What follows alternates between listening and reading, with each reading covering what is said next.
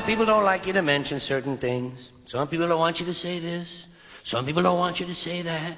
Some people think if you mention some things, they might happen. Some people are really fucking stupid. Hit me! It's the worst of the Opie and Anthony Show. Damn!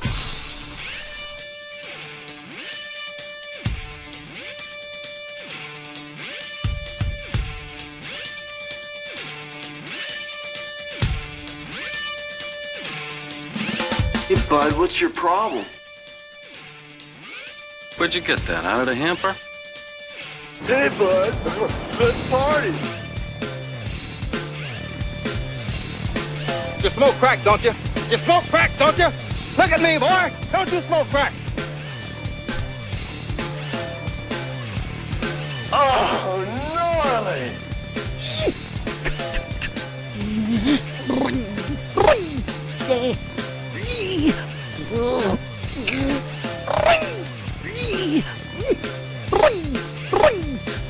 I got one. The black is a better athlete to begin with because he's been bred to be that way. Because of his high thighs and big thighs that goes up into his back, and they can jump higher and run faster because of their bigger thighs. This goes back all the way to the Civil War, when during the slave trading, the slave owner would breed his big black to his big woman, so that he could have a big black kid. You're fired! Cool. We finally found the clip. Welcome to the Opie and Anthony program on XM Satellite Radio. It's a virus. You got to know that by now, the O&A virus. Yeah, slowly but surely spreading across America and now spreading across Canada. You got to love that. Well, that was great to hear the Jimmy the Greek clip again. We've heard that in years. We've been looking for this Jimmy the Greek clip for, a few years now. Yeah. What was it? He was at some kind of function and he had a few drinks? It wasn't. He was just sitting down at a table. Dinner. A dinner, yeah. Having a few drinks, camera in his face, microphone, and I don't know how that conversation got rolling. I guess they were talking about probably some sports figure, and he fell into that little train of thought. Absolutely the truth, though. Never understood why he got fired behind that shit. Yeah, there are some truths that are unspoken. You just can't say it. It was just the truth. It was just like, they bred big black niggas with big black nigglets to make big black babies. They didn't want some skinny weakling guy. That's what they did. And then is that why black is a better athlete? Maybe white people was upset that they said black was a better athletes. Yeah, maybe that was it. Pissed the white man off. Because the reason they are is exactly what that was. Just what Jimmy the Greek said. But back in the day, I don't think you could say that stuff. Can't say it now. I think he would have got away with it today. No way. Absolutely not. He would have got fucking not only fired, he would have kept getting rehired so that they could keep firing him. well, that's what I mean. That would be the difference. You're right. He would do his time and then he'd be back on TV. Just crucified. It would be much worse. That was back during fucking All in the Family when he said that shit. That was back in the Howard Cosell days. Look at that little monkey scamper. I call a lot of people little monkeys. That was his excuse. Look at that. Can we find that clip too, the Howard Cosell clip? That's a great one. And I'm not sure that was racist. Like, sometimes I really want to say everything white people do is racist just to say it. Right. But, context is people who don't understand context, I tend to believe women just don't understand context. Yeah. It's just the word is the word, and doesn't matter where it is, what it's being used for. Right. But look at that little monkey. It just was something that popped in his dumb. I'm sure he's latent racist, but he was an old Jew. How racist could he be? But I'm sure he didn't. He was probably pissed because it's like, my God, I wasn't trying to be racist. If I was trying, you'd have known it. Look at that little cooner run. Yeah, exactly. And it pisses you off when you get accused of doing something that you didn't, that you do. You've done it before. You do it. You get accused of it when you weren't doing it. It's like, wait a minute. No. Let me give you an example of when I did do that. He's running like he thinks he's free from slavery. Look at him running. Look at that ashy Negro run his little black cheeks off. He's running like the chains just came off him. Look at him go. So you just want to be. I don't think that Jimmy is that stupid. He wanted to have a job. No. He was just trying to be candid and a little. It's like, hey, it is what it is. This is why. I think it's just the whole equating the black man to an animal type thing. Because if you had the same conversation about thoroughbred racehorses, if you got this little weakling thoroughbred horse that came out, you're not going to use it to breed with another thoroughbred to make the strongest racehorse you can. And with the Civil War, the guy's talking about Civil War days, not fucking what's going on, at the time he said this. And he said that the plantation owners wanted strong workers. So why would they breed, when they had power to do this, some weak black guy with a black woman? It's just what they did. It's but like you can't say it. You can't say it. Did they really just pick two big mothers out and said, "Go fuck"? Well, it's a whole plan. If you one day while you taking breaks off of being racist, just look at the what they call the the Willie Lynch papers. Willie Lynch? The Willie Lynch theory. It's supposedly quote unquote urban legend, but it's not urban legend. It was the plan on how to design slavery because. To how to keep black people enslaving themselves is the plan. It's very really? Interesting. Yeah, and it's based on how horse breeding. Really? It's based on horse Strange breeding. I brought that up. It is. All right, listen. That is strange. I've never heard of that, yet I used the horse analogy. Opie's like that up. Opie's just like Jimmy the Greek. No. Listen, everybody. Not at all. I'm gonna bring this to the next level. Oh, you're gonna bring the people in. I'm bringing the trucker in Nebraska. Fuck Them no. fucking nigga. It wasn't based on horses. Stupid. It's based on you gotta have faith ducks in and me. dogs. You have to have faith in me sometimes, Patrice. All right, Opie. Watch what I do right now. Oh, Jesus. We got Howard Cosell's son, nephew. Somebody relates to Howard Cosell. Wait, I always forget. Grandson. Grandson. That's right. We have Howard Cosell's grandson. He calls the show every once in a while. Really? For real. I swear to God, this is Colin Cosell. What's up? Colin, we have the utmost respect for your grandfather. It's funny. The one morning I just happened to be listening. There I am, all excited for the show to start. And you start off with bashing my grandfather as a racist. No, we didn't say he was. We actually said he was. That was taken out of context. We was giving it to him. Can you imagine, though? Hold on, Colin. What a coincidence this is. Just out of nowhere, we finally find the Jimmy the Greek clip. We decide to play it at the start of the show, and Howard, they go into the Howard Cosell thing, and Howard's grandson is listening. Colin's listening. Colin, first of all, you got to start with your impression. Listen to his impression of his grandfather. Never has there been a bigger abomination than calling my grandfather, the late Howard Cosell, a racist. Pretty goddamn good, man. Now, I got to tell you this story real quick, though. The guy that he was referring to as a little monkey, and yes, he did call all his grandchildren little monkeys when we were running around, but the guy's name was Alvin Garrett. And after the game, someone was interviewing him and said, what do you think of these comments that Howard said about you? He said, I'm just glad Howard Cosell knows my name. Yeah, because it was taken out of context. Yeah, I just refuse. I love accusing people of being racist, but it's just it just wasn't. It was a fun thing. Have you ever seen a little monkey run? Look they are at quick that motherfuckers. Little monkey scamper. If you want to talk about someone running fast, regardless of their color, but they're using a little four monkey legs. is a good. They're using four legs, though. They're not. The barometer would be if he was still alive today and saw King Kong and he goes, "Look at Lawrence Taylor climb that building." LT's really making some headway. He's already up to the 45th floor. Muhammad Ali finally has a challenger. There he is, once known as the Great Cassius Clay, working his way up to floor 52. White woman in hand, this should outrage the American public. Down goes the bi-wing plane. Oh, my God, that's just awful. Ali with a right hook to a wing. The plane is down. The plane is down. Oh, look at that little Ali scamper. The casting crew of To Kill a Mockingbird still outraged by the blonde woman in his hand.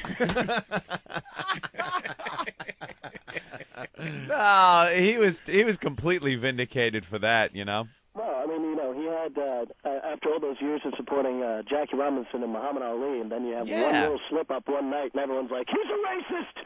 Yeah. And, that's the media for him. So fuck him. That's what I say. Yeah. Down with the media. Oh, Colin. Very good. Great job. Thanks for letting me get on and defend my grandfather. No problem. Anytime there, Colin. Where's the wig again? We still don't know. Someone has the wig. You mention this every time I call, and I still don't know. I've checked eBay. I have no idea. We're trying you to find had the that wig. turns up on eBay. Imagine what Howard Cosell's wig would go for. 50,000, 60,000 probably. at least. Yeah. Yeah. Probably less than his jacket. I'm sure like his ABC Monday Night Football jacket. I've got his entire wardrobe in my closet, actually. Really? Yep. Wow. You got the ABC Sports jacket? I do. Holy shit. All right, bring it in. That's a biggie. I was going to come in. I was waiting till Jimmy was back because I, sort of know him because we did a little bit of comedy together. But I was going to bring in some of my grandfather's original ties for each of you. Dude, what is the jacket in good condition? Like, or is Absolutely. Would you be able to bring that in? Because I would love to put it on and take a photo in it. I could if I'm allowed to shake your hand. Yeah, Anthony, you can absolutely shake my hand. Anthony is strange that way. He's got a picture of him in the Johnny Bravo jacket as well. The Johnny Bravo jacket from the Brady Bunch. That's right. Which was a thrill for me. And Howard Cosell's jacket would be fantastic. Excellent. Well, I'll do what I can. Colin, come in next week. Jimmy's back next week. I will do that. All right, just come in any day. You don't even have to set up an appointment. Yep. All right, just show up. That'll make my friend Frank Mastro very happy. He's like, when are you going to finally go in there? I said, I don't know. I'm waiting for Jimmy. So next week I'll do it. All right, leave us with some Howard. All right. Gentlemen, I wish you the greatest show that you could possibly have. Bring them the funny and take down that big bird-looking son of a bitch, Howard Stern. All right. Thank you, Colin. All right, gentlemen. Colin Cosell, everyone. We have another Jimmy the Greek clip here. They take over coaching like everybody wants them to. There's not going to be anything left for the white people. I mean, all the players are black. I mean, the only thing that the whites control is the coaching jobs. Now, I'm not being derogatory about it, but that's all that's left for them.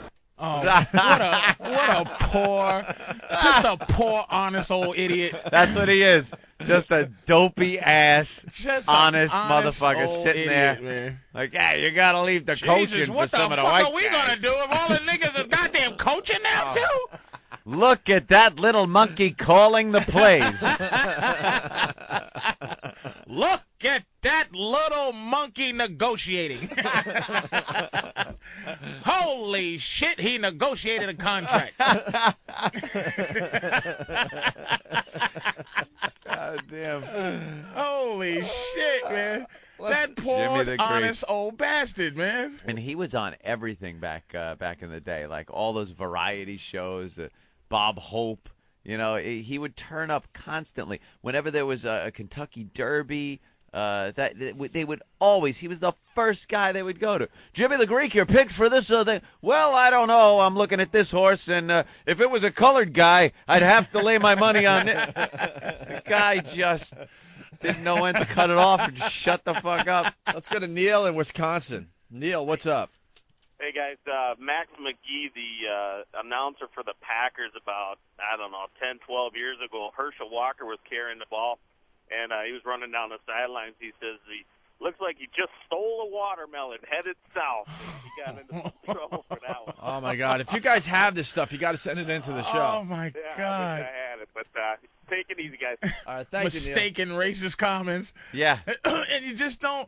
That's why I don't want to give white people credit enough for being that knowledgeable about how to be racist like that. He doesn't want to lose his job. No. Right? So it's just he's a country boy. He's kind of goofy. Yeah. And that he's describing what it is, and it's like no. You can't say boy. You can't say monkey. You can't say watermelon.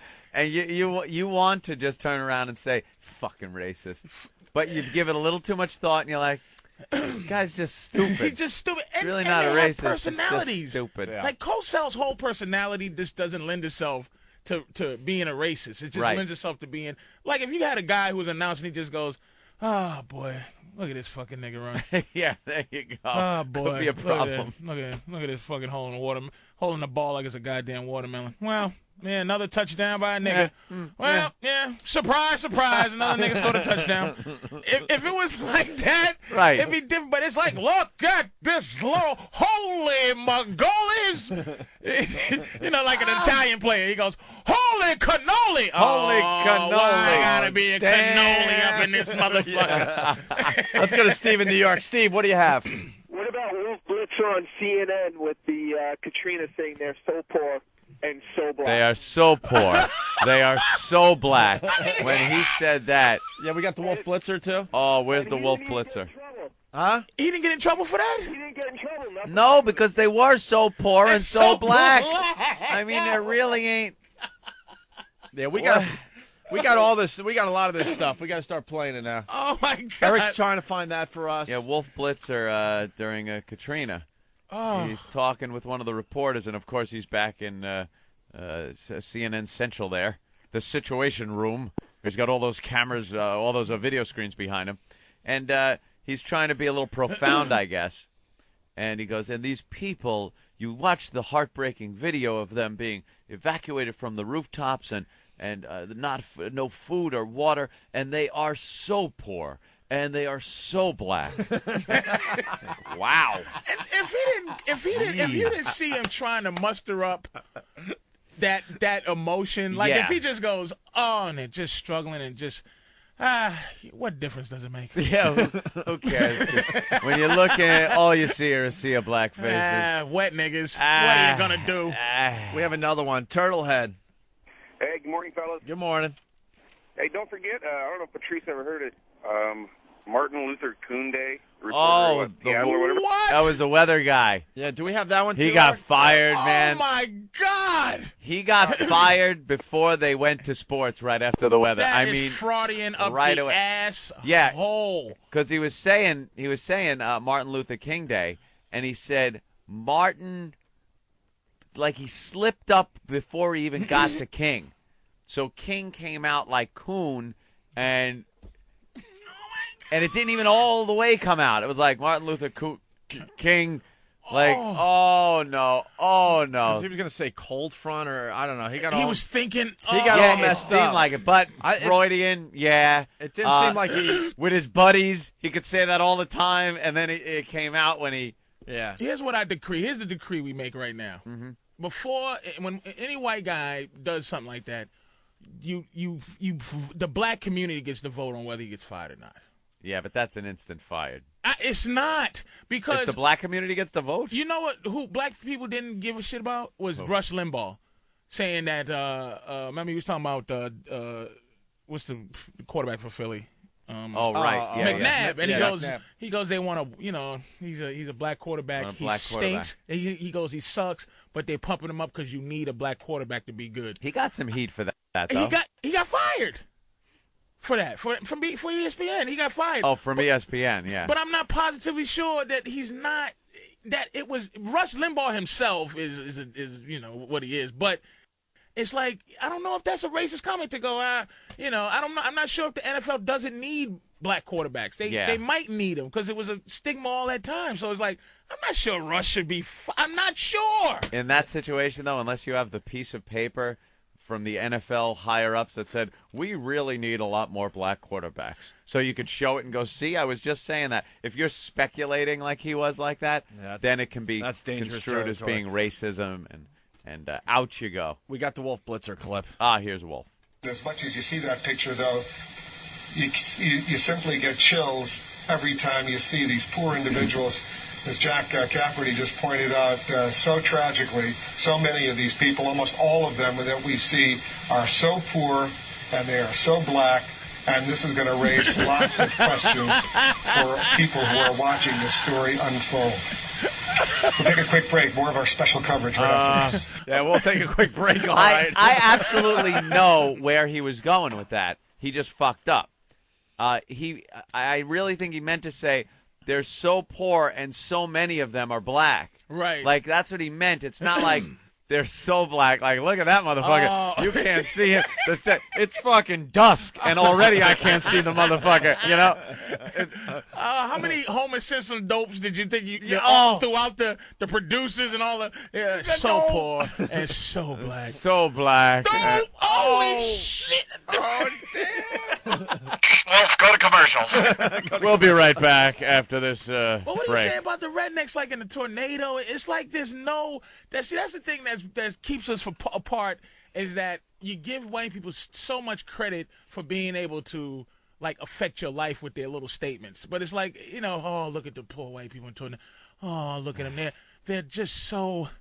They shouldn't be in this position because they're white. Because they're white. There should be black folks blown away. Oh, I don't God. like.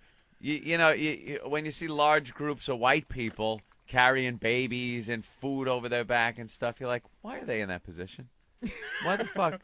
Why? But then Katrina, you see just like huge groups of black people walking around with babies and groceries and everything, whatever they can carry, and you're like, oh, well, they're poor down there. They should have known to fucking leave, and the water came in. That's why they're trapped on the rooftops. They don't fucking listen to the goddamn news. I don't know what the fuck they're listening to their hip-hop TVs. music. They ain't got no. Maybe if they turned the hip-hop off every once in a while and put on a fucking news station, they'd have known this shit was coming. Turn off BET. Put on a little CNN. I'm sure, BET didn't have the fucking map with the hurricane going, it's coming your way, motherfucker. They thought it was a new video. Katrina hits. Oh, shit, Katrina hitting. Katrina dropping. When's Katrina dropping? Is she open up for Beyonce?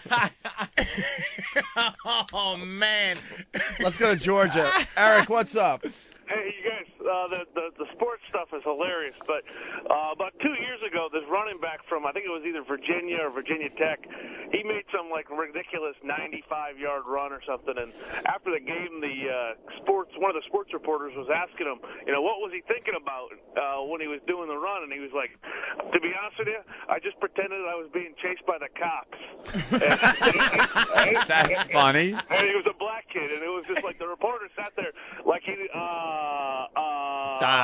There's nothing better than watching the reporters in an uncomfortable situation like that, because I've seen anchor people where somebody, maybe the sports guy, because it's always the sports guy or the weather guy, just say something fucking stupid. Like, the anchors usually have it together enough to know that their career, they could fuck it up by saying something stupid. Sports and weather guys, they want to get their little moment in there, so sometimes they really fuck up and say something not even overtly racist, but just enough to make the anchors so uncomfortable that they won't even comment on it or acknowledge he said it or anything. So later on in the management meeting, they could go, well, look at the tape. I didn't even hear it.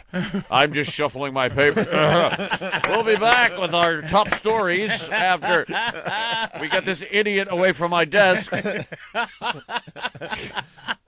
I love it. All right, we can't find Martin Luther Kuhn. Oh. What about Joe, line 1 from Denver? I remember this one. All right, let's go to Denver. Joe?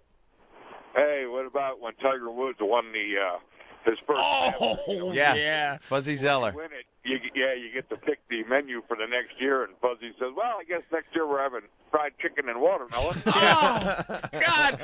But see, black people, this is a war between white people. Black people really think some of that shit is hilarious. It's just that we gotta keep you motherfuckers in check when you just say goofy shit like that. Right. But it's hilarious. We would say that to each other. Yeah. Right. We've trashed Tiger Woods. Black people trashed Tiger Woods ever since he goes, I'm Caucasian, and it's just like, motherfucker, you a nigga. But you can get it. You gooky nigga. You ain't no cobbler fucking Asian motherfucker. Cobbler Asian. The hell is that? Cobbler. I'm Coblasian. I'm half the. Shut the fuck up. Goddamn porch bucket. You are a nigga, and that's how you gonna get treated. Didn't Fuzzy Wuzzy let you know that? Fuzzy let you know that, and Fuzzy's defense was, no, we say this shit all the time. All the time, and they in the do. locker room. They do. You know they fuck with that half a black course. Asian mother. You know they mess with Tiger's head like that. And you know something? He gets him back tenfold by kicking their fucking winning. asses out there on the court. If you guys got some of these That's clips, it. send them into the show, because we don't have all of them, unfortunately. Yeah, we got to scrape these we up. did find tax cunts, by the way. Oh, we did? Yeah. I mean, it's sort of in the same category, but we have that. Yeah. News someone, people fucking up. Misspeaking. Here's that was Tom Brokaw. Tom Brokaw. Doing some kind of special. He was standing on a runway right next to an airplane or some shit. This is one of our favorites of all time. time. He was meant to say the presidential tax cuts, and he's got such a bad speech impediment. This guy, obviously, everyone knows he just retired recently, but had a long, illustrious career as an anchorman for NBC Nightly News, could not speak. He had one of those lisps where you can't say your L words. It comes out like just this compression between the back of the tongue and the top of your mouth. So you sit there, NBC Nightly News, I'm Tom Brokaw. Today's top story, Leon Klinghoffer pushed off the deck of the Achilles. I couldn't say it. I saw that clip years ago of him saying that and was like, this motherfucker can't talk. He's the top dog at the news organization. And he can't say an L. All right. And here he is screwing up tax cuts. Listen to the little gap right after he said it when he knew he fucked up. But if the gap was any longer, he knew people would know he fucked up. So he trudges on like a pro. The key component in what the president insists is a job stimulus program. Ohio, a strong Republican state, is hurting economically.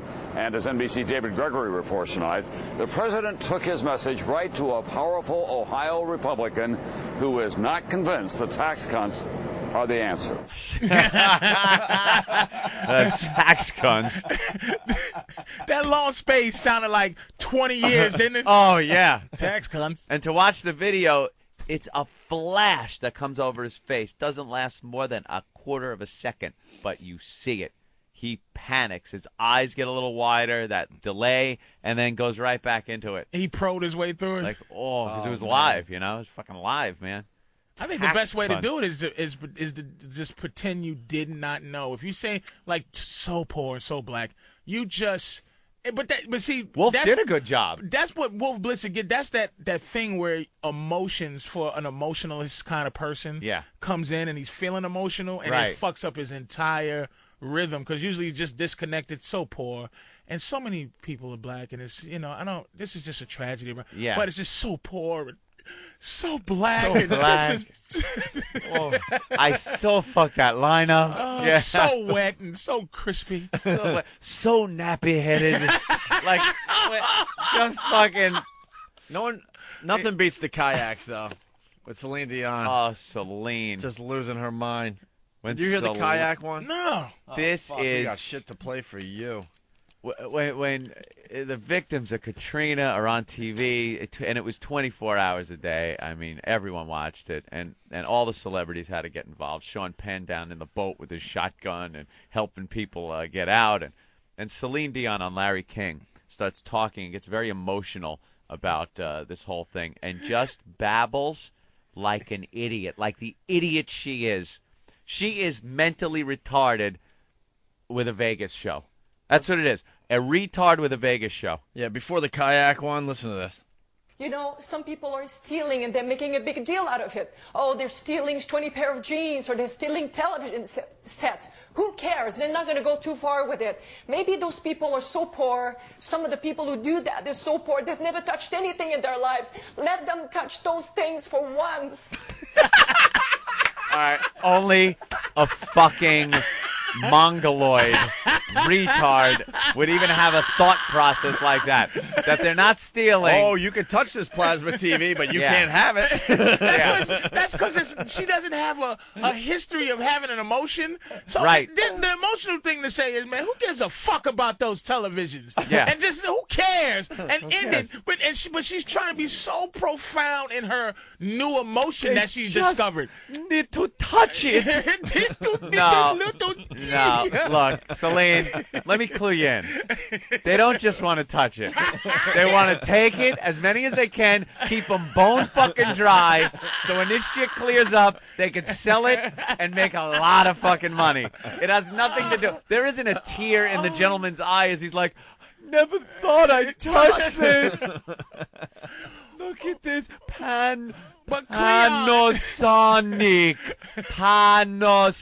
Yeah. Not only am I going to touch it, I'm going to take 20 pairs for myself. Oh, Cleon, there's no electricity. I just want to touch it, man. I want to touch the fucking thing. I just want to touch it. You know something? You can touch it. I never. That's her emotion. She just discovered something she just didn't know she couldn't control. It's like a science fiction movie where an emotionless robot finally gets the chip that gives him emotion. That's what she was like. She didn't know how to handle it. What is this thing leaking from my eye? Why? It's a tear. Oh my God, tear. Feelings. I am disturbed by these feelings. I cannot deal with this. What? I feel a pain that is not truly a pain in my midsection. Feelings, nothing more than feelings. Trying to forget my feelings of love. Just let them touch it.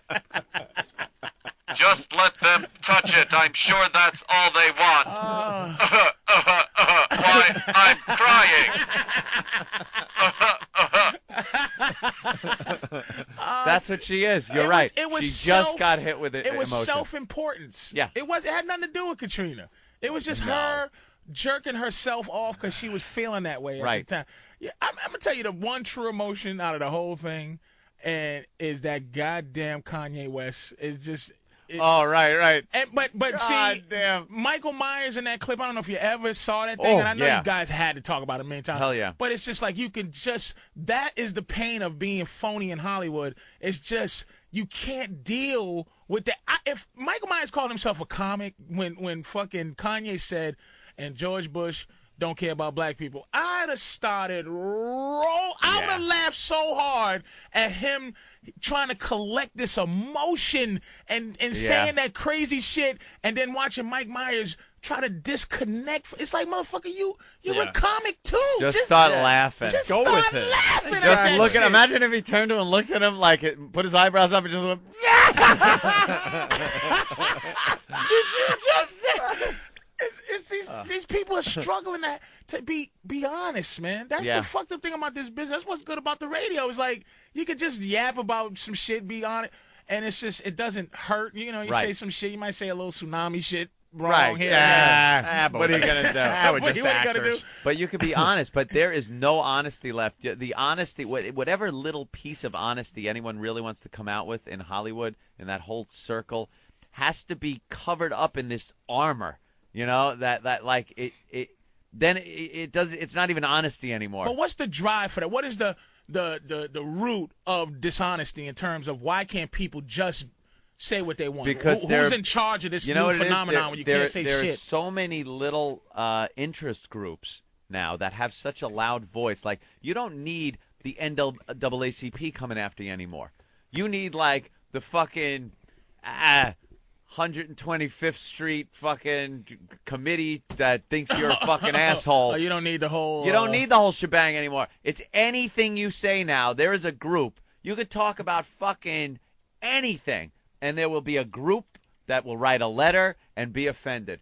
And everyone, especially in Hollywood, that has careers and sponsorships, and the more corporations that get involved with stuff, the more they don't want to offend anybody. Now, how much money would you need to have in your pockets, right, before offending anybody didn't mean shit to you? Where you felt comfortable enough to say, God, fuck yeah, I got this many millions. You know what? Blow me. We almost have enough. It would be a lot. That's the beauty of satellite radio. We don't have to really worry about sponsors yet. It's not so much money, though. It's like boredom. What am I going to do? Yeah, we want to do What am I going this. to do? I kind of enjoyed this job. Let's get back on track. We got the Celine Dion. Take it from me. We got the kayak clip here. Let's listen in on this. Oh, the kayak. Patrice has Listen never heard to this genius. It is, you know, when I was hearing a couple of days ago that these things are not reachable, it's too full of water. Maybe I'm too much like I'm not thinking with my head. I'm talking with my heart. Nobody can open any roofs. The helicopters flying in, take 2 people at a time, take a kayak, go into those walls. There's kids being raped at night. We hear gunshots. Big guns. What's that? Those people are praying. They're walking. They're like this. Hello. Do you see us? We're dying. Celine, it's terrible. I do not want to talk to you about money. Celine segue. And people are dying, and cheese, but things are floating away. How come gum? What? Why? They punch my teeth. They hit me and punch me. My gums, they're bleeding. She sounded like, come on. Jerky. I drive cab, but my teeth, they're killing me. Is this dental malpractice? Take the kayak. Get through those walls. What walls? The walls. Smash the walls with the kayak. Children are being raped with the big guns and the... What? And this is the guy that's sitting there listening to that shit and said, Celine, the walls? What do you say? Smash the kayak against what? Against the wall? Bitch, what? Get the kayak. What are you going to do with a fucking kayak, first of all? And then have the people do the kayak row? Yeah. They're going to be rowing with the single oar. No. You have to kneel in the kayak. Yeah. So that you can do the kayak row. You can't sit in the kayak. They don't know how to sit in kayaks. Kayak. Get the kayak. Why would they take a kayak? You can't carry a fucking, a butter knife in a kayak, never mind a saw to get through a roof or a wall. Take the jackhammers and heavy equipment, put them on a kayak. Why? If you're going to fantasize about what she wants to happen, how about you get a big boat in there and some fucking big helicopter? Take 2 people at a time. I think they were taking more than 2 at a time in the helicopter. That is the most uninformed jackass I've ever heard talk about that. It was just so... her emotions were so new to the poor thing. Yeah. Oh, that's hilarious. The Titanic is sinking. Get a log raft out there to help them. And they ice pick and fur things. Ice is, the people are freezing in the waters. Why can't we drop some warm socks for them? No, you don't understand. It's like they're in the North Atlantic. It's freezing. The ship went down and stuff. I know we have to help them. Get some hand warmers, some gloves for when they are waiting. Take gas boilers. They could do gas that. Boilers. Get some hair blowers and some generators so they can use that to dry their wet heads so they don't catch cold in the icy North Atlantic. Why? Oh, she poor thing. You gotta feel bad when she just. She meant well. Brand new to emotions. Get the ice chippers. Everyone on the front of the boat could chip the iceberg. What an underestimating idiot this woman is. Take a kayak and the walls, but she wasn't saying what to do or anything. She was just naming stuff, just blurting shit out. Kayak, walls, onions. What, bitch, is this a recipe? You cooking soup? Take them soup. Now mix in some parsley. The people hungry. Look, they're walking. Hello. The word is kayak. It's like Passover.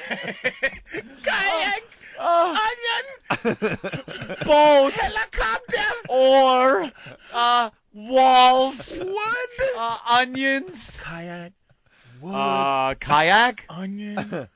Wait a minute. Kayak, wood, onion. God. Celine, the password is kayak. Okay, I'd like to play.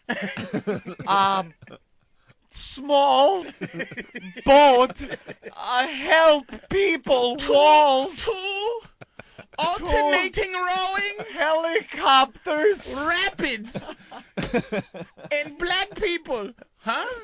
Hello? Black people? Onions? Plasma TVs. Touch them. Touch TV.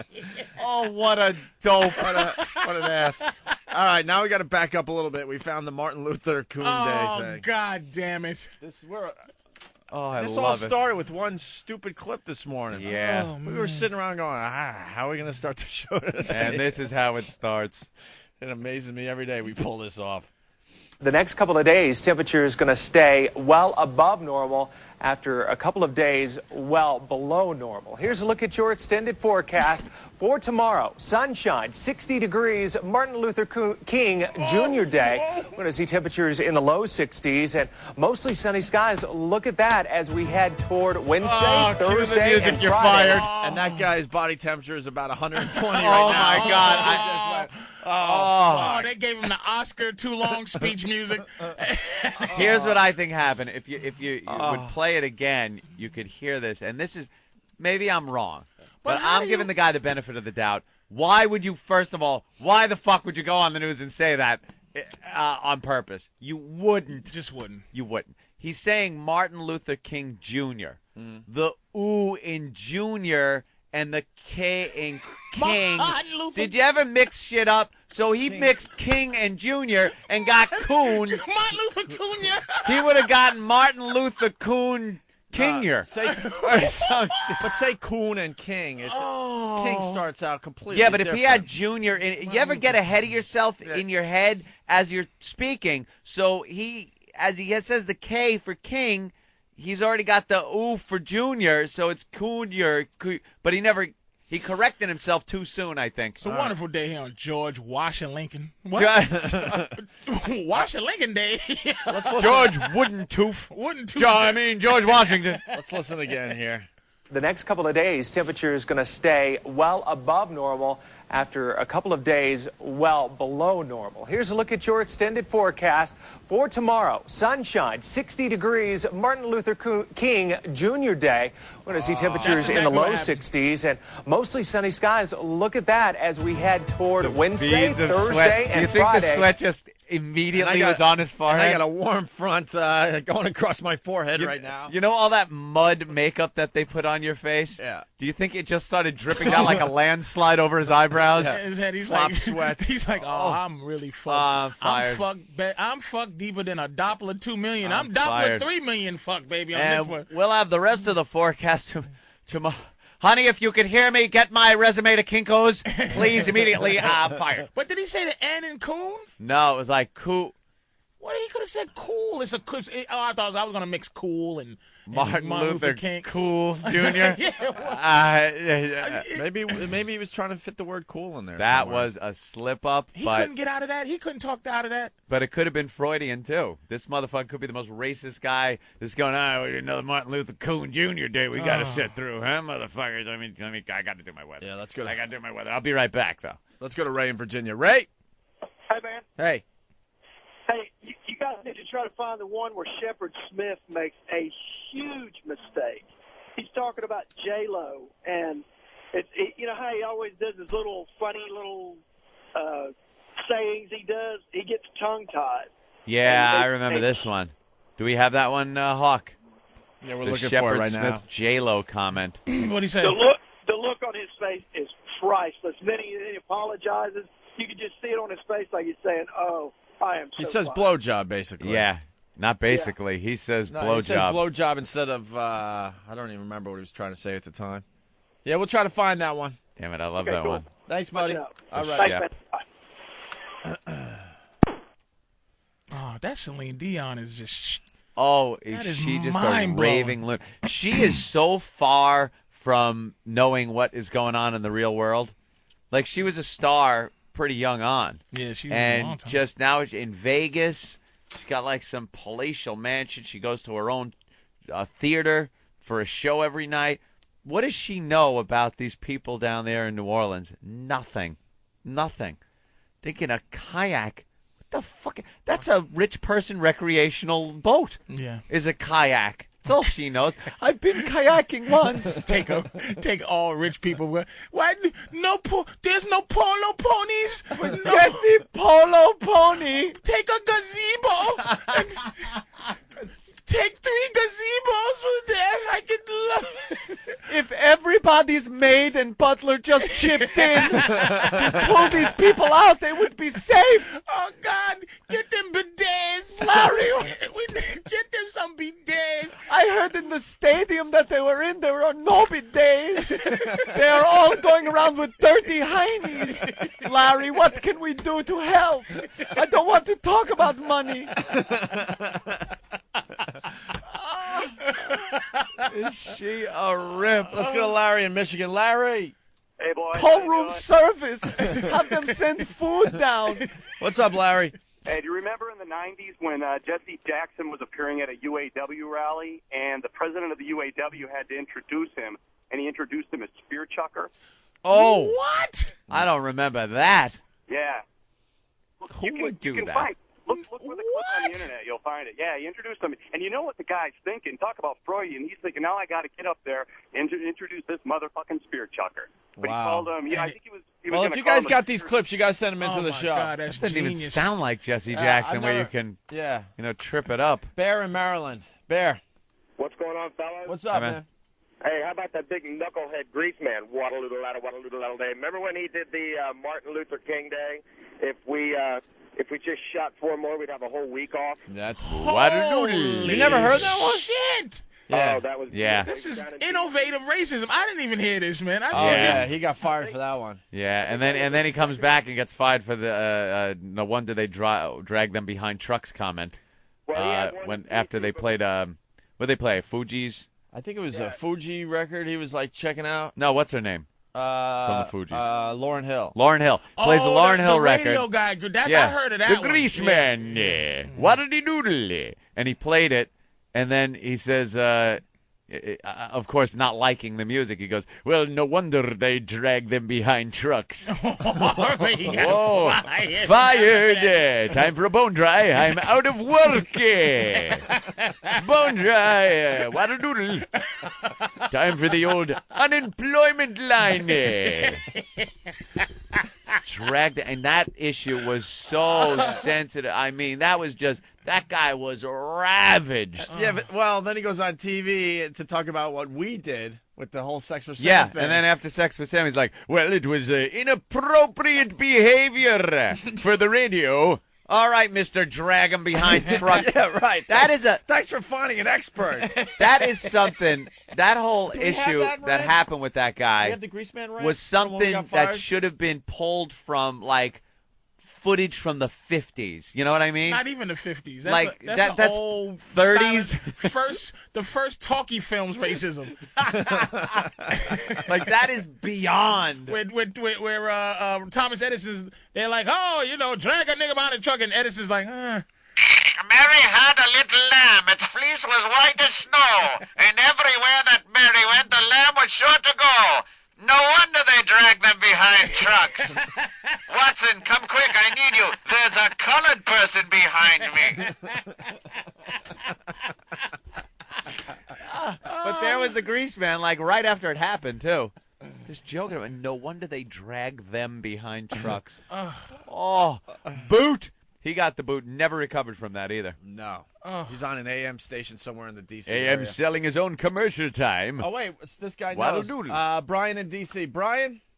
Hey, Grease Man's back on the radio in D.C.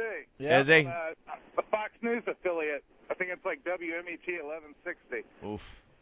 Like I said, So let's he's wait. never recovered from that. All right, Wait thanks, for sir. his next fuck up.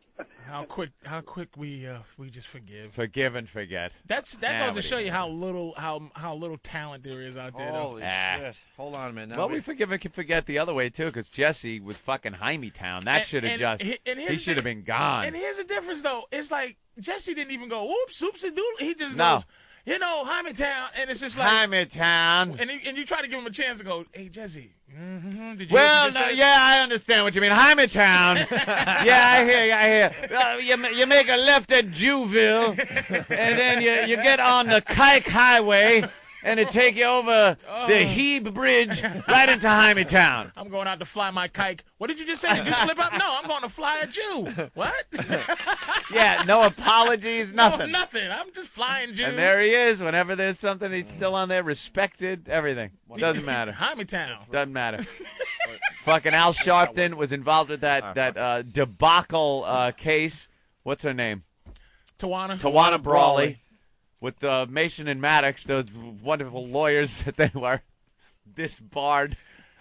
And nothing. He still, gets up there. He's respected. He's more respected now than he's ever been. Well, we get to do a few things. Yeah, you get a free pass. Yeah, they get the fuck come up on, too. man. We don't Anthony. get we don't get Who are we to say? reparations. Those goddamn gooks got reparations. They get money, those damn Japs, for being in a camp for 2 days. We locked them up for a couple of weeks during the war. Well, you locked us up for a couple of goddamn eons. Never knew. We can't be racist from time to time. We never knew what the hell they were going to say, those Japs. Now we got to back up a little bit. We found the Shepard Smith. Shep. J-Lo's new song, Jenny from the Block, all about Lopez roots, about how she's still a neighborhood gal at heart. But folks from that street in New York, the Bronx section, sound more likely to give her a curb job than a blow job or block party. The New York Post. Sorry about that slip up there. I have no idea how that happened. God bless Shepard. Acknowledge it. That's your news. And the G-Block, as Fox reports this Monday, November the 4th, 2002. And still ahead, the most watched prime time in all of cable news. Yes. All right. Wow, you can hear it in his voice at the end of that. He's like, oh, man, am I going to get through this? You can hear it in his voice like, oh, damn. What a pro, though. He built his confidence back up like his motor stalled, and he just started it back up. Blowjob, boy, I didn't mean that. That was a bad slip. A block party. I'm sorry. And then now let's get going now. Let's do the crazy thing. Coming up next, O'Reilly. We hit the G-Block, baby. O'Reilly with some ass sex. Oh, fuck. What did God damn. I didn't mean it. I apologize for that. But he kept himself from getting fired because he acknowledged. It's like, whoa, that was sorry. That was just a slip up. He didn't pretend. No one could say it. That's what you got to do. Be human. Acknowledge it. Be human. All right, let's go to Fled in Pennsylvania. Fled? Hey, guys. Hey. So I wonder if you remember when Doug Williams was he was the first black quarterback to play in a Super Bowl, and some chick, the first question out of her mouth was, "Excuse me, how long have you been black?" Wow. Are you kidding? I swear to God. It's got to be somewhere out there. I have to look for it. Yeah, once again, if you guys have these clips, please send them in to Steve at FoundryMusic.com. Thanks. All right, bunch now. I think we have one more, and we'll take a break finally. Let's say hi to Chris from Whackbag.com. Chris? Hey, love your show, guys. Thanks, Chris. Thank you, man. Hey, do you remember back in '94 when Bill Clinton was being interviewed on BET, and he said, and I quote, doing the fucking air quotes here in the car, and he says, and I such a fucking faggot. Ass. But, you know who's ass? Anyway, he said black people watch the same TV news at night that regular people watch. And that's what white people think. Oh, wow. Like, you know, they're almost like real people. They're almost regular. Really? You know who Nirvana is? You're really regular. That is hysterical. You was irregular before. There are times, though, you don't know what to say. Like there'll be maybe a kid with Down syndrome or something, and you'll see him do something that amazes you that they're actually capable of doing that. And you'll say, wow, he was doing it like a normal person or a regular person. And that is so un-PC, but it's the truth. That's what it is. Right. You say normal person, and then people argue, well, what is normal? Right. You know, you're judging what's normal. No, I know that ain't normal. That ain't the norm. I thought every time you said something, every time a person says something that's politically incorrect, like you go, oh, wow, I thought that was something normal. I thought that only you got offended and the person you was talking about didn't give a shit. Right. But I thought midgets was something that regular tall people was getting angry at. Midgets don't like the word midget. No, they hate it. I thought midgets, hey, you little midget. And he's like, hey, that's what I am, baby. But he's like, I'm a little person. Little person. Motherfucker, you a midget. Little person. What? You're not a little person.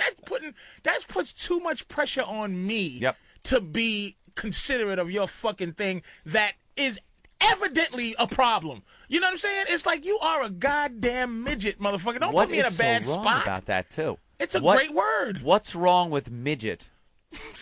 What is wrong with that word?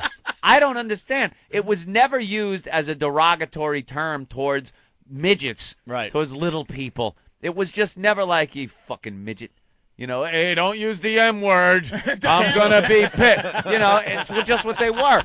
And then all of a sudden, they just decided, no, midget is a bad word now. We want to be called little people. What do you think they was calling on a set of Oz, on the Wizard of Oz? Get the fucking midgets. Get over there. The midgets on the set. Midgets on the set. We're doing the Yellow Brick Road scene. Midgets to the set, please. And you know they weren't like, motherfuckers calling us midgets again. Okay, but we're little people. Hey, director, down here. We're fucking little people, asshole. You know, we're not going to answer to midget anymore. All right, little people to the set. Thank you. Much better, motherfucker. It doesn't happen like that. Is this midget cursing me the fuck out? Yeah. You better get out my face with your thumb arms before I toss you through a window. And you know back then, they were a dime a dozen, too. Like, they've weeded them out with friggin' testing With and genetics and shit. Genetic. Like, there's a fucking doctor. The second you shoot a load inside your woman, he could be bedside going, it's going to be a midget. Kill it. I saw the test that we did. I could see by the residue left on your mattress. You fucking midget. You want? I'll bring the equipment in right now. We got a vacuum. We'll suck that fucker right out. You won't have to worry about having to be embarrassed for the rest of your life. But back then, that was a dwarfy load. That load was dwarfy. God back damn. then, one of those motherfuckers mouth off about little people. They swing the door of MGM open. Any midgets want a job? Oh, hey, I'm there. Follow the yellow brick road. And then a bunch of midgets come running over the hill like gremlins. Wait, we only need 10. Hey, hold it back. One midget comes and then looks back and does the wave and it's 10,000 midgets. That's what it was like back in the fucking 30s. Midgets galore. They the ones who wrote that song. Hi-ho. They came in. Hi-ho, hi-ho. It's off to work we go. How many you need? We got 50 here. We only need 10 fucking midgets. How we gonna control all these midgets? Don't worry. The king of the midgets. Attention. Go like Malcolm X, like Denzel from Malcolm X. He just held his hand up and did the point, and all the midgets left. Brought the midgets down to the MGM theater.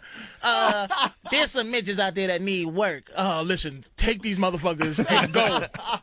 And then the women in the cop then goes, no midget should have this much power. You right, nigga. Assalamu alaikum.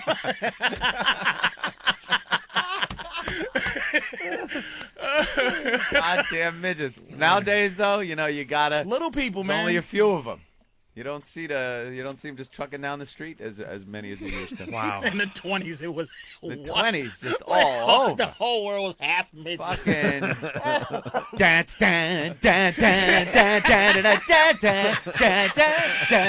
little midget hands doing the Charleston. Hey, baby, you want to shake a leg at the Cotton Club tonight? Now you're hard-pressed to find one. I could go a month. Hard-pressed. He said hard-pressed to find a midget. Cash up, niggas. All my niggas in the P now, right now. Bubby, Hoggy, Bubby, shoot. We doing it out here, niggas. We about to take all the millions. You hear me? All I got to say to XM satellite is suck my dick, cause you ain't give me no money. The Opie and Anthony Show. XM Radio, cash up, all day, everything. Get that bitch, nigga. Stop pushing me. Fuck you, bitch.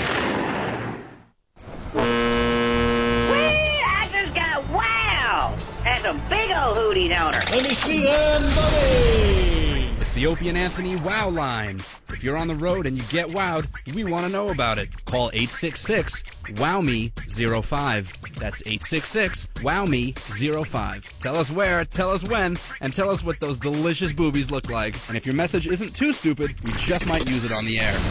Ooh. The Technophile.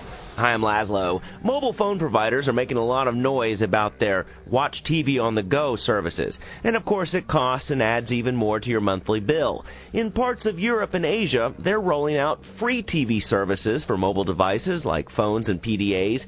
It's called Digital Multimedia Broadcasting, or DMB, and the picture looks amazing. Watching mobile television and video entertainment is the big push from manufacturers. And while devices like the iPod have a video screen built in, some companies believe that the video screen should be built into sunglasses. We already have MP3 sunglasses, and if manufacturers have their way, small video screens less than 1/8 of an inch will be built into glasses as well. With the screen that close to your eye, it looks quite large.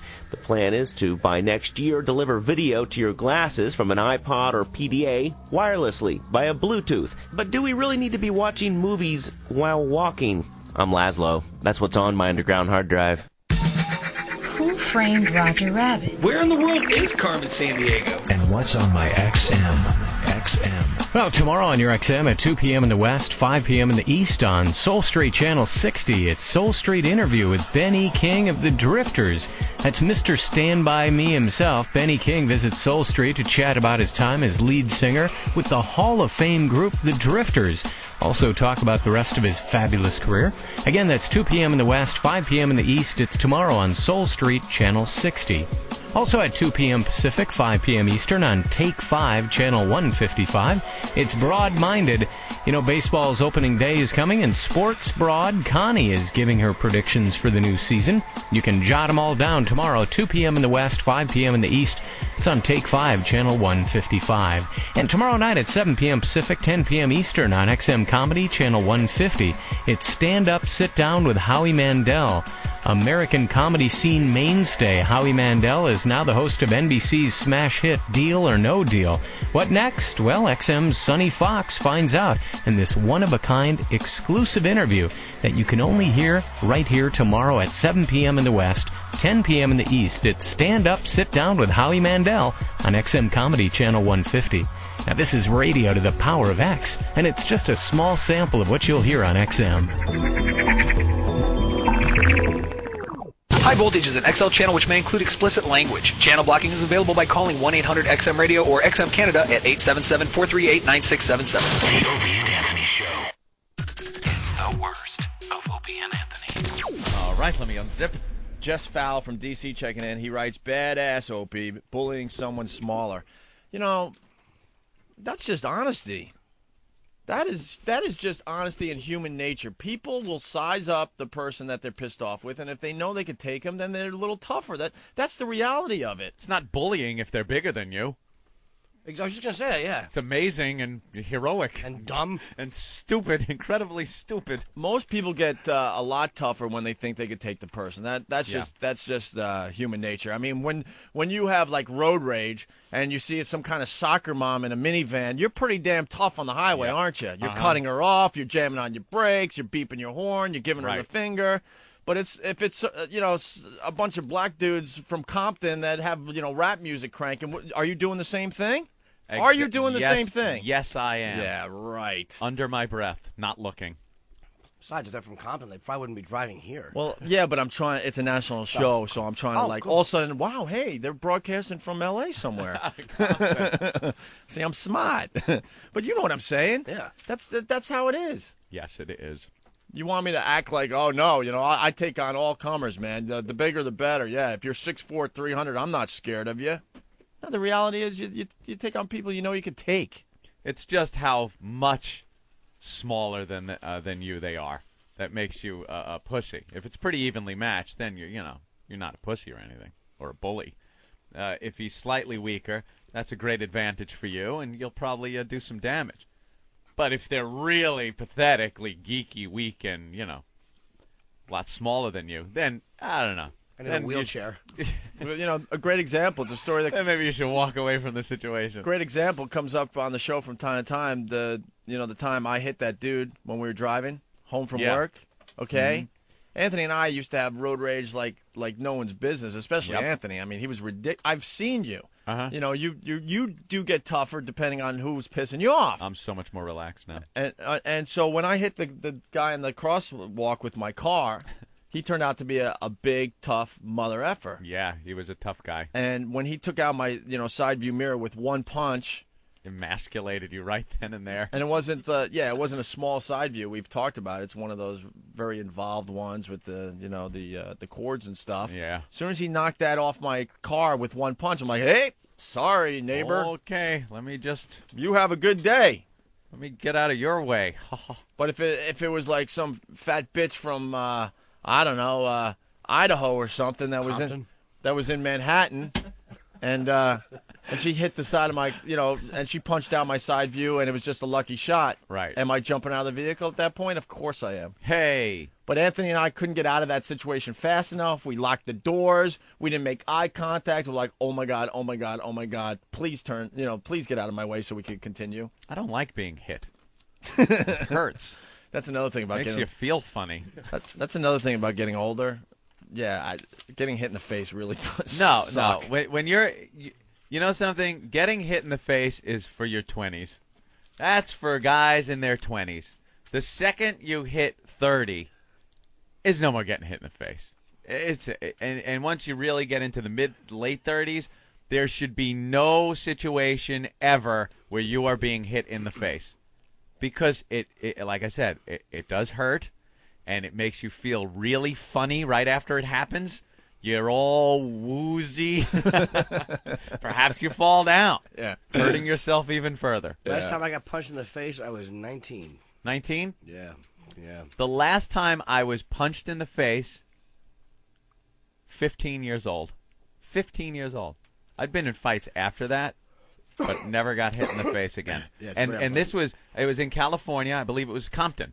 And I was hanging. No, it was California though. San Juan Capistrano. And this kid from school comes up to me, and he starts like open-handed slap boxing a little in front of the strip mall, and I'm not a fighter. I don't know technique or anything. If I get into a fight, or when I used to get into the fights when I was a kid, and never really got into that many, it was always just about the dirtiest way to fight to end it as quickly as possible. I'm not a finesse guy that can outbox people, but I'll kick you in the balls, I'll gouge out your eyes, just some way to end it.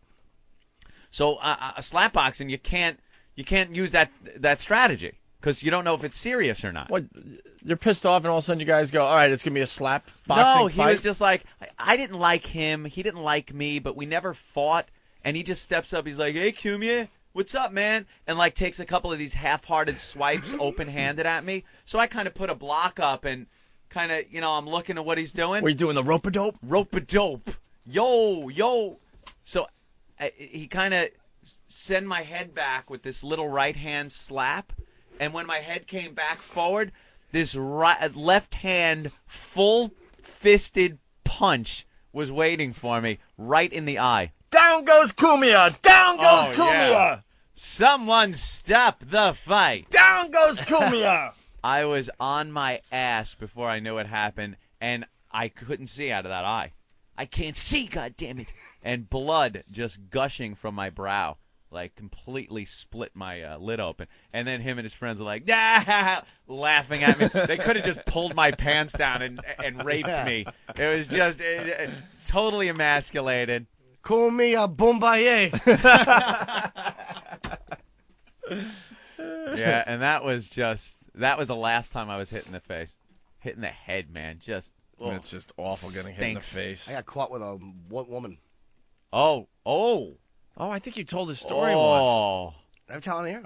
I'm not. Maybe way in the beginning. I mean, we have a whole new audience now. What happened? I was 19. This is a great story. Figures too. Of course you were caught with a woman, you horny little bastard. Well, I was seeing this woman casually. We never actually had sex. I think maybe once for a couple seconds, but maybe not even. And she was separated. She was separated from a guy. They were married, and all she would tell me about this guy was he lived with a girlfriend though. And all she would say is what a maniac he was and how he used to like to fight cops.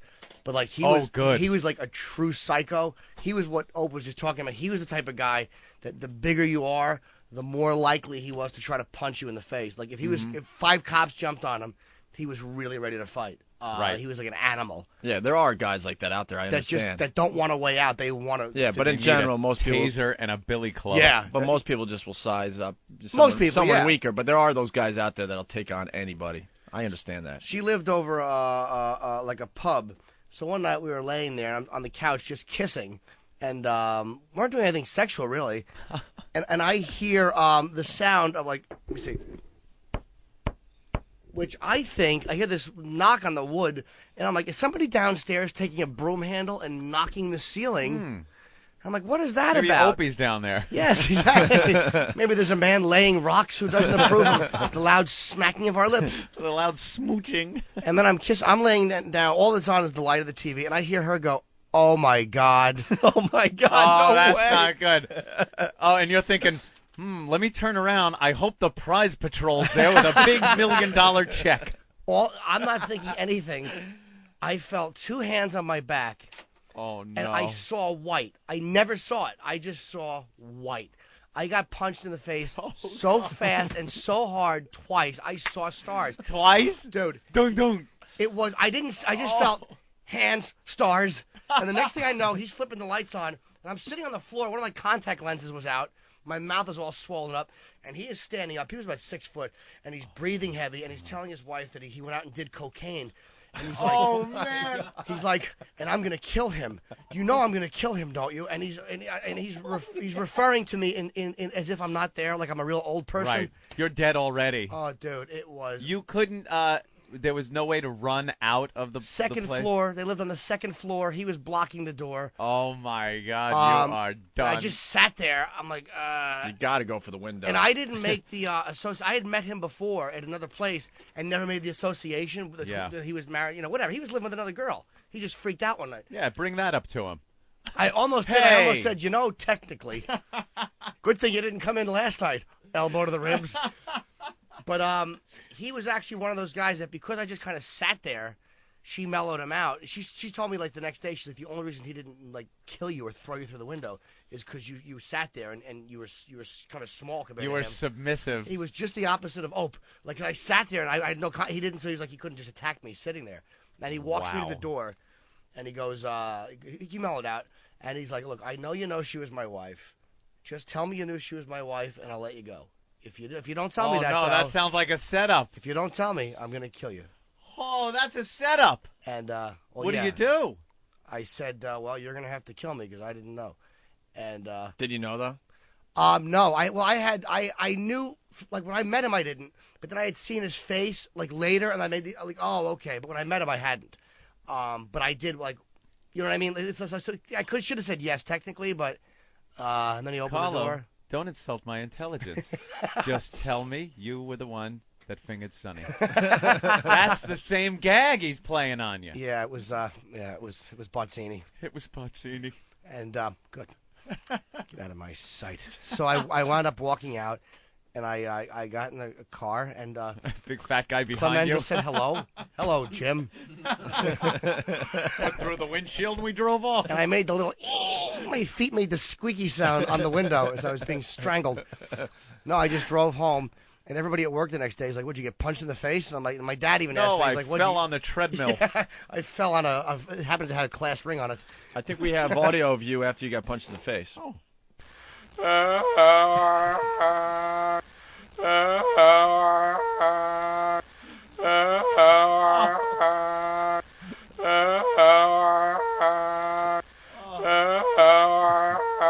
Wow, that is really annoying.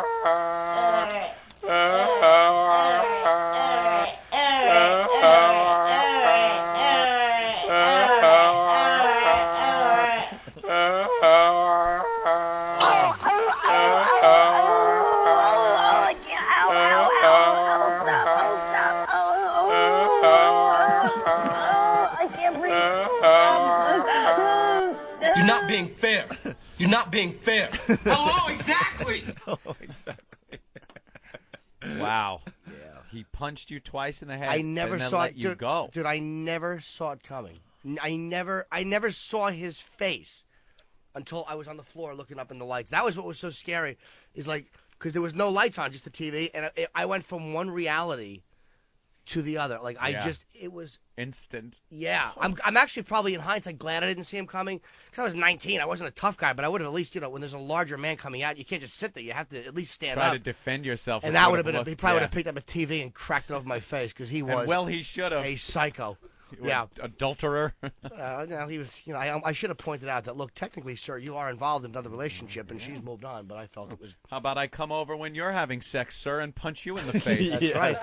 Some girl that isn't your wife. I know. Hey, this is Dennis Leary. You're listening to the worst of Opie and Anthony. Yes, Anthony. The Today Show's doing a story. Make room for Puggles. Make sure we get the audio New for Top Dog for this story. Make room for Puggles. It's look at him. How cute is Could that? be the cutest little thing I've ever seen. All it needs is a little happy face Hitler shirt. Just a fuzzy little cutie pie. We'll get back to the No Filter Paul thing, but speaking of the Puggles, right? Yes. Yesterday it was on the front page of the New York Post. Yes, it was. That's how important of a story it is. Very popular little doggy is the pug mixed with a beagle. You mix anything with a beagle, I don't care. It's coming out adorable. Look at it. That is His very little cute. triangular ears dangling. I bet if you whistle, they turn their head sideways and go, And it's the cutest thing. You know what? But they don't use a lot of science in this crossbreeding. And how many like ugly ass dogs? Yeah. Right. You know they're like trying to like combine like all sorts of dogs, and that's what I want to see. The next trend. I want to see the website where they show the disasters they're coming up with. Genetic disasters. The genetic disasters. Cute. Like, well, we thought this would work, but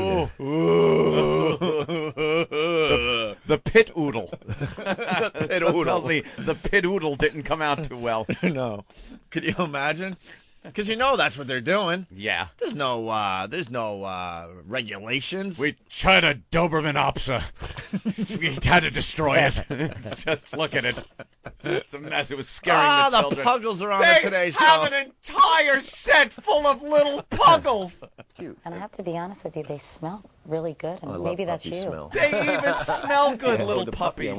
The only thing I get nervous about, people either want purebreds or they want these now designer mutts. I worry about the regular old mutts that are in shelters and things like that. Don't worry, Matt. They're simply Yeah, adorable. I don't know. Not everybody has a dog as a stack symbol, right? That's true. Anyway, we'll be back in a moment. All right. I just want to lay in a litter of Puggles and pet Wouldn't them. you just lay down and have their little pointy puppy teeth bite you while they go, agar, agar. Aw, adorable. Anyway, it was on the front page of the New York Post yesterday, so there's a follow-up story in the paper today. Post Yeah. sets off Puggle struggle. Puggle struggle. There's now a Puggle struggle. What happened? I know the struggle. The Puggle is now officially a star after the Post put the hot new hybrid cross between a beagle and a pug on the front page yesterday.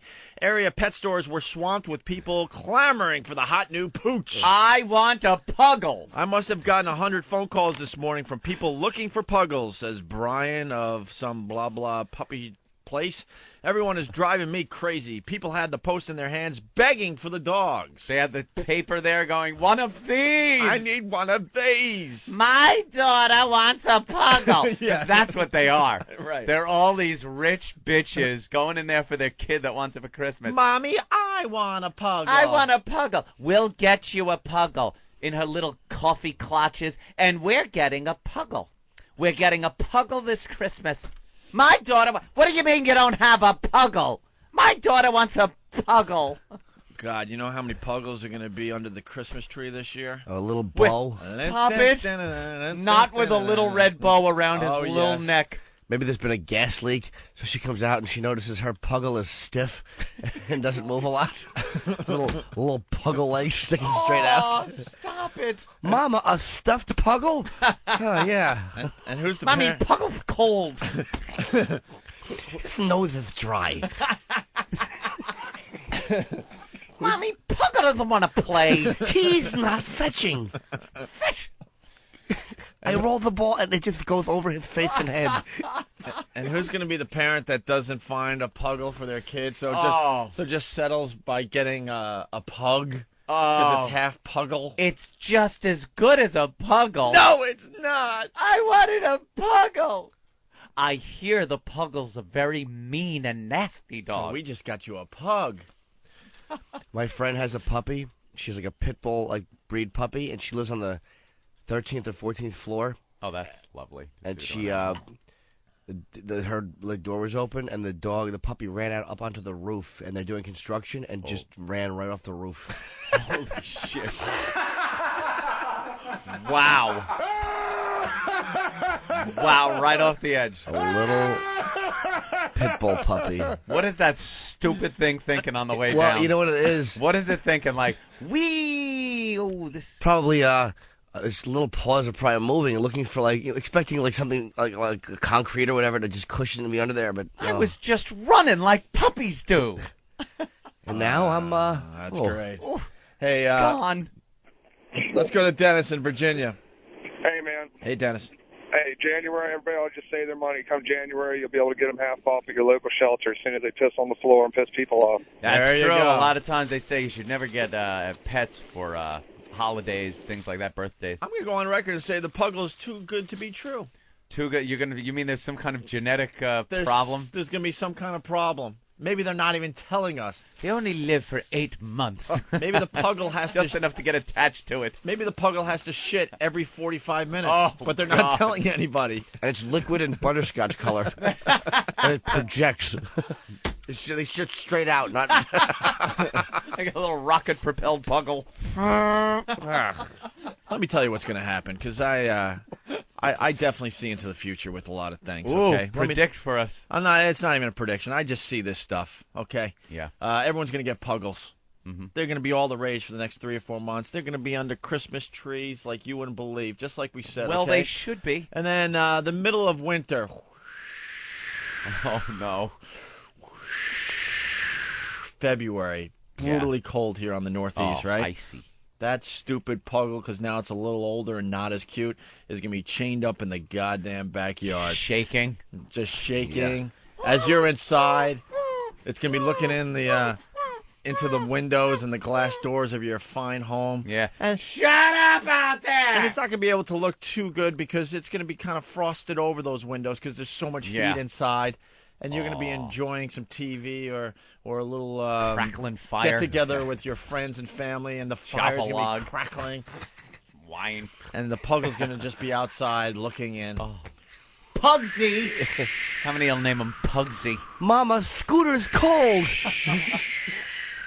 Keep him out. He shits all over the place. He's your dog. You clean it up. That's what happens with most of these puppies. The puggle. They're cute until they get a little older, and then, because it's all about you, isn't it? I hope puggles age badly and that their balls just get really big and heavy and drag around everything.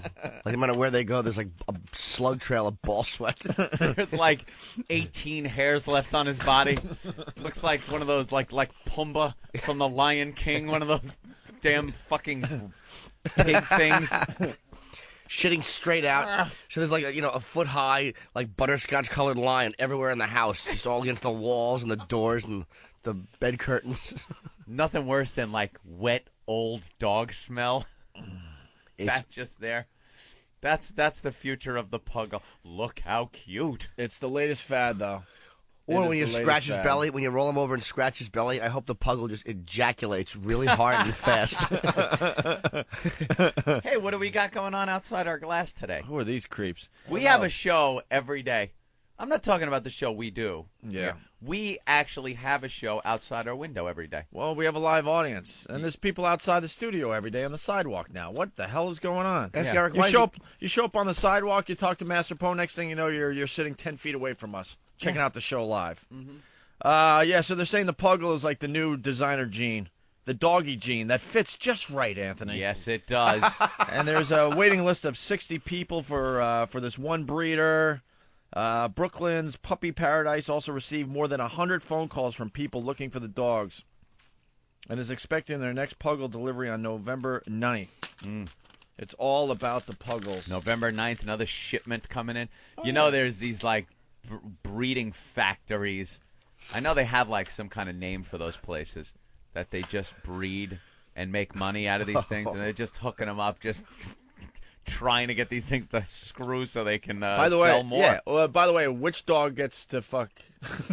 Is it the pug? Is the pug mounting the beagle? Or is the beagle mounting the pug, and does it make a difference in your puggle? Yeah, we need an expert. We need some type of expert. When's the next big delivery? November 9th? Yeah. November 8th, you're going to hear about some kind of an accident on the LIE, like a drunk driver barrels into a truck full of puggles.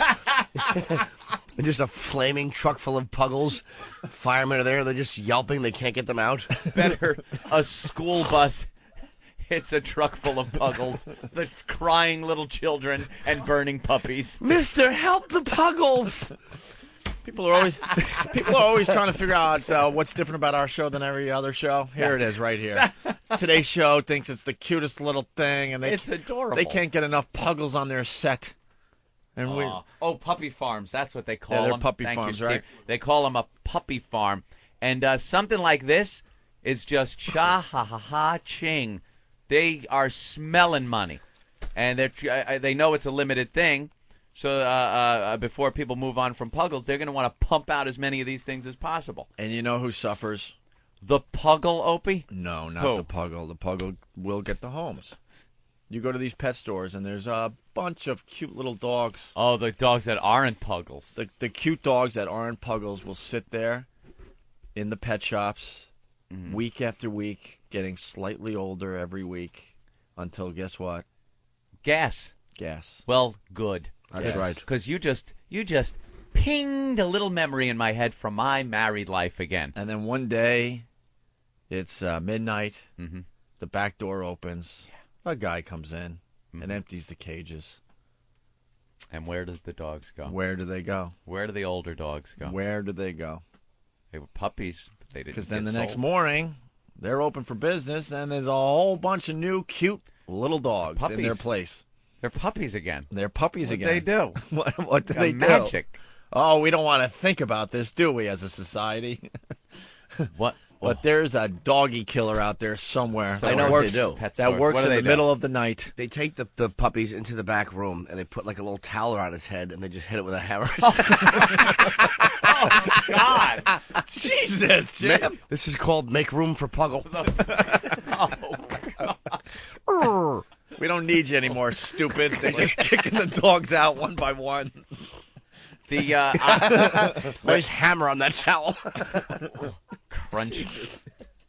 When I was married, the wife decides that this is going to be a great thing to get a dog. Right. I guess that'll complete our happy little family. So I'm totally against it because I hate fucking animals in houses. I hate them. They ruin your house. I don't care if you love them. They're cute. Puggles are adorable. Look at me. I would go out tomorrow and get one. If you could put a cork in his little ass and tie his dick in a knot, I'd have a puggle tomorrow. It would look like an engorged tick in a week walking around my house. But I would have one, and I'd have to pull his teeth out with pliers because, you could ruin those little feet on my couch. By the way, that's why the puggle's eyes are so big. Yeah. I think the dog has a problem shitting.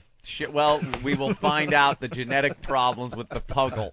In a matter of time. I hate it. I hate how they destroy places. They chew on your walls. It's just a mess. And if you let them in the house at all, I don't care. Oh, no, he's an outside dog. No, shut up. You let him in, pet him under the chin for 2 seconds. Your couch stinks. Your whole place smells. You can walk in and go, oh, you own a dog, don't you? I smell dog.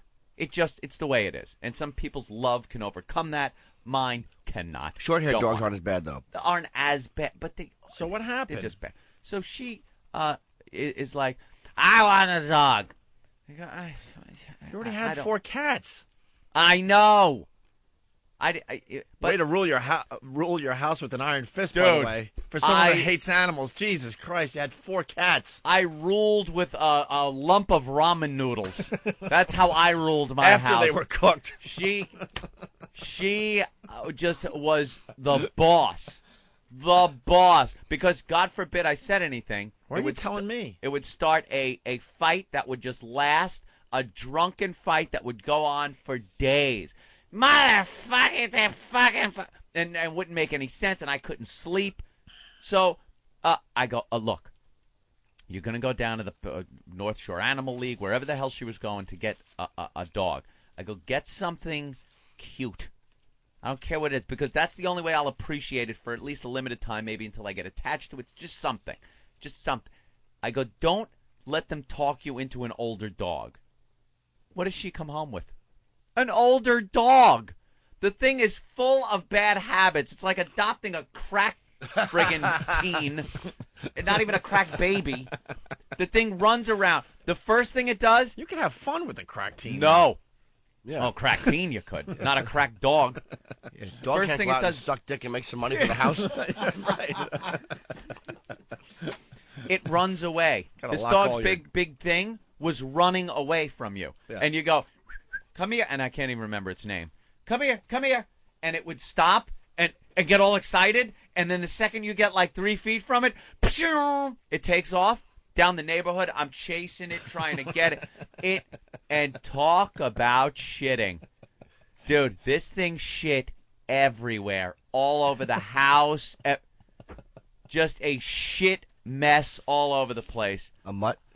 Oh, yeah, some kind of fucking collie, Labrador. There was some German Shepherd in there. It was just a wreck a wreck of a mess of a dog. And I finally had it and brought it back to the pound. And hopefully it had just been not even gassed. That's too good for this dog. I like Jimmy's hammer and towel method. Sometimes it's fun to go to the pound and get puppies and bring them home for a day, and then go ha, and then bring it back. I just wanted to show you what you're missing. Feed it, pet it, love it. Yeah, back you go. A little soft thing where no other dogs are snipping at it, and then right back it goes in the cold cage. Beat it, stupid. Pizza Granny catches convicts. Very Oh. nice. All right. Maybe we could see what that's all about this morning as well. Anyway, the Today Show talking about the... How does a dog chew on walls? It eats up the corner bead on your walls, taint licker. That's what his name is. It's an interesting name. Why I do had to people go to it. question us every day? Of course, your dogs chew on walls. Why do people question us Why do they every question day? Anthony? Let's be honest. Never question me. Yeah. I'm only wrong. I'm wrong quite a bit. All right, here's the Today Show talking about the new craze, the Puggle. Well, or this one. Meet Parker. He's half pug, half beagle. 20 years ago, you might have called him a mutt, but today he's called a puggle, and he's top dog. Puggles are a so-called hybrid breed that Shari Geisinger first spotted on the streets of New York. Just walking around the city, I see these cute little dogs, the big ears and, the big cute eyes, and I asked people, oh my God, that's the cutest dog, what is that? And they said, a puggle. Shari knew The gay she just gentleman had said to a have puggle. one, so she found Parker online and bought him from a breeder for $600. I feel like he's priceless now, yeah, he's like my little son. Oh, boy. $600 a puggle? All the celebrities are going to be walking around with Puggles now. Puggles. It's all about the Puggle. Angelina Jolie will have one. Yes, their new puggle. Britney Brad Spears. Pitt and Angelina Jolie and their new puggle. Foreign baby and a puggle. That's what celebrities are going to have. That's what you need. All right, listen. I found the downside of owning a Puggle. Can't be. Audio just coming in, Anthony. The cuteness Audio just offsets just everything. coming in. Okay. There's a downside to everything. We all know that. Yeah. This is what's wrong with the Puggle if you own one. For many days I didn't bring him here because I suffer when he bites me. He bites me in my vagina. When I'm walking and he sees other dog, he right away, he jump on my vagina because he gets so crazy. He doesn't know who I am. He forgets everything. And he bites the Labrador and his penis. I don't want him to bite my Labrador and the penis. My Labrador is a baby. It's beautiful. Puggles are biting vaginas? And other dogs' penises. Oh, yes, Anthony. That could be a downside. This They'll is the start downside of the Puggle.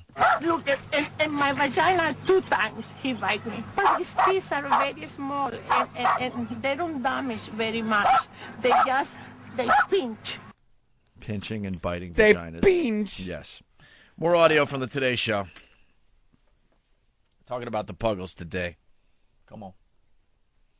It's a simple case of supply and demand. According to recent statistics, Puggles now account for 50% of all mixed breed sales. In fact, pet stores across the country can't keep them in stock. These guys are like as popular as, should we say, Yankee tickets during season.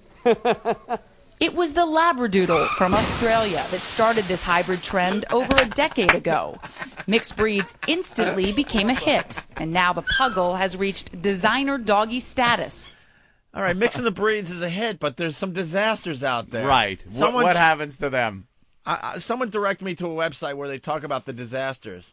The little ones that don't come out as cute as the Puggle. Yeah, because the government's not getting involved. No, there's no regulations. regulation. They're just crossbreeding everything. Throw 2 dogs in a room. The shepherd dachshund that kills itself because it scrapes its huge cock on the ground and dies.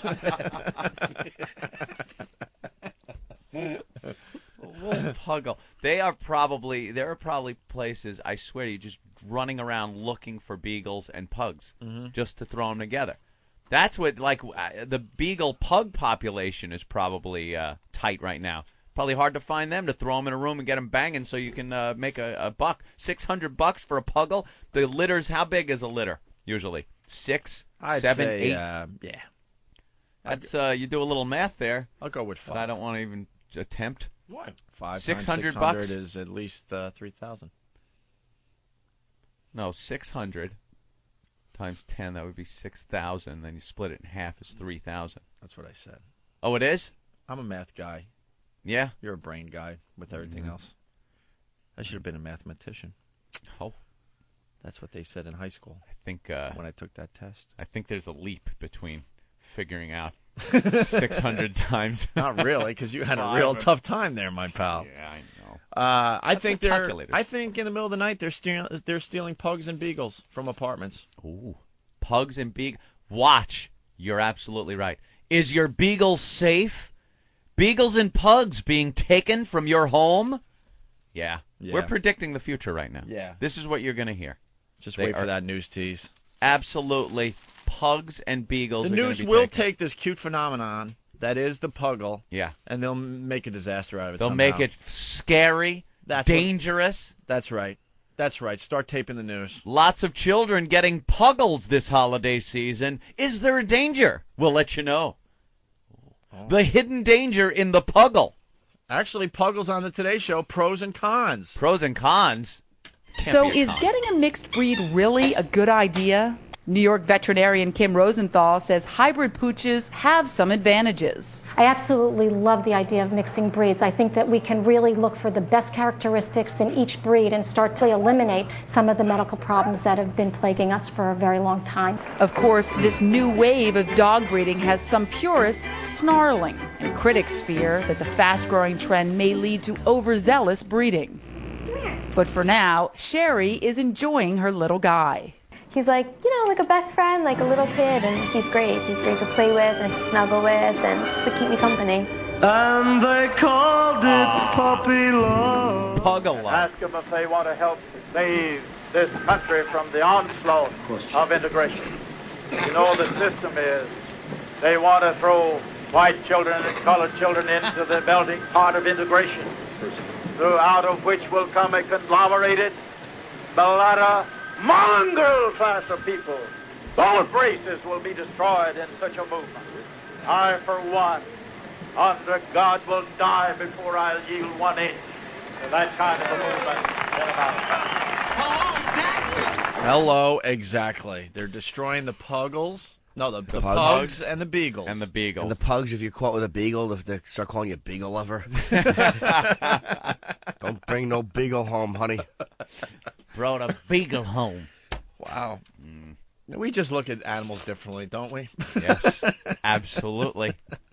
But you will be seeing the horror stories that come out. Of course. Because the news cannot leave it as a cutesy little story, can it? Every time the puggle sneezes, there's some kind of a chemical thing where it just sprays HIV all over the room.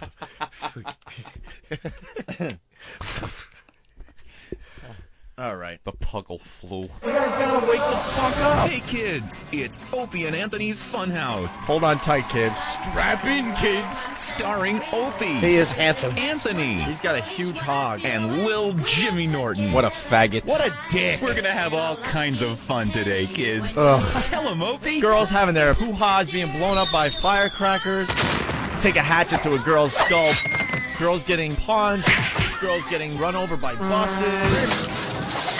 We're gonna have some yummy treats, too. Angel dust. Acid. LSD. Cocaine. Pot. ACP. Heroin. Crack. Today, we're gonna learn all about a whale's vagina. And a special surprise for one lucky audience member. Oh, yuck! It's a doggy poo! So come aboard, kids. Put on your laughing hats and teabag a relative. It's Opie and Anthony's Funhouse. You fucking puppet. Isn't that lovely?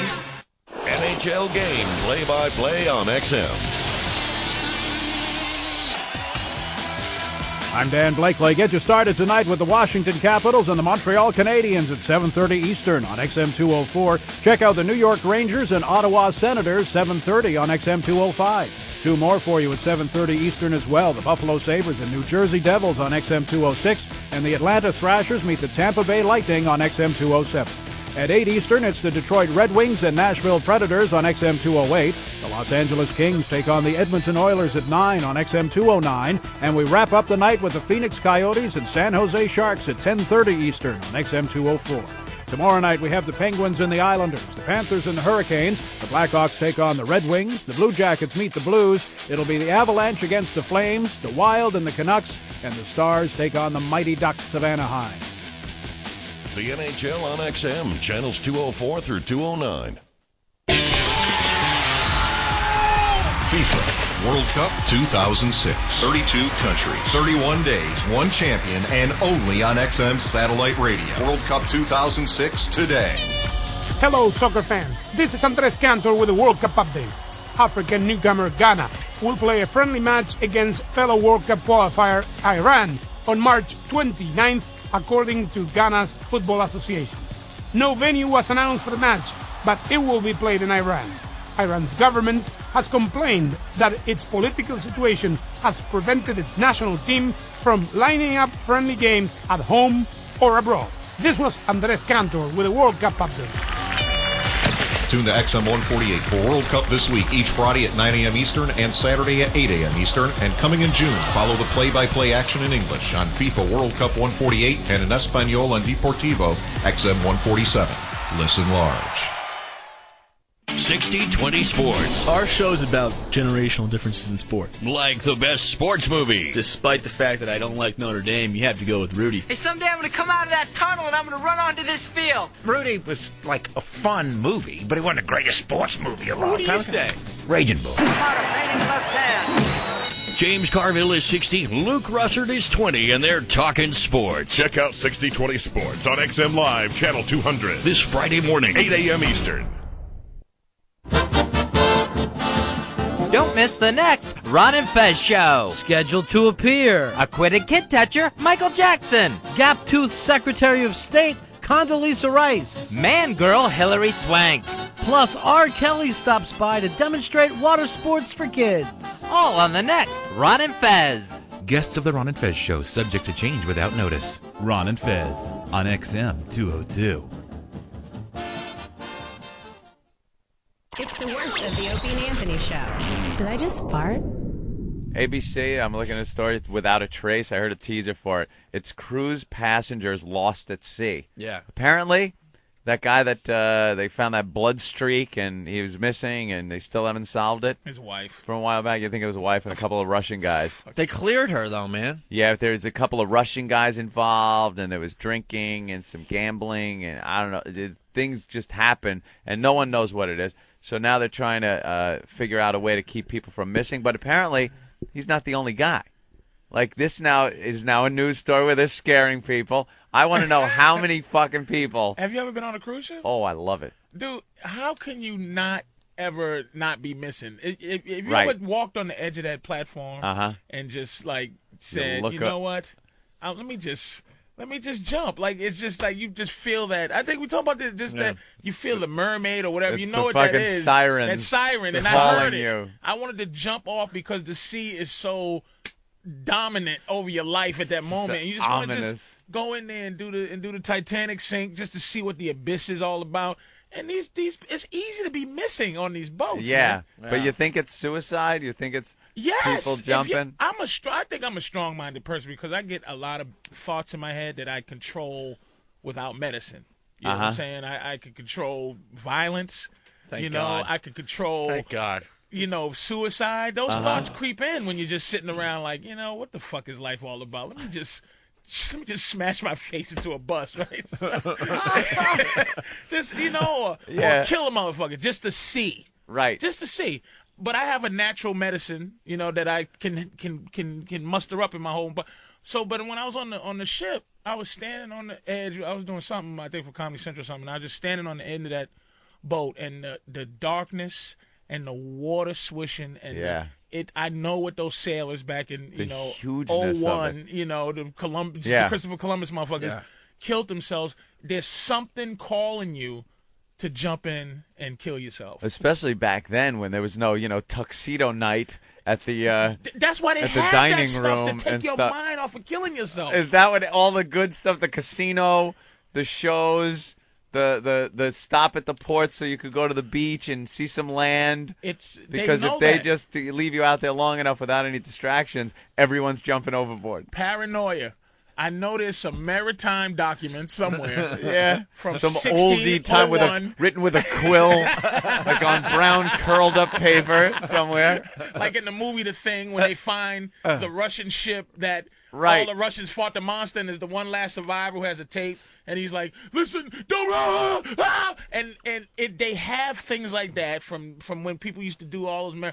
That there's something calling me into the water, Into the water. And it's true, man. I wanted to.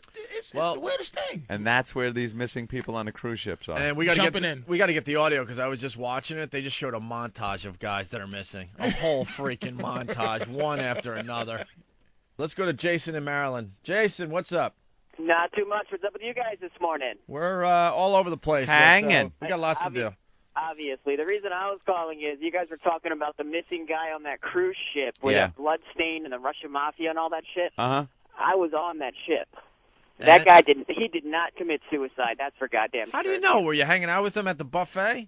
No, I wasn't hanging out with him at the buffet, but I saw the blood, and I'm telling you, from the height where that guy's room was to that blood stain, there's no way just falling could create that amount of blood. I was on the same ship before it went over to the Mediterranean. where Oh, yeah? This guy was. Yeah, they were talking about how the ship was going from the Caribbean, where I was, and that it was going to be dry docked, refitted with some shit, and then they were going to send it over to the Mediterranean, and that's the cruise that the guy died on. So I know what it looks like off of those upper balconies, and there's no way to jump to the water from up there. You're hitting that overhang that hangs over the lifeboats. Exactly. And that seems to be where that big blood smear came from. Yep. He might have jumped, but I think there's too many things that going on. Those Russian guys. And they were everywhere. That seems to be a little sketchy there. 2 Russian guys, the woman, the casino, kind of an argument. They're not yelling, solve this one. Yelling, and then shit in the room was yelling. She goes to sleep. He disappears. I don't know. It's you not think gonna he be jumped, solved. though, Patrice? I don't know. Nah. There's some foul play. Definitely some foul play. They ought to put something on those ships where you can detect when someone goes in the water. The fuck? God. Get some night vision in the water. And you're done if you fall in that ocean in the middle of that damn Atlantic or Pacific. Wherever you are, it's just once you're in there, done. It's been a pleasure. There is such nothingness out there that I couldn't imagine if you don't die the second you hit that water. Could you imagine bobbing up and down and watching that huge ship just pull away from you? And the darkness and the utter quiet. Like you'd hear that ship go away. And then you just... and it is so completely dark. And you don't even hear that, what's that buoy bell? That No. Ding, ding. In the distance, no, you don't. A couple of seagull, nothing. Because it they is have nowhere so, to land out there. Even Do with you the cry? motor going. Do you cry? Like, as you're floating there, do you just I think the fear decide just kills you. just to take a deep breath? I don't know. The fear just kills you. It depends on if you could try to commit suicide or if you fell off. You fell off, you are so fucked now. You're like, oh no. Man. And there's no help. And that horse shit you see on Love Boat where somebody falls off and there's a there's a lifesaver flying. Yeah, right. Julie, the cruise director, throws your fucking life preserver. Man overboard. There's no fucking man. happening. If I jumped over when the sirens were calling me on that ship, it would have just been a plunk. That nobody except for somebody that was thinking about killing himself too. Yeah. Saw me jump. Well, look at that. Shit, somebody. I ain't doing this shit. Yeah. This motherfucker jumped off the boat. If you meant to kill yourself, you still got your crazy head on, so you're probably gonna just try to drown, whatever. If you fell overboard, I think the first thing that goes through your head is, what time is it? Who knows? Like in a split second, what time is it? Who knows I'm missing? How long is it going to take for people to think? As that thing is just going away, you're probably thinking, how long is it going to be before they realize I'm missing and turn this thing around? And they're not going to turn that cruise ship around for you. No. That is collateral damage. They'll just bitch. call the You Coast are- Guard. Yeah, Well, our fuel supply just lets us get into We got a tight schedule. Oh. Fuck. and you got to find them in the ocean. Yeah. Yeah, right. And you got to get coordinates of where you might be. Done. And then when you floated, because all the They should hand out little GPS badges to everybody in that case. Now that's an So idea. there's an idea. Little GPS. We got the audio of the story here. You know, once you board a cruise ship, you really are in the hands of the cruise ship company. Whoops. But if something goes wrong, what happens? Who's responsible? Well, that is the subject of that special hearing on Capitol Hill this afternoon. I can't talk. And it comes just days after another cruise ship passenger has disappeared. When Royal Caribbean's Jewel of the Seas returned to Florida on Sunday, Another Royal it had Caribbean. one less passenger than when it departed. A Canadian, 59-year-old Jill Begora, was last seen by her husband on Saturday morning as the ship approached the port of Nassau in the Bahamas. A search by a U.S. Coast Guard ship and the Bahamian Navy found no trace of her. Bahamian Her Navy. family just wants to know what happened. It's just too much to comprehend, you know. I hope everything's all right, but you know how those things are sometimes. You hope everything's all right. Are you insane?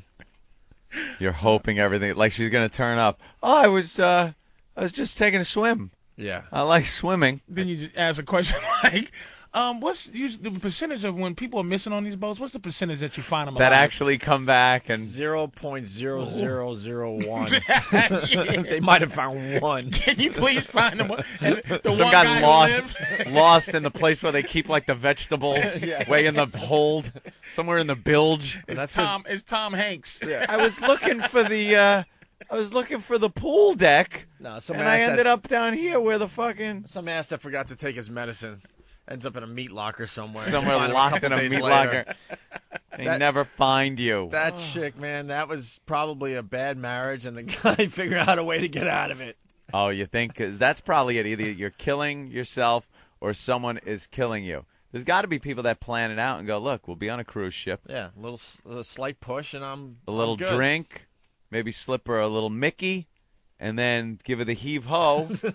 They'll never find her to do toxicology. What goes through your mind to give your loved one, because there was a time you loved this person, what goes through your head as you're giving her the heave-ho? Not even the heave-ho. What goes through your mind when because you're already committed at the heave-ho. Right. What goes through your mind when you're like, honey, we're going on a cruise. Right. Like, and you hold the tickets up knowing I'm going to kill this fucking bitch. The ticket wave. Yeah, the ticket wave. You got both of them in your hand. You're waving them like a fan. Baby, we're going on a cruise. And you know it's going to end with a heave-ho. The heave-ho is somewhere in that heave-ho. itinerary. Do you talk her We into- got Nassau, Right. all right? And then we're going to St. Martin. Right. And then heave-ho. Right. And Between Miami and Nassau, I'm doing the heave-ho. Heave-ho. And do you make sure she wears a special outfit so you can hold on to the outfit better to give, I think give yourself some leverage? I think nude. For the I think you got to plan where your room is. You want your room at the back of the ship, right? Buy the bitch a rock coat from Jamaica. This the new rock coat, man. It's made of stone. It's made of stone. Zip the rock coat and throw overboard. Here, throw this rock coat on, man. You want to buy a beautiful rock coat? We'll braid her hair with some big stones. This a big stone, man. Yo, get the. Did you get her the stone flip-flops too, man? Some fucking Jamaican knows the deal. Here's the rock coat. Here's a song that's playing as you're heave-hoing. All right. People dancing on the upper deck. And you bump the bitch off right in the conga line. Come on, everybody. Woo! Come on, one more time around the promenade.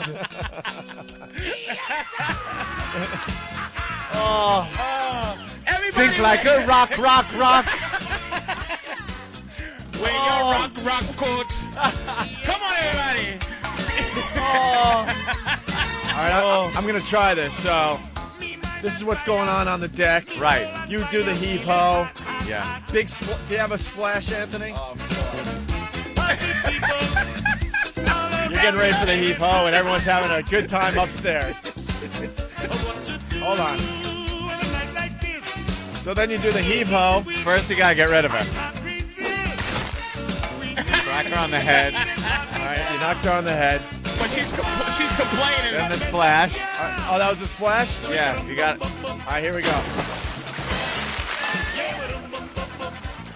That's what she hears.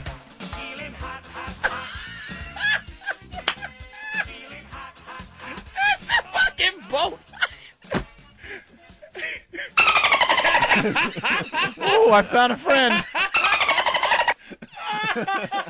What goes through your mind?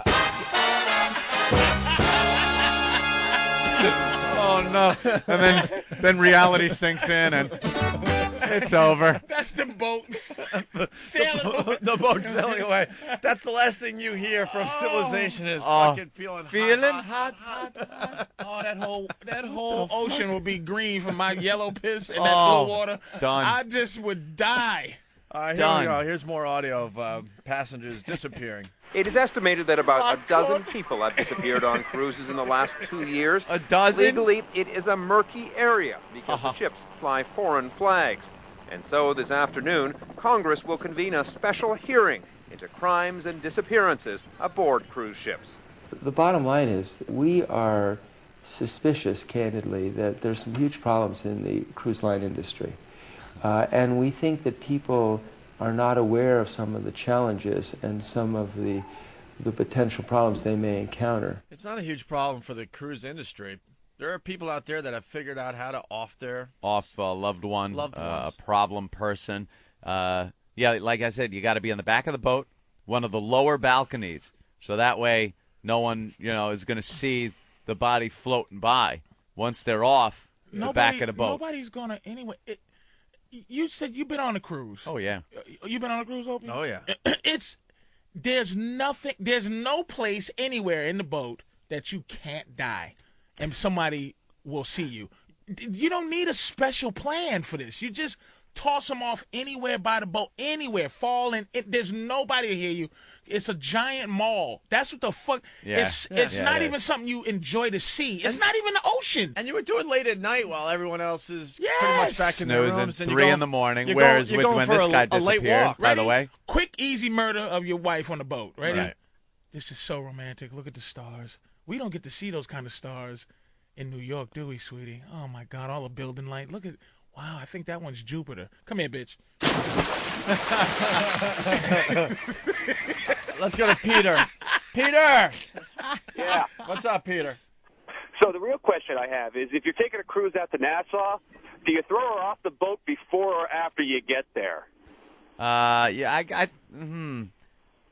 if you want to enjoy the beach, I would say after, because it's hard to throw her off and look convincingly sad if you're then on the beach hanging with some chicks and an umbrella drink. Right. I just lost my wife. I can't find her, but I paid for the fucking cruise. Right. I might as well have a dirty banana. Might as well enjoy it. I'm going to have a few rum drinks and some pina coladas for everybody. Get my hair braided. Like a rum swizzle right after throwing the bitch overboard. All right, I'm buying. The fucking I'm rock trying coat to figure out what is you do. killing me, Patrice. Get your rock coat. Get your rock coat, man. And these goofy motherfuckers are buying. Oh, a rock coat. Wow. That rock coat is great. We got a guy in the Coast Made of Guard. rock, you know. Bill, what's up? Good morning, guys. Hey. My last duty station was in Sandy Hook, New Jersey. There, our area of responsibility was Lower New York Harbor. And we were out looking for a guy that fell off a Russian freighter. Tell you, man, there's no fucking way you're going to find somebody out there. If they don't have a strobe light or anything with them. Yeah. Plus we used to do live man overboard drills. We used to actually jump off the boat at nighttime with our strobe lights. Wow. You want to talk about fucking scary? And this is a training drill where they know you're jumping. They're looking for you. You have a strobe. And they still can't find you because the waves are bobbing up and down. All of a sudden that where you lose strobe sight of 'em. disappears and then comes back because he's bobbing in the waves. What's the official can't find them time? Like, what's the official we did what we could time? Yeah. You just fucking look for him. You just look for him until they tell you to stop. You're kidding me? These Coast Guard guys, they just make one big circle and like look at their watches. I guess we this could go guy's back to gone. base. And what's your call? Like, yo. Yeah. All right, wrap it up. You there? Hello. I bet they're a little more tactful. I bet it's like, Bravo, we're running a little low on fuel. We're going to be bringing it back. I don't know. It's burning like crazy, the fuel. I think we got a problem because the gauge says a half a tank, but I'm sure we have less. We're going back. This motherfucker is so drowned. Oh, the mic is still keyed. Sorry. How could you can't. It's just, who you fooling? It is what it is. You can't be mad about it. It's the ocean. It's unbelievable, man. Yeah. It's just so dark. And how deep is the deepest part of the Atlantic? What, 1,000 feet or something like 1,000? that? A mile You're deep? Talking. After 10 feet, who cares? Hey, what's that? Well, you've never seen it before? Looks like a rock. New from Sedentary Toys and the Opie and Anthony Show. Oh, it's so shiny. It's got corners. It's the cool new toy that has everyone jumping for joy. O&A Party Rock! It's not just any rock. It's the O&A Party Rock. The O&A Party Rock is incredibly versatile. You can chuck it, you can fuck it, you can drop it in a bucket. You can race it, you can chase it, you can yell right in its face. It's the bestest friend you'll ever have. O&A Party Rock! Why is it wearing a party hat? Every Party Rock comes dressed in a colorful party hat and party blower, making it the centerpiece of any party. Now with shiny red dancing shoes. Not only that, the O&A Party Rock is It's a fucking rock, you dildo. 60 seconds with 21-31. When I think about the streak, I think about all the games I ever played in. I came to the ballpark every day with a desire to play. My father taught me to put myself in the hands of the manager as he decides who will play each day to win the game. The streak was a collection of individual days that I was selected, and before long there was the streak. I am proud of the fact that my managers felt I was worthy to be in the lineup day after day. I never set out to break Lou Gehrig's record, but I am proud to be tied to one of the greatest players in baseball history. What began on May 30th, 1982, and continues September 6th, 1995. This game, with the Angels trailing, is now in the books. And let it be said that number 8, Cal Ripken Jr., has reached the unreachable star. Ripken Baseball, Saturdays at 8 a.m. and 9 p.m. East. Again, Sunday at 10 a.m. East on XM 175. Artist Confidential. This Monday, XM presents Artist Confidential with Santana. This is who I am. I am a child of the 60s. I like being part of totality and absoluteness. Santana, this Monday at 6 p.m. Eastern on Deep Track, 70s, XM Cafe, and Hear Music. Artist Confidential. Revolutionary, exclusive music programming from XM. I just got wow! That's a big old hootie donor. Let me see them, buddy! It's the Opie and Anthony Wow Line. If you're on the road and you get wowed, we want to know about it. Call 866-WOW-ME-05. That's 866-WOW-ME-05. Tell us where, tell us when, and tell us what those delicious boobies look like. And if your message isn't too stupid, we just might use it on the air. Ooh! Opie and Anthony, XM Satellite Radio. We're fancy, fancy people. Now available from Audible.com. It's the worst of Opie and Anthony. 10 CDs full of material available online for you to download and play over and over again. Some of the outrageous segments you will be privy to include Anthony goes shopping for fancy clothes. Ed Asner projects expletives at Opie. You will also be pleased. Just go to Audible.com/worst for samples and track listings. XM Satellite Radio is here to bring you exclusive coverage of the 2006 World Cup. Join John Hart and Dave and Grady each week for World Cup This Week on FIFA World Cup 2006. Coming this June to FIFA World Cup, XM 148 play-by-play live from Germany. The event can also be heard en Espanol, anchored by the legendary Andres Cantor. Check out World Cup This Week, Fridays at 9 a.m. Eastern. It's FIFA World Cup 2006 on XM 148. High Voltage is an XL channel which may include explicit language. Channel blocking is available by calling 1-800-XM-RADIO or XM Canada at 877-438-9677. The Opie and Anthony Show. It's the worst of Opie and Anthony. I like my penis. Hey, Anthony, we got to get Steven here. He's working on our coming or going game. Uh-huh. Steve, how's the coming or going game Hands going? tucked in up to the nipples. Jesus, Steve. Pull the shirt out. It's a medium. God. He's a tuck kind of guy. That looks Stop so talking. much better untucked, little V-neck. Stop Nothing tucking. I do. That looks good. No, you're everything making. I do, everything I wear. Back off the mic a irritates little you, bit. So it's just, I like that. That's the loose guy. Yeah, much better. You're making us all very uncomfortable. You really like to tuck that shirt It's like all you're the way Lebanese. in. What are you hiding? A bomb belt? We should make a shirt up for him that says, "Go tuck yourself." Good-natured shirt. So I told you to tuck your mother. At least he's boom bang. At least he doesn't have any flames on his attire today. I bet you his boxers do. He sent me an email yesterday. He got all excited because on eBay they're selling boots with flames. Yeah. And you want to make a bid on those, don't you? Henry, I'm trying to tuck this broad. Here's a little help here. Joe broad, it doesn't like big, thick Lebanese fingers. Every day. It never gets old. You big tattooed tucker. All right, so how's the coming or going game going?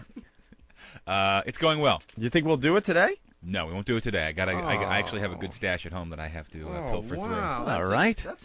No, it's got to be good. That means we're going to have to find as I'm doing this. Are we going to have it on Skull Shirt Day or Flame Shirt Day? Flame Shirt Day. But you know what? Even Skull and Flame Shirt Day are roll up the edge of the shirt sleeve and iron it day. Is there any reason? Is there any reason?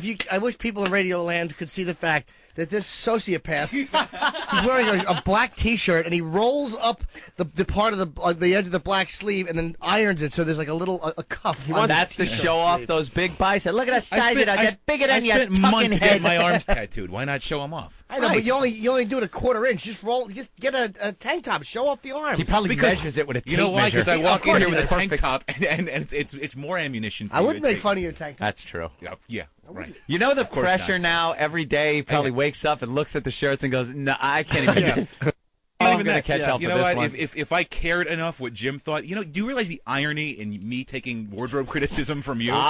Now you got to give him credit for that one. I can't even argue with it. I'm Yes. an awful dresser. Yes. But I'm acknowledging I'm an awful dresser. But see, With Norton's that in not mind- trying, though. He doesn't care. It seems like you got something going on I've here. got a where look going, You're, but I you're really don't trying care for what a Jim look. thinks of my You look. really I are trying really- for a look. I don't care what Jim thinks But of how my does it look. feel that when you pull into a gas station, people run?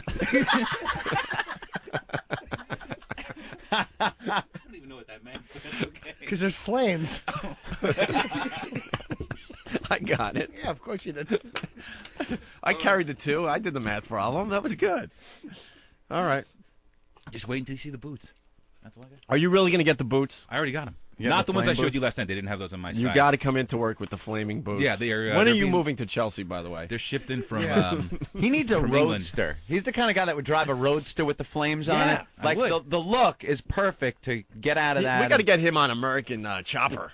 Yeah. You're something like perfect that. for American Chopper. He's the I type would of do guy it. you see holding hands with another guy, but not like in like one of those hardcore male fist clubs. Oh, like wow. The type of I guys. didn't see that The coming. type of guys that like shake hands like this. How you doing? And then like kiss deep in the middle of the street. Ooh. Ooh. I'm not knocking him. I'm just saying that those. You ever see those guys? Like those are the gay guys that you know. Yeah, Anthony and I see those guys all the time. Yeah, What? yeah. Where the fuck did you don't get know. that I don't from? You never understand saw the the reference. guys, the leather bar guys? Only in that movie that Pacino was in, Cruising. Oh, that was he wears the yellow handkerchief. Yeah. Nah, I just like watching. You'd never get a laugh when we'd come out of BCN, when we'd be broadcasting at BCN at the All right, Ramrod. the Ramrod's across Yeah, the the street. That Ramrod. type of guy. Yeah. Hey, thank God the Ramrod was there. I'm sure Perreno loved that when he was working at BCN. Hey, he was right across the street. Of course, they're a little too old for my liking. Any PlayStation takers here?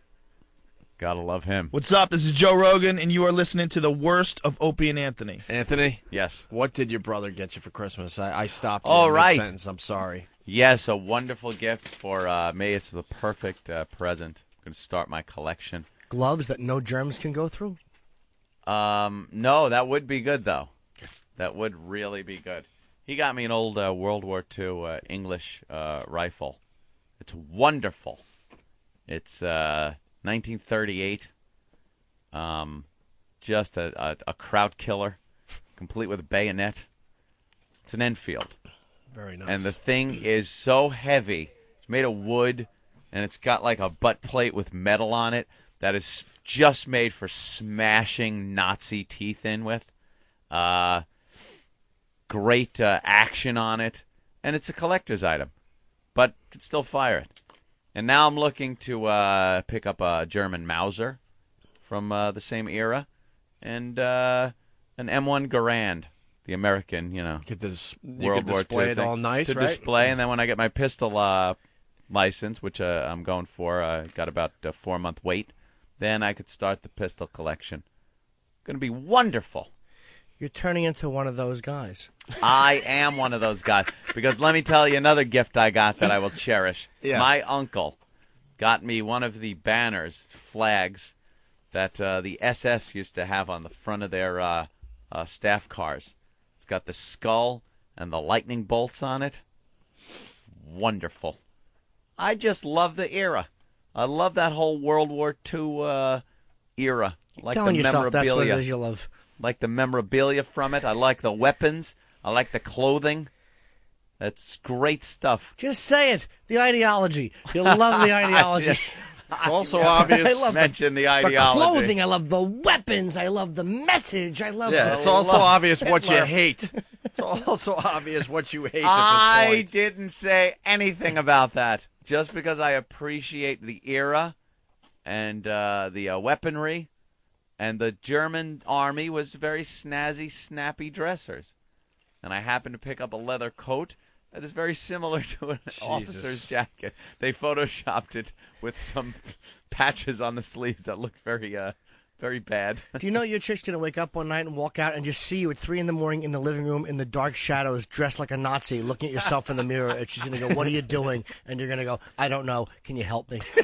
You're losing your mind. Gonna? Did you say gonna? I'm losing my mind. I don't know. Can you help me? Can you help me? All right, listen. I am the furthest thing from an Aryan. Yeah, sure. You're losing your mind, Anthony. It's frightening. It's great. All though. guns. We'll ride it to the end, though, man. We'll be doing a show. He's not even going to know where he is anymore, but we'll continue. He'll be fucking barricaded inside his fucking house, firing at police officers, yelling, "Germ pigs! Germ pigs!" In between doing radio, that's what he's going to be doing during the commercials. He's not even going to come into the studio anymore. How could He's going to be one of those radio guys that has to do the show from home. How could anyone For not what reason, we don't appreciate- know, but we just go with it. How could anyone not appreciate the era? What was going on back then? The weaponry, the collector's items of World War II. That's what I am attracted to. This Enfield rifle. There's a history there. I picked it up. I put it to my shoulder and looked down the sight, and I was like, what was seen through this sight over the years? You know, back in 1939, 1940. You know. Get yourself a looking glass. Why don't you get yourself a telescope and look at the stars and say, I wonder if anybody looked at the stars in the 40s? Or why don't you get yourself a book from that era? Get a kaleidoscope. Get a kaleidoscope! That's a lot safer for everyone. When I snapped that bayonet on, I was thinking, did anyone get run through with this thing? Was it used on some Nazi somewhere? How about baseball cards? Why don't you collect them? I did as a kid. Right, as that's- I grow, my tastes in collectibles changed, and I'll now say. it is World War II memorabilia. I want a German Mauser. I want an M1 Garand rifle. And then perhaps I'll delve into things like the old grease gun. The grease gun. What a noodle. Nazi. Let's go to Nate in Brooklyn. Nate? Hey, good morning, dude. Hi, Nate. Hey, Anthony, I was wondering, have you ever been in an Army-Navy store where the guy offered you a can of Zyklon B and then said, hey, you and me, we're really the same.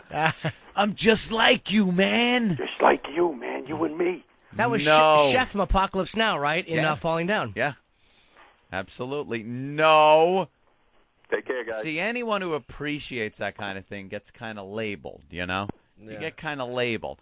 Do you know that authentic Nazi flags are really amazingly well-made things? It's not just a flag like with printing on it. They're wonderfully embroidered things. I don't own any. I'm saying that right now. I don't own Nazi flags. I don't have the swastika and the eagle and the Iron Cross. Own none of that. But I've seen them in museums. And, they're very, it's just a thing from that era that is wonderful to look at. Way to take lemons and make lemonade. It's Tell you one thing, 6 million dead, but, all kidding aside, good craftsmen. I mean, what a high thread count that flag had. I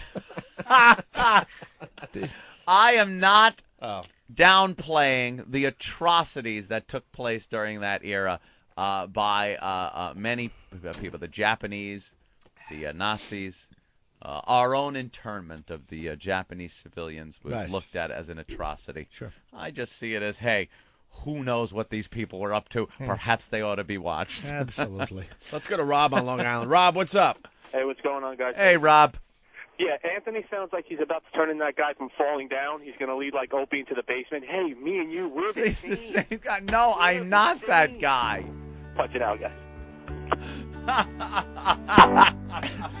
Everybody hurts. You fuckers. Leave my car parked on the expressway. Just going to stop driving one day and just start walking. Just start walking. Why can't that be appreciated? Why can't the German army's materials be appreciated without the ideology even coming up? I deplore what they stood for, their actions against the Jewish people and many others. I look down upon that. That is an awful atrocity that was committed against many people, and nothing can ever make that a good thing. But I like their clothes. Sure, I'm glad you're saying that after you drop a tear watching Downfall. When Hitler had to kill his dog, for those who didn't see Downfall, it was about Hitler in the bunker, and Anthony admitted dropping a tear for the old guy. I never dropped a tear. It just, for some reason, and I commented on that movie, Downfall, and said I didn't necessarily think this was a good thing. The movie was a German-made movie. Yes. It's got German it's subtitled. You got to watch it in the actual German. Don't watch it dubbed or anything. No, of course not. Watch it in its native German tongue, and it's subtitled. It almost humanizes the man. You see him testing out the cyanide capsules on that he's going to be using, and Ava is going to be using. He's got to kill his dogs, so he uses it on his dog. And as he crunches the little snout of his German Shepherd down on the cyanide, and the dog lets out a little yelp and dies, Hitler's a little broken up about it. And you look, and it humanizes that guy. And I said that is not necessarily a good thing. Yeah, but then explain this. When you were watching, you were thrown out of the theater, I remember, when you were watching Schindler's List for jumping up and yelling, "Goddamn meddler!" What's the matter with you? There were a few meddlers. Wow. Hey, why don't we talk about Pat from Menachie? I don't understand. It's not. See, this is why you can't be a collector. Collect nice things. Yeah, exactly. How about match? My father used to collect. How about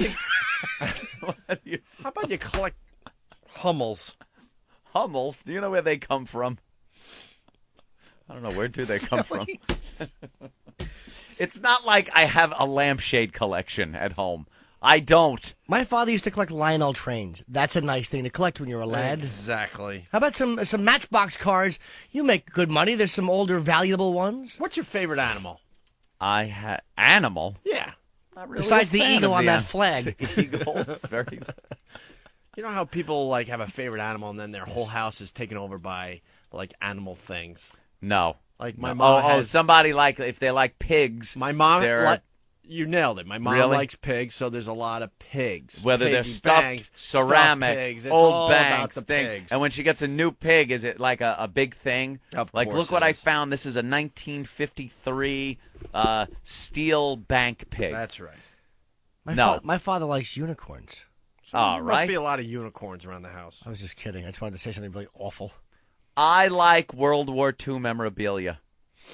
I like Jap stuff, German stuff. I like Nazi memorabilia. I like American World War II memorabilia. I like their gear. I'd like an old World War II field radio. That's another thing I'm looking for my collection.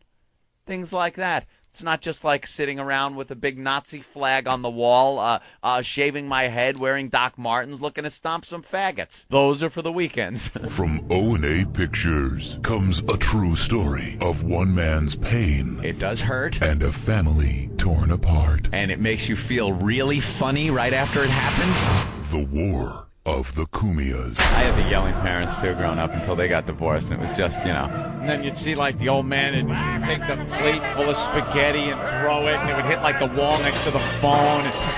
And you're sitting there horrified watching the spaghetti slowly go down the wall. Get the fuck out of the fuck you. Oh, and the horrified kids. Did just Dad actually sitting there. leave after the fights? Yeah, a lot of times, sure. And then, you'd be able to go to sleep because the yelling would stop.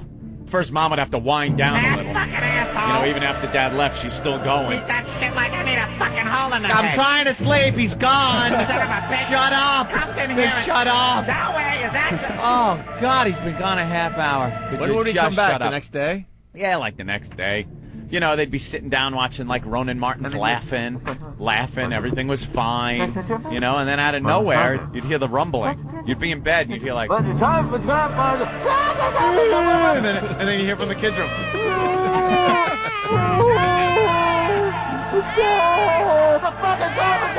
Can't you two just shut the fuck up for, like, one night?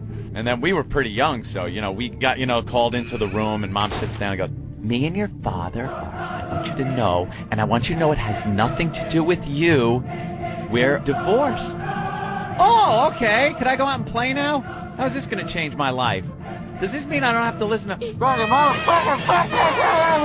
Oh, it does? Okay. So it's a good thing. Great. Well, thank you for staying together for so long and really, like, torturing us. You couldn't have pulled this one, like, 5 years ago? That fucking asshole. When maybe we couldn't remember as much and didn't have to listen to the yelling and screaming? No way. Is that... Here's an idea, Pop. There you go. Right back into the Huntington boat ramp. Give that a whirl. The War of the Kumias. You gotta figure you're gonna just sit there disgusted having to listen to this crap.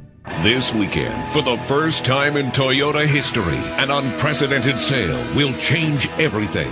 What if we told you to get any new car, truck, or SUV, all you needed was $99 down and $99 a month? I'd say you were full of shit. Well, we're not. Get ready for the No Shit sale from Toyota. No shit. No shit. No shit. Toby Hines, fearless leader at Gulf States Toyota, has gone completely apeshit and authorized us to sell you any car, truck, or SUV for a ridiculously low $99 down and $99 a month. No shit. No shit. You gotta be shitting me. Nope, this shit is for real. It's the No Shit sale from Toyota. $99 down, $99 a month. But you better hurry because this shit won't be around forever. In other words, shit or get off the pot? Exactly. It's the No Shit sale. $99 down and $99 a month gets you any car, truck, or SUV you want. Holy f***ing shit. You said it. See your Toyota dealer now. Get the feeling. Toyota. $99 down payment, $99 monthly payment, not through Gulf States Toyota. No shit sale does not apply to any existing Toyota car, truck, or SUV anywhere, anyhow, anytime. Not a limited time offer. Don't see dealer for details. In other words, we're full of... NHL game play-by-play on XM. I'm Dan Blakely. Get you started tonight with the Washington Capitals and the Montreal Canadiens at 7:30 Eastern on XM 204. Check out the New York Rangers and Ottawa Senators, 7:30 on XM 205. Two more for you at 7:30 Eastern as well. The Buffalo Sabres and New Jersey Devils on XM 206, and the Atlanta Thrashers meet the Tampa Bay Lightning on XM 207. At 8 Eastern, it's the Detroit Red Wings and Nashville Predators on XM 208. The Los Angeles Kings take on the Edmonton Oilers at 9 on XM 209. And we wrap up the night with the Phoenix Coyotes and San Jose Sharks at 10:30 Eastern on XM 204. Tomorrow night, we have the Penguins and the Islanders, the Panthers and the Hurricanes. The Blackhawks take on the Red Wings. The Blue Jackets meet the Blues. It'll be the Avalanche against the Flames, the Wild and the Canucks, and the Stars take on the Mighty Ducks of Anaheim. The NHL on XM, channels 204 through 209. FIFA World Cup 2006. 32 countries, 31 days, one champion, and only on XM Satellite Radio. World Cup 2006 today. Hello, soccer fans. This is Andres Cantor with the World Cup update. African newcomer Ghana will play a friendly match against fellow World Cup qualifier Iran on March 29th, according to Ghana's Football Association. No venue was announced for the match, but it will be played in Iran. Iran's government has complained that its political situation has prevented its national team from lining up friendly games at home or abroad. This was Andres Cantor with a World Cup update. Tune to XM 148 for World Cup This Week each Friday at 9 a.m. Eastern and Saturday at 8 a.m. Eastern. And coming in June, follow the play-by-play action in English on FIFA World Cup 148 and in Espanol and Deportivo XM 147. Listen large. Whip 'em Out Wednesday. Introducing Wow for Dummies, an easy-to-follow guide to get you started with Whip 'em Out Wednesday. Other people call them titties or boobs. Step 1, get a Wow sticker. OpieandAnthony.com. RateMyWow.com. Step 2, put said sticker on car, not under the hood. Step 3, drive around. Please pull up next to me, honk your horn, and demand to see my tits. Let me see those boobies. That's so sexy. Step 4, enjoy boobies. God damn it, what nice tits. You feel like showing us a little something. Whip 'em Out Wednesday. Don't miss the next Ron and Fez show. Scheduled to appear. Acquitted kid toucher Michael Jackson. Gap-toothed Secretary of State Condoleezza Rice. Man girl Hillary Swank. Plus, R. Kelly stops by to demonstrate water sports for kids. All on the next Ron and Fez. Guests of the Ron and Fez show subject to change without notice. Ron and Fez on XM 202. It's the O&A FU line. Call 1-866-FU-Line-1 and tell that special someone, Fuck you! College basketball, coast to coast, on XM Satellite Radio. We'll be live from Indianapolis. The Focus, the Final Four, on XM 191. Hi, this is TJ Reed. Join us for a Final Four edition of college basketball coast to coast throughout the weekend, Friday through Tuesday, downtown Indianapolis at the Alcatraz Brewing Company. We'll break it all down, previews, interviews, and more from downtown Indy at the Final Four. Check out college basketball coast to coast, special edition, live from Indy on XM Channel 191. Artist Confidential. This Monday, XM presents Artist Confidential with Santana. This is who I am. I am a child of the 60s. I like being part of totality and absoluteness. Santana, this Monday at 6 p.m. Eastern on Deep Tracks, 70s, XM Cafe, and Hear Music. Artist Confidential. Revolutionary, exclusive music programming from XM. Talk about a big speeding hotspot. Via Rail Canada just flicked the switch on a new fee-based Wi-Fi service, turning the stretch between Quebec City and Windsor into a long wireless internet corridor. Welcome into tomorrow. I'm Dave Graveline. By the end of the year, Canada's Via Rail is on track to become the first North American rail carrier to offer total on-board rolling hotspot service.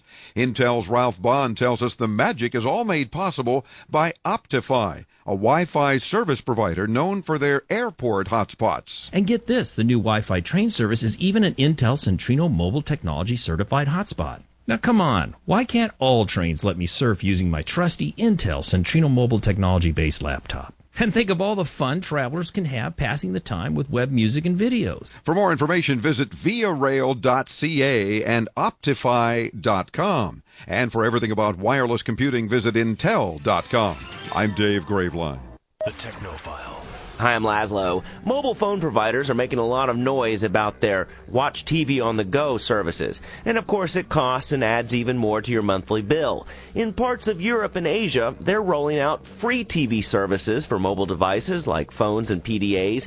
It's called Digital Multimedia Broadcasting, or DMB, and the picture looks amazing. Watching mobile television and video entertainment is the big push for manufacturers. And while devices like the iPod have a video screen built in, some companies believe that the video screen should be built into sunglasses. We already have MP3 sunglasses, and if manufacturers have their way, small video screens less than 1/8 of an inch will be built into glasses as well. With the screen that close to your eye, it looks quite large. The plan is to, by next year, deliver video to your glasses from an iPod or PDA wirelessly via Bluetooth. But do we really need to be watching movies while walking? I'm Laszlo. That's what's on my underground hard drive. High Voltage is an XL channel which may include explicit language. Channel blocking is available by calling 1-800-XM Radio or XM Canada at 877-438-9677. The Opie and Anthony Show. It's the worst of the Opie and Anthony Show. Let's say hi to Nick Swartzen. Nicholas. Hi, everybody. Hi. Hi. Good morning. Hi. Good. What's good up, Nick? morning. What's going on? Nick is our friend.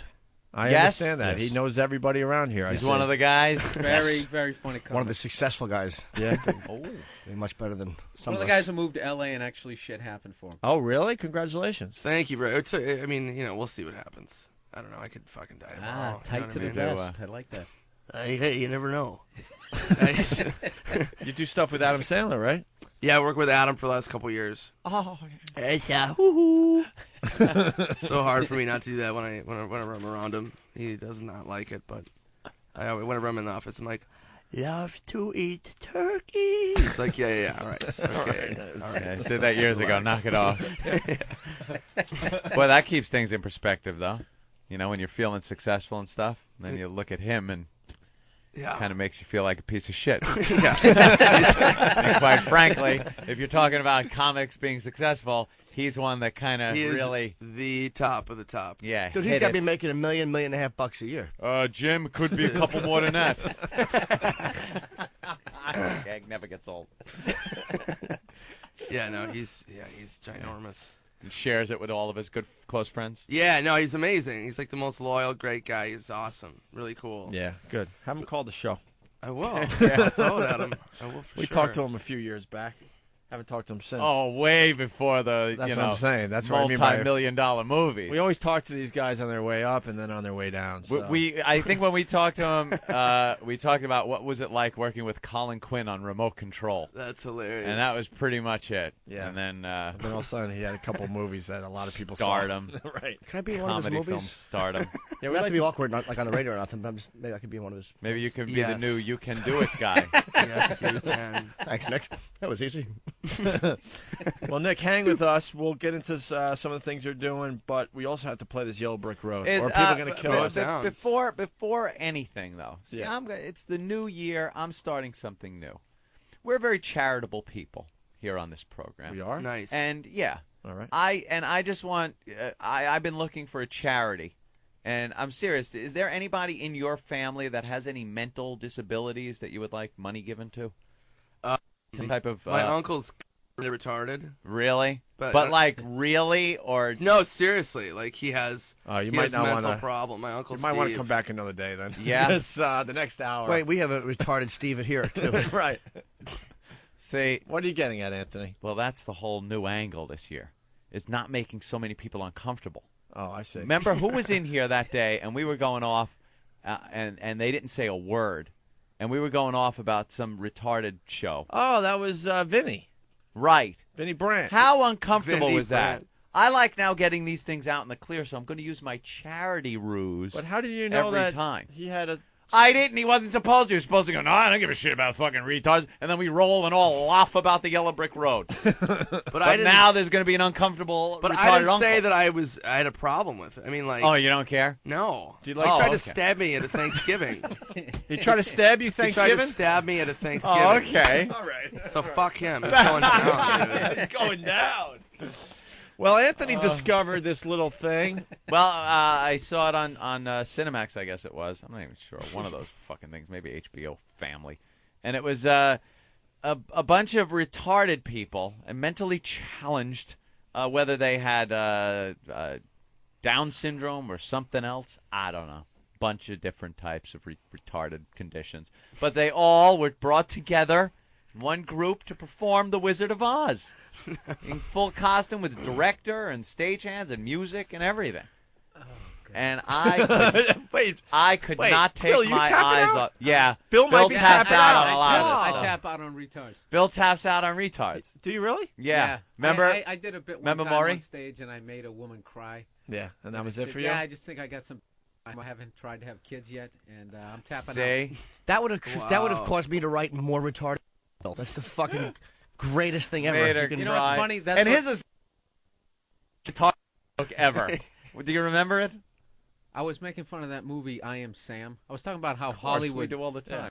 how Hollywood depicts retarded people Uh-huh. as if they somehow accidentally have these unbelievable insights into life and accidentally throw out these metaphors. Yeah. You know what I mean? And I was like, I worked with retarded kids. At no point did they ever accidentally say enlighten anything. you. Yes. Right. They didn't. They couldn't. You couldn't like throw like sticks on the ground. They're like, hey, 62. And then you go to Vegas. And the punchline was, if retarded people really had these skills, we wouldn't put them in those special schools. We'd have them working in the Pentagon. Hey, where's the Al-Qaeda going to attack next? Then you throw matches on the gun. Hey, I think they're going to attack Disney World. It was in front of like 18 people. Who cried over that joke? Well, she started flipping out, and then I said, I'm not making fun of retarded kids. I'm talking about Hollywood depiction. About them. No, I was an asshole. I should have backed off. And then she got up and walked out. It was like in front of 18 people. So she gets up, like teared up and walked out. And it's just awkwardness, and I'm just standing there like, yeah, okay. And then all of a sudden, her husband finally has the balls to get up, and then he walks out. And then like 30 seconds later, their friend finally gets up and goes, that ain't right. And then just he fucking walks out. Way. Oh, it was awful. It's like the whole crowd, like one at a time with like 30-second breaks, was just getting up and walking out. Everyone leave. Worst DNA first, please. Yeah. The worst is when you get hung out to dry on something where you're pointing out some kind of flaw in Hollywood, and it's taken as you goofing on retarded people. How'd you handle it? Were you just believe me, this will be goofing on retarded people, not your fun, insightful little joke there. Not your clever joke. Right. I was working Dangerfield. There's no real handling it. I mean, it's not like you're going to affect your career. You weren't yelling, well, I was just saying, people. 18 people. What was it, New Year's Eve? Right. Yeah, I know.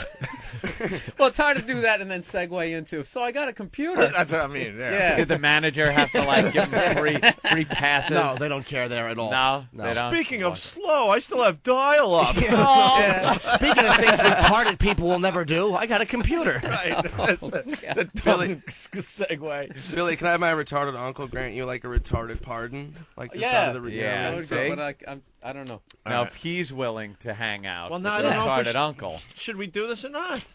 Oh, my God. He's got retarded uncle. Bill Burr wants to tap out. No, bring it, dude. Oh, you don't think the message boards would get... Did I kill another bit? I mean, I already fucked over that. Okay. No. I did a 9/11 benefit at the Stress Factory, and don't you fucking talk about No, hey, whoa. That we won't. I'm as red, white, and blue as they come. No, I got and I did a retarded joke, and it was up on these retarded message boards. People who have retarded family. If I find the thread, I'll bring it in. We can print it. But it was really retarded message boards, and by that you mean whackbag.com. No. Oh, okay. I thought you meant our own. I think he's not doing good on the show when he comes back to LA. Fucking cunts. Not Whackbag, the other one whose name I won't mention. Ice cream. No, this was about people who have retarded kids. They were really fucking upset. And one woman actually who babies retarded kids. All right. Well, I used to fool around with in my car. Actually defended me. You know what? No. Opie, we got to do it. Jesus H. Christ, you just crumbled up the bit. What's wrong with everybody? Well, we got to do it. Do it. Look, I'm against it. It's the Yellow Brick Road, the retarded production of Wizard of Oz. Anthony found this. Let's brought it to our listen to a attention. couple, see if it's even worthy of not goofing on, but discussing. Because I'll be honest with you. I watched a show the other day. I mentioned it called I Have Tourette's, but Tourette's Doesn't Have Me. It was a show about children, junior high school age, with Tourette's syndrome. And I'm there sitting buckled in, all ready to laugh. Doing a radio show. And it wasn't. It was very touching, sensitive, done very well, nice. And it didn't have any comedy value. Good cinematography. It was not any comedy value. There was nothing to bring here to the show to goof on or anything. Perhaps this is the same. So what you're saying is we're going to have an informed discussion about the merits of the mentally challenged doing old movie old classics. Let's not jump. Classics. Yeah. Retarded classics. Absolutely. Let's start with the first track here. Keep an open mind. Let's be adults. This is the Tin Man singing. It could be a production of Gone with My Intelligence. Oof, as dumb as the wind.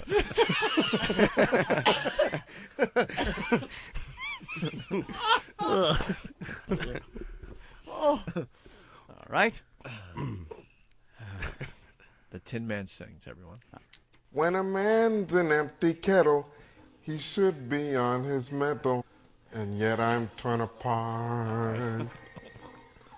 Just because I'm presuming that I could be kinda human if I only had a heart. Not to gender, I'd be gentle and awful sentimental regarding love and art. I'd be friends with the sparrows and the boy who shoots the arrows if I only really had a smart. heart. No? Yikes. That was nice. Bill, comment?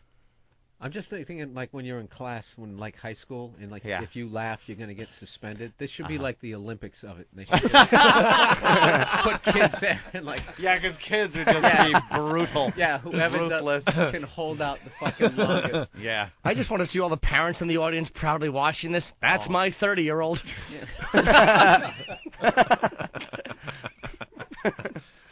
So far, no one's laughing yet? No. No, that's so far. I think he did a fine job. Let's see who's twisted. I think fine the rendition. Scarecrow one's going to be the hardest. Yeah, that could be rough. Because he wants a brain, You know what he wants. And they all can relate. Here's the teacher laying down the ground rules. All right, everyone listen up, okay? We have a lot of work to do. So if every time I call somebody's name, we clap for 5 minutes, we're not going to have any time. We're not going to have any time to get any work done. That's the first thing.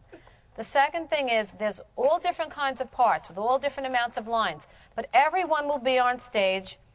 Everyone will have either a speaking line or a musical number. Do we all understand that? Okay. No. You know what that was? Wah, wah, wah, wah, wah, wah, wah, wah, wah, wah, wah, wah. What? Candy, candy, candy, candy, candy, candy, candy, candy, candy. Candy, candy, puppy, puppy, kitty. Candy, candy, shit your pants, candy, candy, candy, puppy, candy. Did you hear Bill? Did you hear the sound he just made? He went, oh, it's disgusting Bill Burr. I will take it easy. You're right. Yeah. All right, now that was, yeah. That was He's like hysterical. one of the Gracies. He's getting tapping out. The best is that they're going to clap for 5 minutes every time a name is called.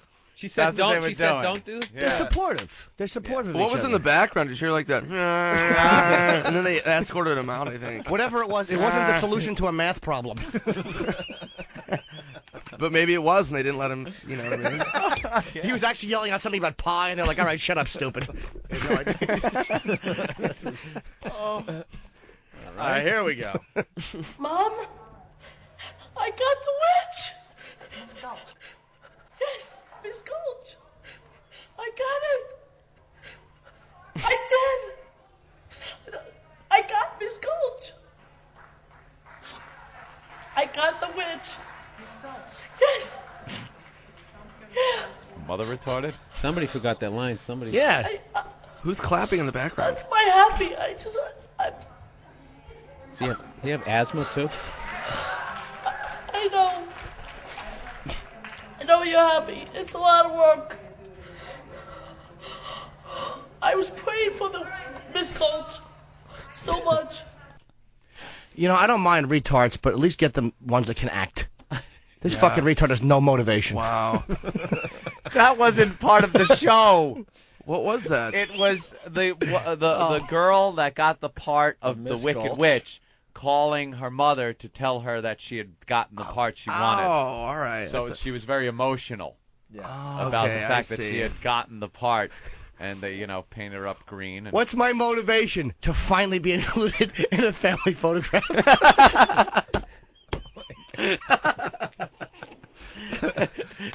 Bill is... Hey, Jim, what's up?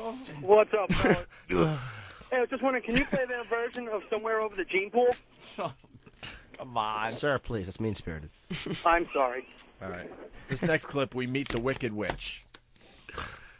I'm Elizabeth O'Brien, and I played the Wicked Witch of the West. Who killed my sister? Who killed the Wicked Witch of the East? Was it you?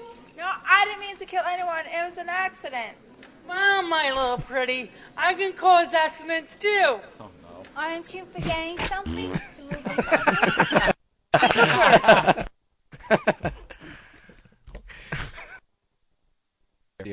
It's actually better written. Well, there's the Wicked Witch. Oh. Yeah. Here's a very famous line. Oh. You cursed brat! Look what you done! Oh, God, I'm melting.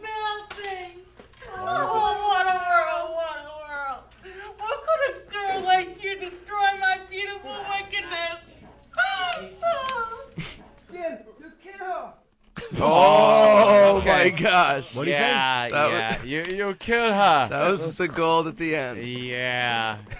It sounded like Corky. That did sound like Corky. A guest star, right? A big cameo. Yeah.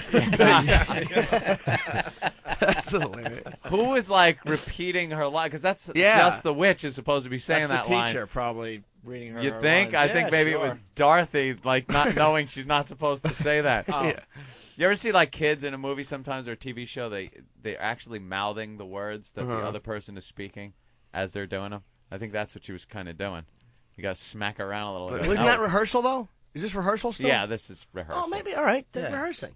All right. They'll get better. Nothing meet the different line. than your show you're doing for HBO, right? Honest to God, Louis Have you C.K. had does some- actually do the lines like that sometimes Does in he? rehearsal. I'm like, what the fuck are you doing? So it happens. All right. We meet the lion here.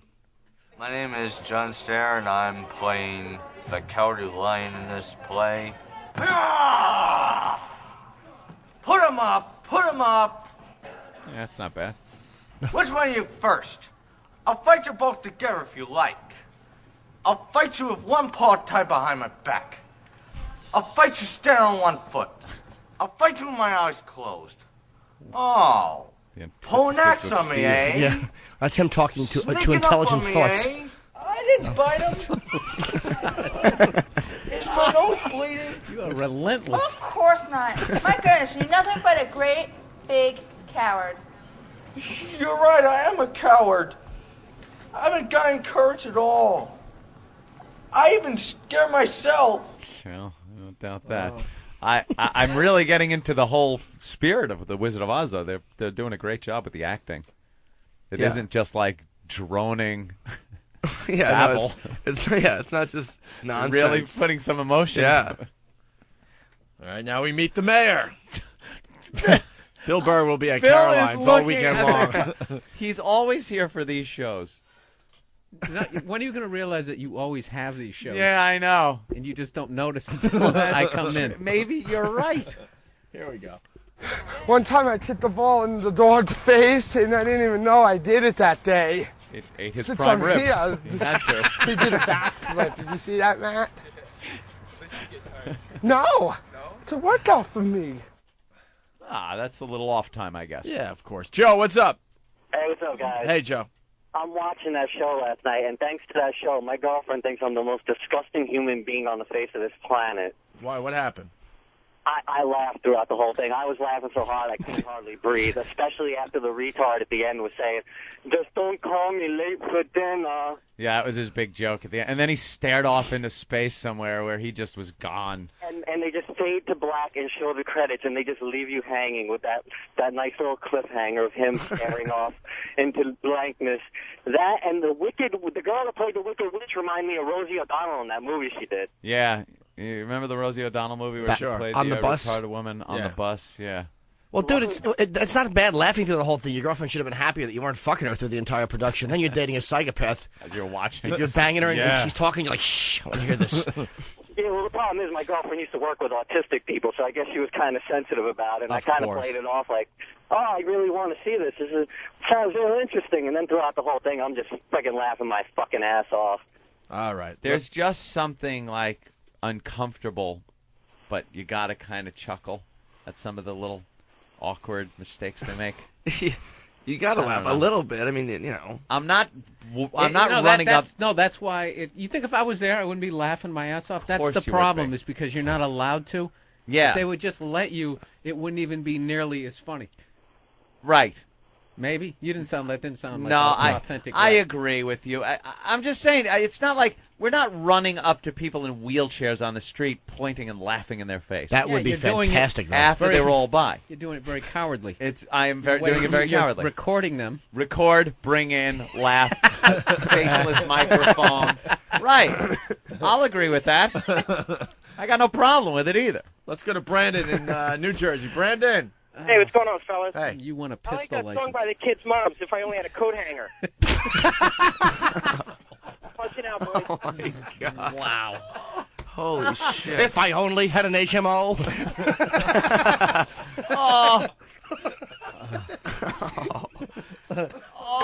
Zagman from Whackbag. Hey, what's going on, guys? Hey. I could drop this piece of jelly with a kick right to my belly.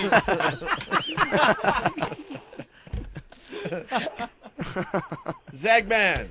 Yes, sir. Hey. I didn't realize that Stern was playing the Cowardly Lion. There you go. Who? Stern, Cowardly Lion. Oh, hoo-hoo. Hoo-hoo. All right, let's play the next clip here. Mayor says his one line in the play.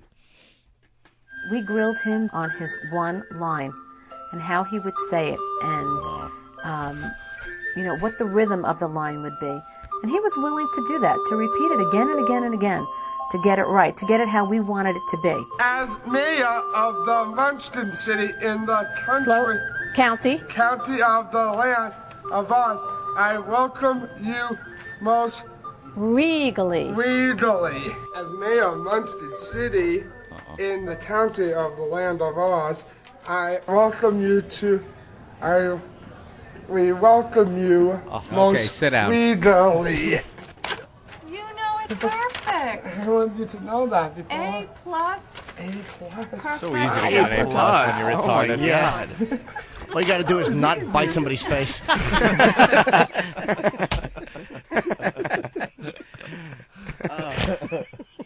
Oh, look, a star on your tongue. Good boy. Jesus. Well, as we move on, the Tin Man and Scarecrow match wits here. Oh, Well, I just want to say that this is quite an honor, and I'm gonna have lots of fun. Well, you're gonna have lots of fun. Yeah. What about? Are you sure? Yeah. What about you, Dan? What about me? They just gave me the role of a scarecrow and have straw in me, and I'm gonna. That's retarded, Woody. They're gonna Allen. burn me on fire. I'm gonna be falling apart here and there. Falling apart. You're falling apart even when you're not the scarecrow. That's true. Why can't you were falling apart in the summer, and Take the you're still DNA and falling run. apart. Take the money and run. I like it. Everything you always wanted to know and couldn't. Oh, fuck it. Retards over Broadway. Bill's in! Hey, Bill's what are in! we gonna do? Bill Burr, Caroline's all Always. weekend long. When in Rome. Buckles under the peer pressure. Downs and misdemeanors. Let's go to Chris the Trucker. Chris, what's up? Hey, I was wondering how'd they get the mayor of Boston there to play the mayor in that Oz show you guys are talking about. It sounded like Menino, didn't it? We'd like to welcome you to Munchkin. Tin Man needs a wheelchair. You've told us all about this part, Anthony. Yeah, the Tin Man, some black guy in silver paint in a wheelchair being pushed by a tree. Someone dressed as a tree to try to cover up the fact that he's in a wheelchair. Yeah, I had the same reaction. See what I mean? It's like a test. It is. To see if you can somehow hold your shit together. Yeah, when I saw that, it was over.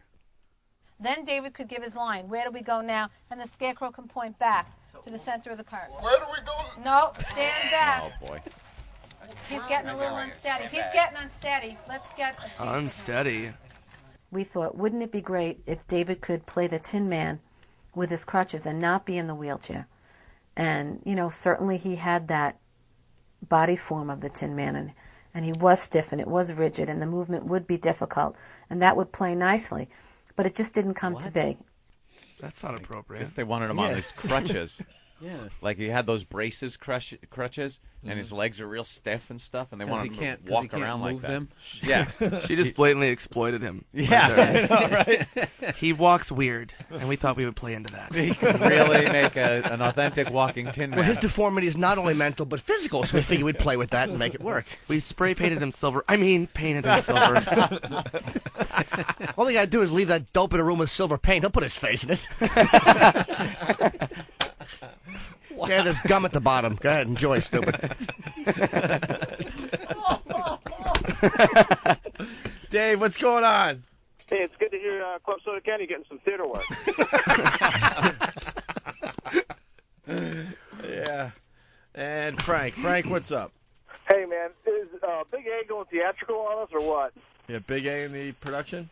Yeah, sounds like it. We should do our own production with Big A, Club Soda Candy. Oh, yeah. Retard Laverne and Shirley. All right. Why the director calls the slow kids kids? I call these kids kids, and sometimes people that don't work with me or my personal friends say, when they come to the show, I thought these kids were 7 years old. The way that you speak about them, you call them kids. They're not kids, they're adults. But I kind of feel like a mom to them, and so I feel like they are my kids, and I think that we have that. Oh, beautiful. That was too serious. Yeah, that was a little serious. She sucks. If you pump out that many in that mental condition, you should probably stop fucking at one point. It's not working out. More from the witch. Curses! She's getting close to the Emerald City. Well, shoes or no shoes, I'm still counting her. Wait a minute. I'm still great enough. I'm still great enough to counter her. To conquer her. Good. And to Emerald City as fast as lightning. Their feet are too fat. They have to give her red ruby work boots.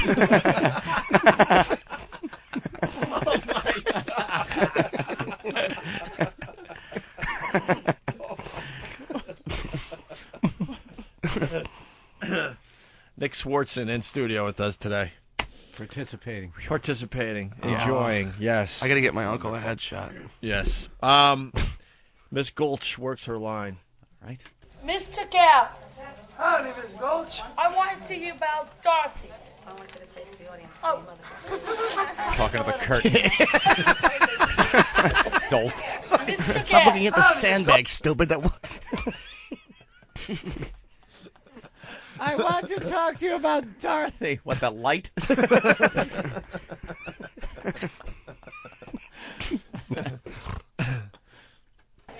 Mr. Gal. Howdy, Miss Gulch. I want to see you about Dorothy. What's she done? Well, have you seen a bite on my leg? She bit you? No, her dog. Oh, she bit your dog. No, her dog. No, dogs are medicine. I'm taking him to the sheriff and making sure he's destroyed. Third base. They took some liberties with Yeah, the I was original. thinking that kind of stuff. Yeah, really. They improvised. That's fine. Third base. They bit your leg. It did sound like Abbott Costello. Were there munchkins or? We don't see the munchkins in this. Munchkins were all Down syndrome. Like they figured they would get all Down syndrome people to play the No, munchkins. that's offensive to midgets. So Right. They couldn't do that part of the show. Yeah, why can't you get midgets that are retarded? They were absolutely using various handicaps as they were exploiting them for the show. Like the Munchkins all kind of look the same, and Down syndrome have certain features that are similar. Yeah. Let's say. And the Mo main It's one- kind of Howard like Planet haircut. of the Apes. Right. Where the gorillas were the aggressive ones. Yes. The orangutans were the smart ones, and the chimpanzees. It's the same thing. Yes. Wait, Nick has the to working leave? class. Why are you leaving? What? I don't know. I I'm didn't getting say a anything. communique from Ben Sparks. Nick What? has to leave. He has Man. another interview. I want to hear the rest. How much more? How many more tracks are there? We'll go into 11 with 83 tracks. 11 p.m. this. All right, we'll say goodbye to Nick. He doesn't want to leave, but he has to leave. Sorry you have to go, Nick. I know. I'm sorry. I hate to go. And this isn't they're telling us you No, have to not go. at all. No, this is Absolutely for real. not. Because sometimes we have to pull out they're telling us you got to go. Oh, really? You know, when things aren't quite Yeah, going yeah. well. And the guest is like, no, I don't. Like when Ed Asner was here, and it was, and we fucking had Ed Asner in L.A., we were all starstruck, and he says, Ben comes over and signals, and Ed Asner goes, what was that? And Ope goes, well, that's what Ben does when the guest is boring. To fucking Ed Asner. Ed Asner. I've never hated this program more. A classic.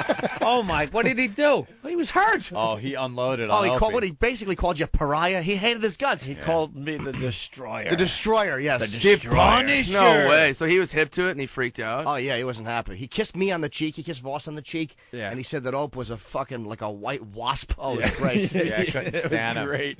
He looks really like a kind of guy who could just, Kill you. squeeze you to death. He is yeah, he's got that- ultra It was left. one of the most Yeah. uncomfortable he is moments. severe, like, liberal. But he's such a sweet guy. We don't have that clip Yeah. You anymore. don't need to hurt Lou Grant. No. And Opie was coming off like a real douchebag to him. No. No, And hard to he, believe. He just, unloaded on Well, he him. was boring. I wasn't there. I was playing poker at the time. I'm sure I could have smoothed it all over. Opie, the heartless point guard. Let's say It was, hi to it was the good cop, bad cop when the good cop was Gone. away. Yeah, it was basically I Ed gone. Asner and Justin Volpe. All right, here we go. Yellow Brick Road. The retired production of Wizard of Oz. Yeah. More Tin Man. I have the brain of a toad. I have the brain of a toad. Here's, I should have been left on the sheet as a load. I should have been left on the sheet as a load. Oh, my God. Hey, I just remembered. You have to leave, Bill? Oh, yeah. Oh, Get out of here. they're telling us. You know what? I did my laundry yesterday. I didn't fold it. You know, it's going to get all it's going to wrinkle. Here we go. Since I've been born, my brain never growed. I can talk. Oh, My goodness. I can talk again. This feels wonderful. On my arm, please. How about I've held that axe up for ages? I've held that axe up for ages. My goodness. My goodness. My goodness. Oh, Jesus. Do I stink? You're all confused. You got a line this way you confuse me. My goodness. My goodness. How'd you ever end up like that? Good. Well, about a year ago, I was chopping that tree when suddenly it began to rain. Raining. And right in the middle of a chop, I rested solid. Go ahead. Bang on it. Go ahead. Bang on it. No heart. All hollow. that was his head. Dong, dong, dong, dong.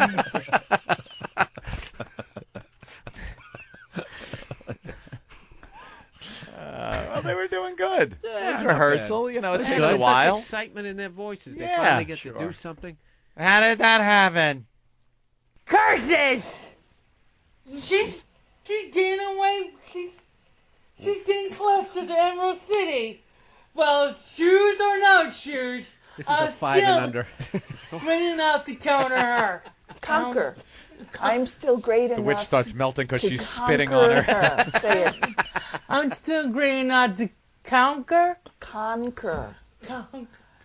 I'm still great enough to conquer. That's how they say hit I'm her. still great enough to conquer her. Conquer on the head. I don't like that word. Get that retard. Conquer. Oh, she doesn't know what the word means. They're just feeding her blah, blah, blah, blah, blah. She don't know God what it bless means. this woman the patience. How she about must tell have. her? No kidding. What about a little instruction there on conquer? It means to, overtake somebody, to beat them, to win. Give her a definition. How about, think about what you've never done with a life problem. Bill Burr. More retard shtick. I'm trying to be helpful. It's in rare fucking form. Oh, today. yes, he is. Here's the mayor talking about his award. As mayor of Munson City, Munchkin. in the county of the Land of Oz, I welcome you most regally. It's real regal. And that's my only line. Am I good? Oh, way to break the fourth wall, stupid. What did you win an award for? Willy Wonka and Chocolate Factory. What does that say? Best supporting actor? Yeah. In a comedic role. Uh-huh. Oof. Played a chocolate bar. Lay there and be brown, stupid. At the end, you know nothing. Good day, sir.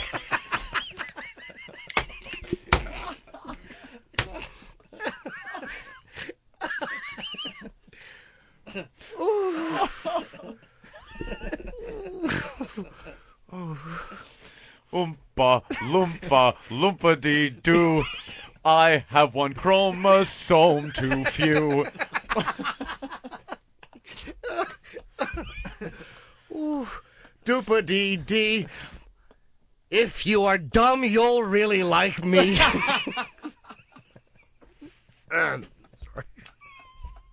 I guess that guy's a veteran of other stage shows. He's done a few Well, that's plays. good. He's got a resume. As we move on here. I got a golden stain in my underpants.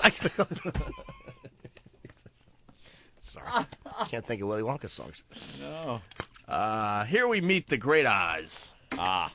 A heart is not judged how much you have.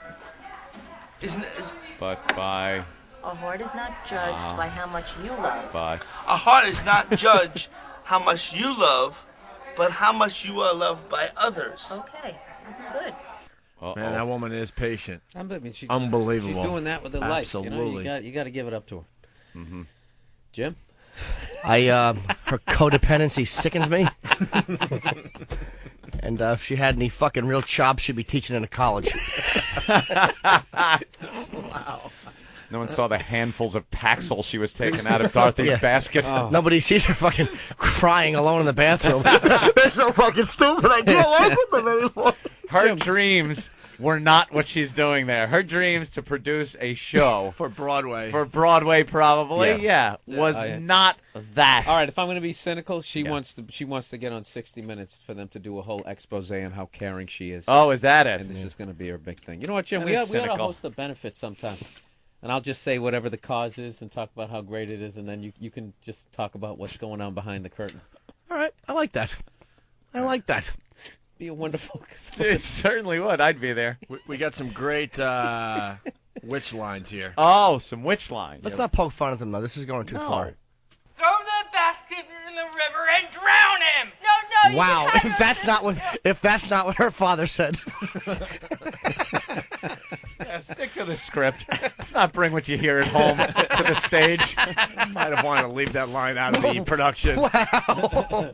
That sounded like Paula Poundstone. Play it again. Throw the basket in the river and drown him. No, you can have your own slipper. Okay, that's okay.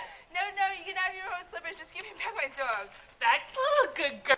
I knew you were seeing reason. Wait a minute. Elizabeth, that's a good little girl. Wait a minute. That was horrible. Again. Wait a minute. Yeah, well, she has to stop and say, wait a minute, like there's a piece of that was usable. Wait a minute, wait, the scrap, all these go home. Oh, yeah. I want outtakes. Best stuff. The bloopers.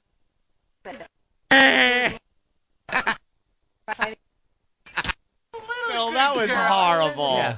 That was a little real. You are so fucking mean, Look, man. Matt, you're going to do this for 40 minutes. I mean, I'm still But at also least trying make to it hype clever. that I'm at Caroline's Don't this just weekend. blurt out sounds. That was Joker hitting Pyle like he didn't want to do it, and then when he did, he fucking really unloaded on him.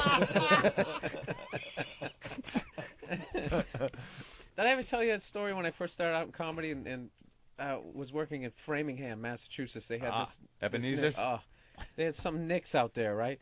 And there was literally this crowd of like 30 people, and some lady showed up with this kid who was like severely retarded, right? It was like, making noises like that. So they put this kid up on stage. It was literally his third time on fucking stage. He's up there, and this kid is making so much noise, even if people were going to laugh at his jokes, there would have been nothing. So he's just up there bombing in dead silence, except he'd like tell a joke and there'd be nothing. Then the kid was like, and literally by like his third joke, it was one of the greatest ad-libs I heard. He went like, he told a joke, it got nothing. The kid goes, and the dude on stage goes, dude, I hear ya. Let's get into the witch because we're running out of show here. Oh, sorry. Elizabeth, that's a good little girl. Yeah. Oh. Try it again.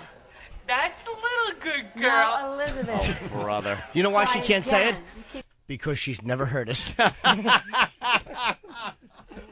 Nothing to base it on. She keeps saying, that's a horrible disappointment. No. No. Good little girl. It's your fault. You did drugs in college. That's a good little girl.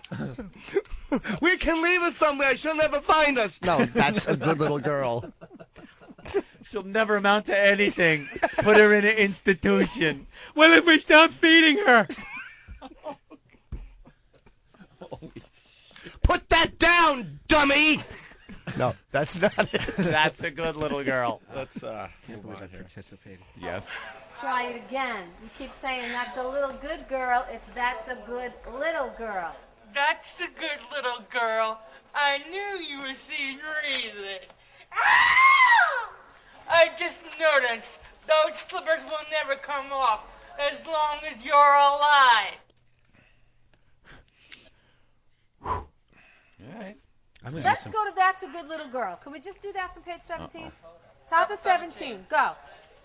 That's a little good girl. That's a good You little dope. girl. It's not a little good girl. Wow. Try it again. That's a good girl. I knew you see reason. The other kids are laughing at her. What? Yeah. Little girl, you forgot those. It's all right. Go ahead. I should have remembered. I should remember. Those shoes will never come off until you're alive. Until you're alive? I want to smack them all. Those shoes will never come off until you're alive? Until you're alive. Go, That's a little good girl. I want to go give to some sort of foundation. Yeah, Get that's this usually car how off. So do I, the fucking 11 o'clock. pro-choice. I want to go give to family planning. Generously. Generously. All right, well, the witch tries it a third time. Take 3. Run, Toto, run! He got away. It was more than you will, my pretty. You're not much long to live. Something like that. Yeah, something like that is right. Nothing like Something like that. Who's it, Colin now? No, you know? Yeah, I wish we could something do like that that. with this radio show. Something like that. Whatever. Something like that. She used the fucking Tippy Tom out line to get out of that one. What was that song you were singing? Come on, baby, light my fire. Yeah, something like that. Something like that is right. Nothing like that. How about, which is more than you will, you haven't much longer to be alive, my pretty. I can't wait forever to get those shoes. I couldn't do this. Read it if you don't know it. It's okay. Cry. You know where we are? Just cry. Which is more than you will. You have a much longer... She's on overload. Which is more than you will. You haven't much longer be alive, my pretty. I can't wait ever to get those shoes. Oh, too much information. Wow. Yeah. Flop sweat. Thank God it's a show that, like, everyone knows. There's no one that doesn't know the story to it, so you can sit there and Fill in kind the of blanks. Yeah, fill in those many Yeah. blanks. Drek. Ah, red shoes. I see where we are. understand. Right. Fill in the blank stairs. Drivel, drool, drivel. Yeah, missed line, flub, unintelligible, Flying brain. monkeys, okay. Here we are. We're an hour in. Flying monkeys. Witch melting. Okay. We got Oh, it. wait, that's just the Tin Man's family. Oh, my God. Downs kid has some trouble. He run away! It went away! No. Bridget, you're going to say the dog is gone. The dog is gone! Yeah, man, that's good. Try it again. You ready? Let's go and run. He's gone! No, Bridget. Joe goes first. I just say it first, and then you say your Stupid Bridget. Ready? 1, 2, 3. Bridget. Ready? Go! He's run away! Oh, Jesus Christ. Listen to me. Come on. Ready? He's run away! The dog is gone. You got it? Yes. Bridget, you wanted to be a monkey, right? Yes. So come on. Ready? 1, 2. He's run away! Dog went away! Dog run away! Dog run away! Those real keep creeping in. The dog ran away. I pet him and he died when I pet him too hard. No, that's not what you're supposed to say. The dog ran away. I eat his foot because it's soft.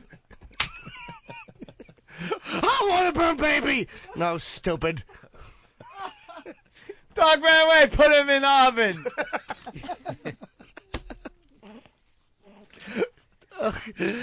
Dog ran away. I sit on him with my big retard ass. Bridget. Sexy Oh, name. fucking Bridget is weighing this whole production down. She's an anchor on this production. Let's go to Kirby. Kirby from Oklahoma. Kirby. Dog ran away! Family into hiding you. High-paying jobs and education, none of that for you. The retard can. The retarded man can. He's doing a little Willy Wonka tie-in. A little late. Oh, that was good. Little, yeah. The dog is gone. He's run away! I can't say it. Wow. You want to say it first? Bridget's going to get replaced. I think so. Yeah. And the other retards are laughing at you. The dog is gone. He's run away! That's all it takes. 63 takes. There's such small expectations. Do you know Renee Zellweger is actually doing a movie about her? It's called Bridget the Retard's Diary, where you just open it up and it's all pages that are stuck together with crayon scribble. Yeah. The fucking glue in the binding is all gone because she picked it and put it in her eye. We have never had perfection.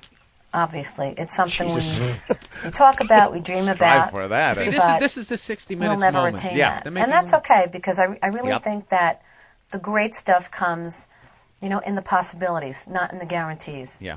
She's such an angel. There's such now a wide now it's become gap. all self-serving. Yeah, it's her. There's perfection and eating paste. And you got to find a middle ground, lady. Don't strive for the perfection. Yes. Give the kids a break. Striving for the possibilities, which is that we'll make it through this production without someone starting a fire.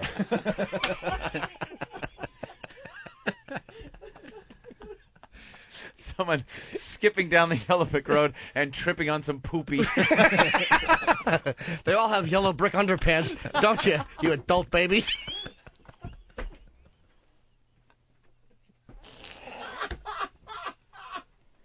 You know what would be the ultimate for you guys? To actually get one of the performers from this play to come in here and hype it. I'll plug the show? Yes. Yeah, it's not a bad idea. We've had all the retards plugging. The great and powerful Oz, who is going to grant your request. Every word. Say it one more time. Is the... Silence, whippersnapper. I am the great and powerful Oz, who is gonna grant your request. I owe Oz money, and I'm dodging him. Pay no attention to that walnut behind the skull.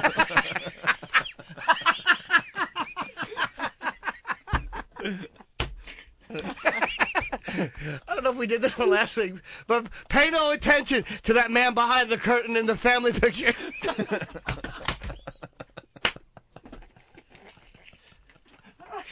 Phil's tapping out. Phil's tapping out. Pay no attention to that embarrassment under the Pete Rose wig.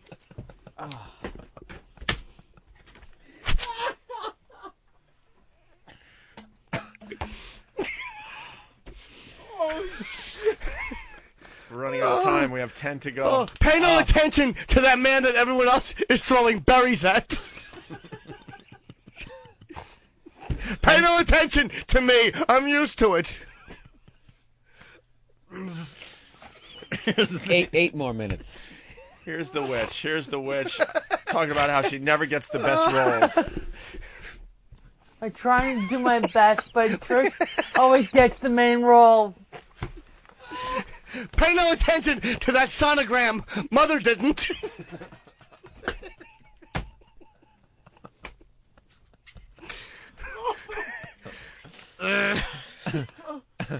Oh, shit. The witch, talking about how she doesn't get the good roles. He's not the only one, Dolph. I won. You know what? There's Show egos them in this, what too. Dorothy says. Ding dong, I shit my bed. I have a feeling we're not in Kansas anymore. There's no place like home. Nothing at all inside my head. I think she's like a role model to me, because who I am as an actress. Just tap your heels 3 times and say, "There's no one that loves me at home. There's no one that loves me at home." Look at Bill. There's no place like the home. There's no place like the home.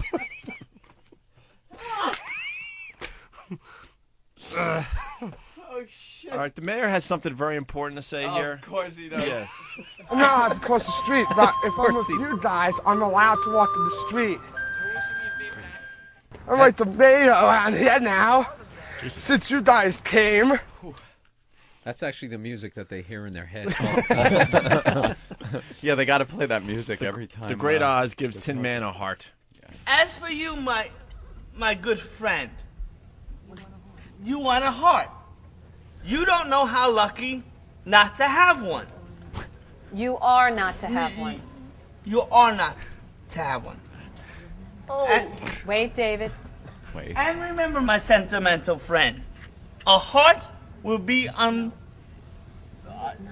heart is not judge how much you love, but how much you are loved by others. Josh, that's the one line you have Why to don't they get. just have him do a period piece? I mean, you could have picked something a little bit. They're fucking doing Latin. How about a Charlie Brown Christmas? It's fucking lighten it up a little bit. Really, a little bit. He's Hark! having a real tough time Who with that. goeth there? Yeah, relieve the pressure a little bit. Wait, do we have any audio of the fucking guy talking about how he's in my brain? Chromosome, wherefore art thou, chromosome? Girl, I don't know why. Can't get enough of your love brain. Oh, something that can't get used to. No matter how I try. It's like the more you give, the more I want. And baby, that's no lie. Oh, no, baby. I don't remember this. Tell me. The Wizard of Oz. What can I Tom say? Jones with Down syndrome? No, that was a black retarded kid picking up the three white retarded chicks. We've run out of show. He's black. Oh, he's black shit. and he's retarded. Can you imagine how huge his cock is? Go get my limo. Anthony. I got my hernia. Jim Norton. That makes me sound like a really talented comic. It's the Opie and Anthony Show. Only creeps listen to this program. That's right. That's a bunch of lies.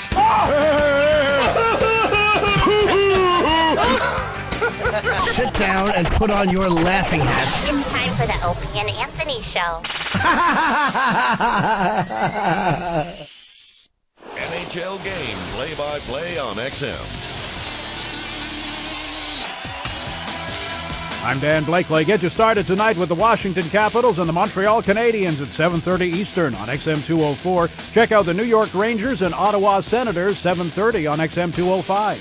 Two more for you at 7:30 Eastern as well. The Buffalo Sabres and New Jersey Devils on XM 206, and the Atlanta Thrashers meet the Tampa Bay Lightning on XM 207.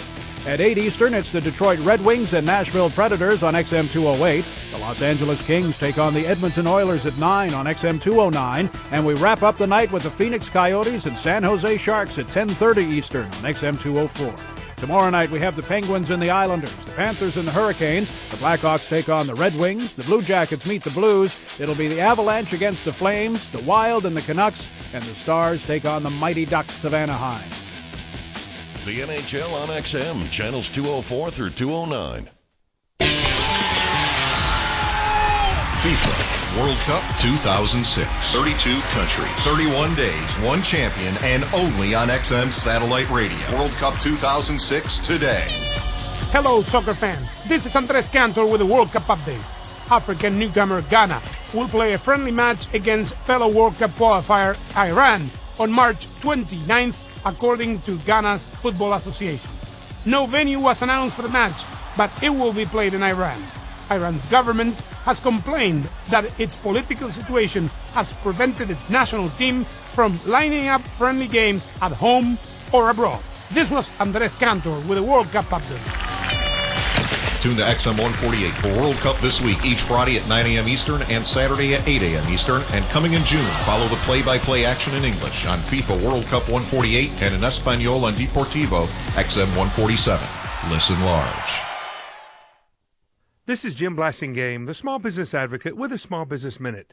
Every business today has an almost infinite number of competitors, especially when the Internet is considered. Since this has led to the commoditization of almost everything, many competitors are tough to beat when price is the prime consideration. Does this sound like bad news for small business? It's not. It's good news because any business that sells only on price must operate with tight profit margins and diminished customer service.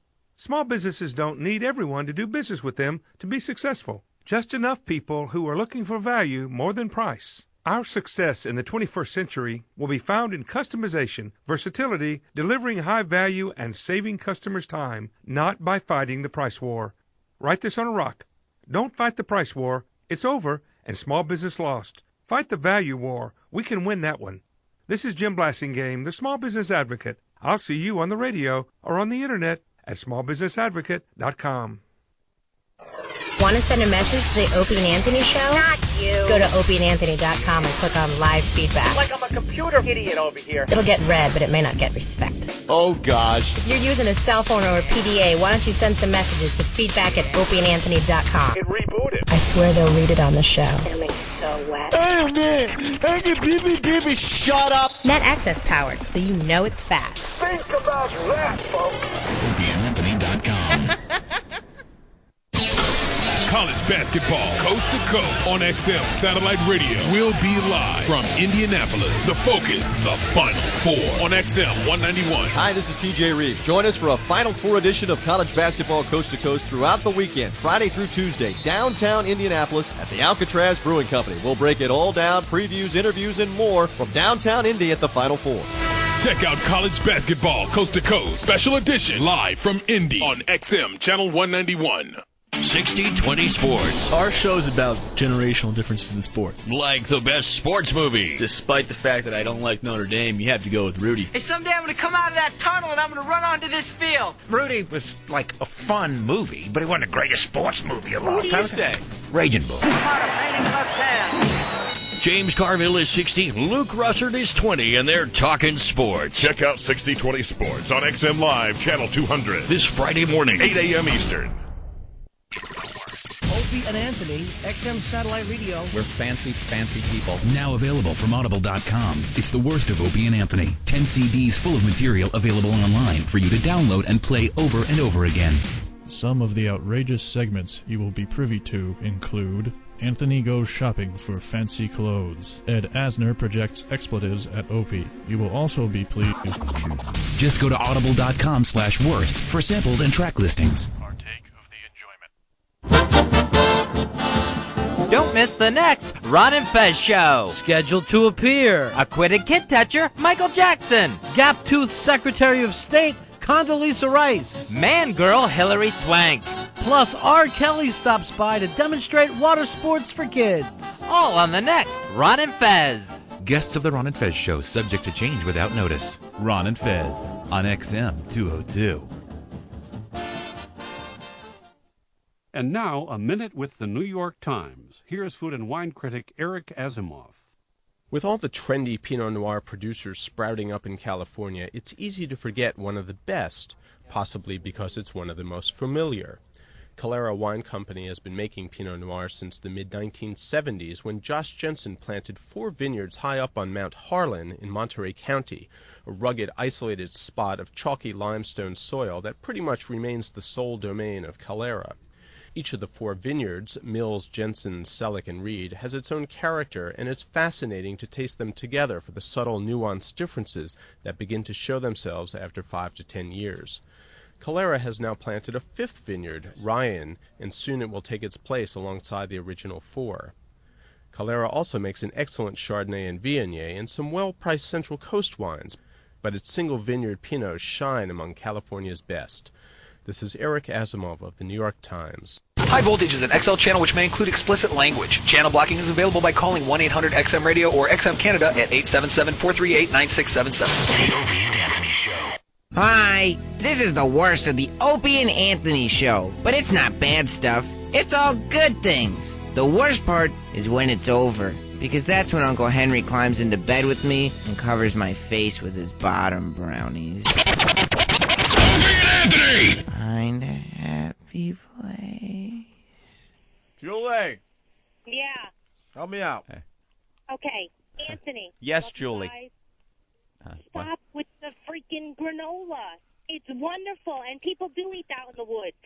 I'm out in the middle of Montana, out in grizzly country, backpacking, and that is exactly what people eat. We ate couscous and grilled vegetables because animals don't smell that as something different from the environment.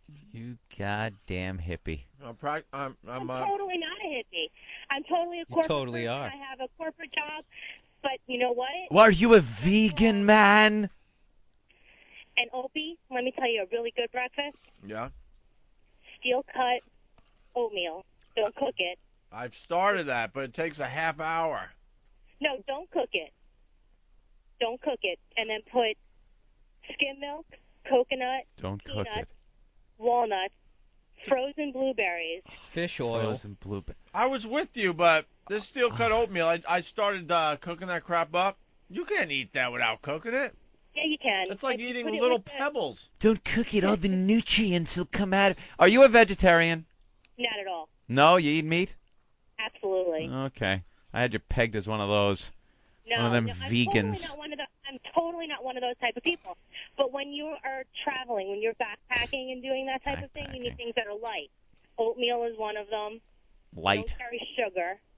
You carry, How far are you backpacking that you got to, like, figure in the weight of the food that you're carrying? How long do you go for? Couple days. Couple of days. How much food are you going to carry where it's like, well, that puts us over the top for weight? I never understood the whole walking in the woods thing. Like, where are you walking to? What's the goal? Well, my goal was I wanted to see wildlife in Montana, so I got to see grizzlies running in the wild. I mean, how many people can actually say they saw grizzly bears? We do every day. Comes in You with and your backpack. lousy clips. That's why I would never do that shit. You instantly realize, why we live inside. When you go, everything's faster. Everything can fly, fucking run. I mean, if a squirrel wanted to attack you, it would win. It could kick your ass. It could. It You're fucking right. you couldn't stop it. You'd be freaking out, screaming like a girl. And you're sitting there with your backpack and a walking stick, just in case something Man, you're jumps right. out at you. You think you're so tough until you Yeah. walk in the woods and realize, Did you ever see that lady? She's riding the mountain bike, and this mountain lion jumped on her. Yeah. And literally was only on her for half a second, ripped half her face Her off. face right off. Well, you always fight mountain lions back. You can win a mountain lion. Yeah, sure you can. How? Well, first of all, you carry knives. Oh, there you go. And All right, Tarzan. And you carry pepper spray. Pepper for the spray. bears. So and is it's this not thing? a little bottle. It's not a little canister. It's a huge bottle that clips onto your pack. Yeah. Would you have it in your hand as you're walking through the woods? I Yeah, mean, this- because those things don't announce their arrival, especially when you're riding a bike, a mountain bike, and a mountain lion eats your face. He didn't announce that he's coming out. Well, no, mountain lions, you have to be most concerned about mountain lions because they're very, very stealth-like animals. They hunt you. Whereas the bears, if you walk into their paths... See, that's why I can't go walking in the woods screwed. and hiking and stuff, knowing that these things might be just looking at you and deciding if they're going to pounce on you or not. I was lost in the woods really once. don't have much of a problem. Black bear comes right down one of the trails, and I just stopped dead in my tracks and looked at it, and if it decided it was going to turn around and do anything, it didn't do anything. It just continued on its way.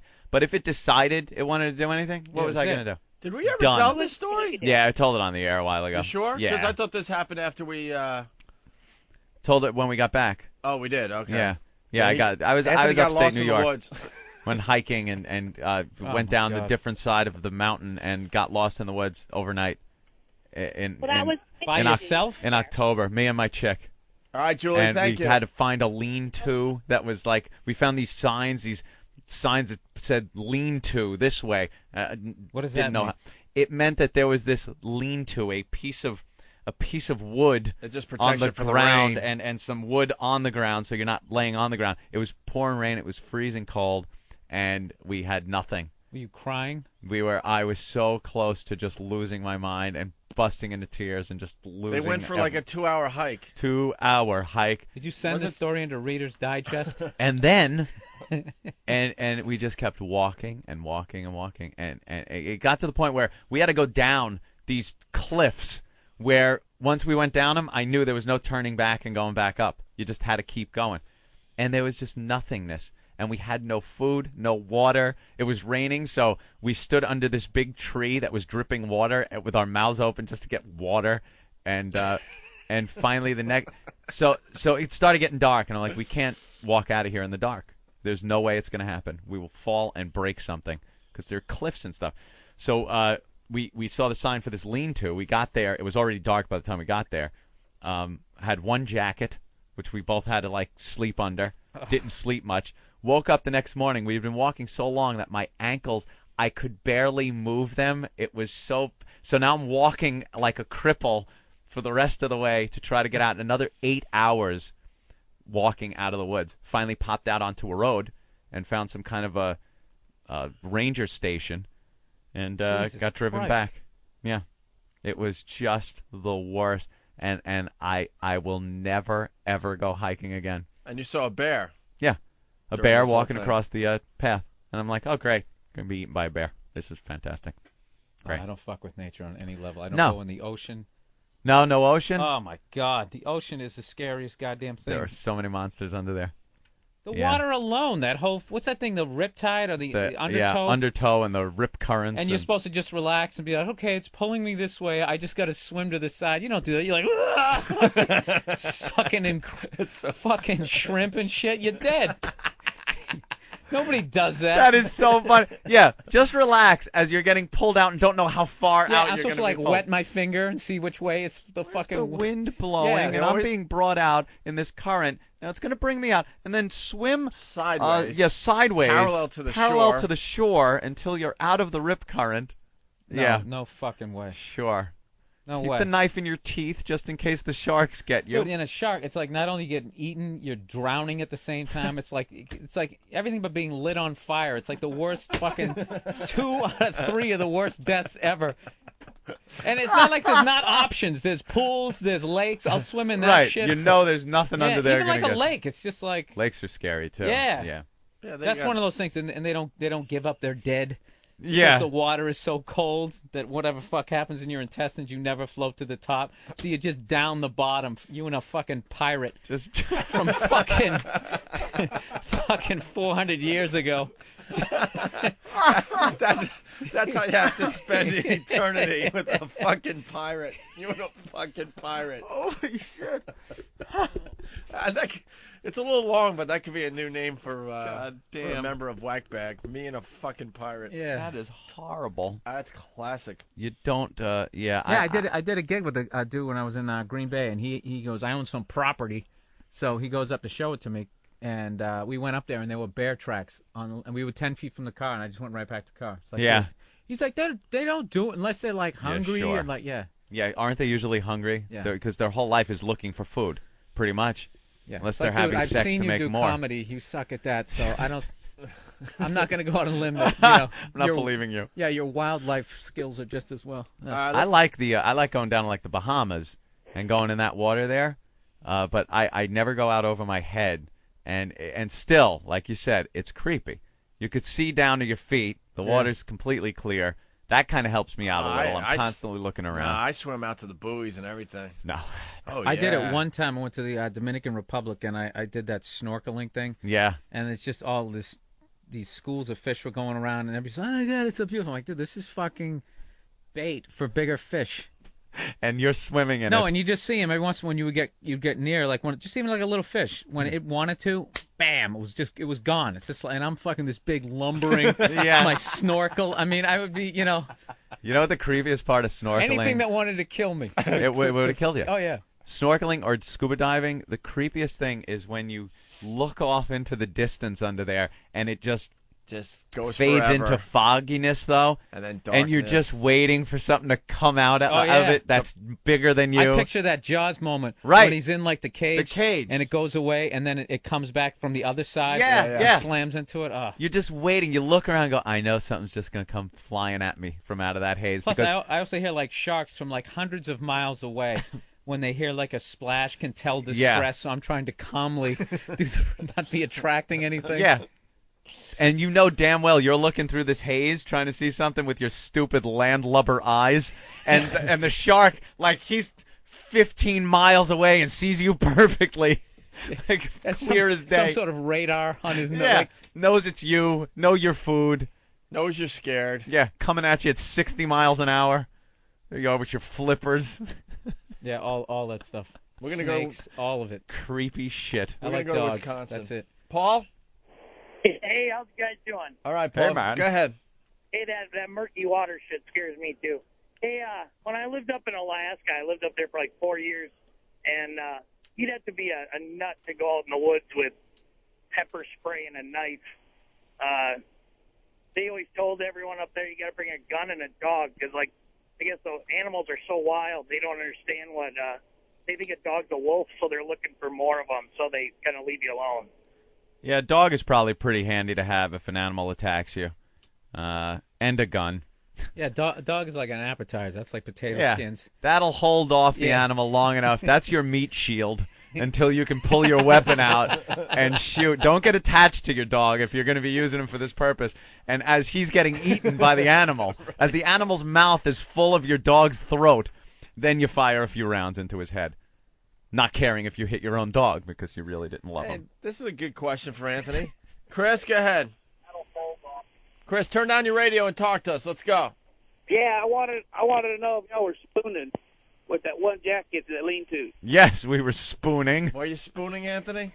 No, we slept on separate sides of the lean-to. Did you Of course. sleep? You didn't sleep, though. I dozed off a couple of times, but let me tell you something, how creepy it is. It was raining, very cold rain, thunder and lightning, and so I'm laying in the lean-to.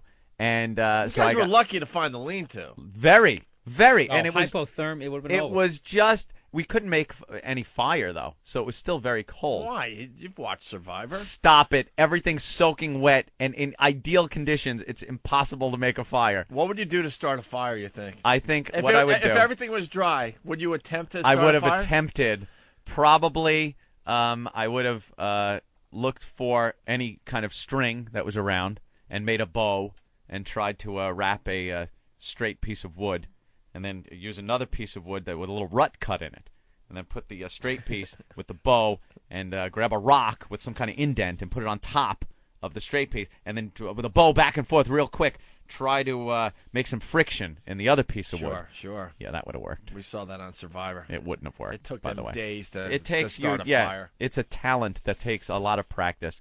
So I'm laying there in the lean-to, and now I got a sideways view of the world because I'm kind of laying down. It's very creepy, and with each lightning bolt, the whole woods lit up. So It's and like then, a horror movie. and then got You're just waiting for that pitch face. black. You're Right, just waiting for that face. right. You see the face for the split second, then it's pitch dark again. Yes. I was waiting. Holy crap. Like in the, not even so much where the face would be right by your face, but in the distance at the tree line by where this little clearing for the lean-to was. Every time it lit up, I would just expect to see some horrific silhouette of the Like person Evil that's Dead? going to kill us. Yeah, Evil Dead, some type of just zombie, anything. This is actually making me want to take like a survival class because I really, if something ever happened and like the whole system just failed, I would last literally like about 18 minutes just walking around the woods with like your laptop, still believing that the system was coming back. That would be my lean-to. laptop. That would be my lean-to. I just open it up and stick Put my your big, head under big the head laptop. underneath it. What if you saw like red eyes out in the woods? Dude, I would have freaked out. I was on the brink the entire time, and then the night it took so long. Like it got dark, I guess at about 7 o'clock. So by 7 o'clock, we're in this lean-to, and I know we're not going to be able to move for 12 hours until the sun comes back up. So you'd nod off, and then like wake back up, and I go, okay, how long was that? I'd look at my watch, and it's like I nodded off. Last time I looked at the watch, maybe it was 9 o'clock at night. It's like 9:15. I'd been out for maybe 15 minutes. I thought it would be 2 in the morning. You should have taken turns. Turns what? Someone watch and the other sleep. No, there was no watching. There was... Someone's got to be Charlie Sheen and see that Viet Cong in Yeah. the distance from the Click light. your claymores. That's right. Yeah, that's pretty much what I was expecting, just Now, to see the bushes kind of come alive. Here's the question I got for you. Yeah.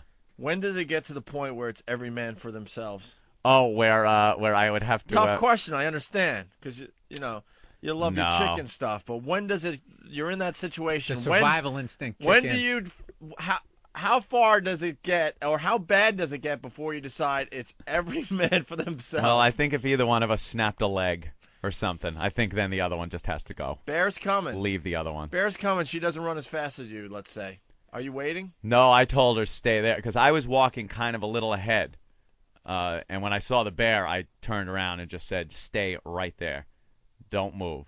And the bear, like, But walked everyone has across. that breaking point where you have to go into every man for themselves. No. Plus him eventually. limping along like Dustin Hoffman and Papillon. With my, I was hobbled. It was worse than that. It was worse than that. I was like James Caan in, what movie was that? I'm your biggest fan. in Misery. Misery, sure. Yeah, I'm your number one fan. I was like hobbled. Both ankles were useless. Because you're climbing the whole day before. We were climbing up rocks and stuff, and you're using a lot of your leg muscles. And then to just stop in the cold rain and sleep, there was no stretching. Yeah, I'm going to stretch this out now. Yeah, I'm petrified. It's raining, and we're lost in the woods, but I'm going to do my stretching. You just want to make yourself look real small. I was exhausted, so we just, crapped out for as long as we could. And then waking up the next morning, my legs were, I was like, oh, my God, I'm not going to be able to walk out of here. I am crippled. I need a wheelchair. But then, after walking a little while, you kind of get better. But then we saw like little things. They were trails that I guess people use for hiking, but God knows when or, when you're ever going to see another person. So there were these little things nailed to a tree. We found one. It would look like a mailbox, an old wooden mailbox, and you lift it up, and it had like you could leave notes there, and it had like a map and things, and that's how we realized which way we had to go. And we left a note, walking this way on trail, lost, but we had to leave a little note in there. And you had a pen? They had pencils inside pencils this little thing, and left a little note. And all right. It was a very harrowing experience. Well, Ray in California has a question for you, too. Ray, go ahead. Hey, Anthony. Hey. Hey, are you really going to give your Pugadoodle up to the bear? Well, the Pugadoodles are so cute that I would have a problem with that. Hey, Anthony, I got a better idea. I'll give you my ex-wife. Does that work? Oh, an ex-wife would have been perfect. I'd have lobbed her bodily into the bear's mouth. I'd have been like, Bear! Yo! You've been chumming for Bear. All right. Hey, Fred. Hey, thanks for taking the call. Fred in Arizona. Hey, thanks. I know Jimmy's listening, so happy birthday, Jimmy. And the Ramon thing, can you explain that? I missed that day. The inside joke yesterday, it was absolutely hilarious, the Ramon caller. Ramon. Maybe one day we'll do Inside Joke Day and All explain right. some of these. Really, he was spooning with a little Boy Scout. Well, Ramon is, we have to explain this again, is Steve's imaginary little butt buddy. Well, it's not really. When we first started here, we needed production pieces. Those little things you hear during our commercial breaks for the Opie and Anthony show, little teaser, things like that for the show, little promo for the show. And Steve was putting these things together. And it was various different ideas that he would just pull out of his ass and come up with. One of these things was the Ramon concept. It was this fictional characters. One of them is a rich voiceover guy who might be that guy you hear for the movie trailers and stuff. And he does work from a home studio. He has a big mansion, and inside that mansion he doesn't do much work. His houseboy Ramon does all the work. And the gag is that this guy is doing a promo for the Opie and Anthony show, and in the middle of it something bad happens, and he needs Ramon's help to solve whatever problem it may be. Some are, an example, he crapped himself, and crap went all over his shoes. So in the middle of doing his Opie and Anthony promo, he goes, Ramon, clean this up, or clean off my shoes, or whatever the fuck one that was. And then it was like a series that started where different disgusting things would happen, and Ramon would have to clean up. To the point, Fred, we hated it so much that we'd all walk around and just go, Ramon. Ramon. So Jimmy took it to the next level, and now he fucks with some of our guests by saying he's Steve from Yellowstone. Yeah, and he does the bit for the person for the person that's in studio, and the person has no clue where it came from. Laughed out loud in the office. That was hilarious. Yeah. All right. Thanks, Fred. Hey, I know that he's spooning with little Boy Scouts. All right. Thank you. Let's say hi to Tom. Tom, what's up? Hey, how you doing? Hey, man. I got a story about diving in the Bahamas last year. We do a lot of diving, and we go to Stewart's Cove in Nassau, Bahamas. And we were on a dive trip, and my buddy and I were in the water, and we went out over a drop-off. Drops off about 5,000 feet, and we were about 120 feet down. And I got my back to the open water, and he's looking at me, and he gets this sheer look of terror on his face to the point where he can't even lift his arms, and he's pointing at me, trying to point at me, and I turn around, and there's this 30-foot whale shark about 5 feet from the back of my head. It's just swimming by. And I turned around to find him, and he's on his way up to the surface already, because he couldn't. I guess he freaked out, couldn't deal with the mass. Aren't whale sharks like as big as? They're huge, but they don't hurt you. No, they're actually vegetarians. They don't eat. All they eat is plankton. And but when you see something like that in the water when you're diving, it doesn't matter. I mean, you hear stories about it. We got a lot of dives in. You hear stories about them, and the average sizes are 20 to 30 feet, and they get as big as 45, 50 feet. When you get one close enough to where you can pretty much reach out and touch it, I don't care how many stories you hear. It gets pretty. No, I don't care what it is. There's shouldn't be stuff the size of dinosaurs around you. It was fucking huge, and the only thing that compares to that was a manta ray swimming at us with a mouth the size of a Volkswagen. Which is another thing that doesn't eat you, but you could easily crawl inside this thing, this open. You have any stories about animals that could eat you that swam towards you? Actually, and there's 40-pound goldfish. I mean, actually, we're going. When I say this thing was puckering as it came at us, I mean, I thought I was going to have a hickey from my forehead to my waist. I know they can't eat you, but still. We're scared. We're going to Arcadia. It's 6 fathoms. We're going to Arcadia, Maine, where this guy does great white diving inside a cage. So I don't know. I'll call back or not after that happens. All right. Thank you, Tom. Thanks. Bye. I don't care if it doesn't eat meat. In that situation, you're pretty scared. Absolutely. Of course. It's just that he went to another one. Yeah. All right. Yeah, that's why I stay in the house these days. Rob in New Jersey? I don't like the woods. Hey, Rob. How you doing? Yeah, every man for himself. I live in West Milford, and we had a bear in our yard. I seen the thing. I took off, and I pushed my girl out of the way. That's a relationship ender right there. Yep, I'm telling you, though, everyone has that point, though, in them where it's every man for themselves. What is it? Freaky. Everyone should think about it today. How far do you have to go in a situation before you're like, all right, it's every man for themselves? I knew when we were lost that, I was hanging on by my fingernails to my sanity.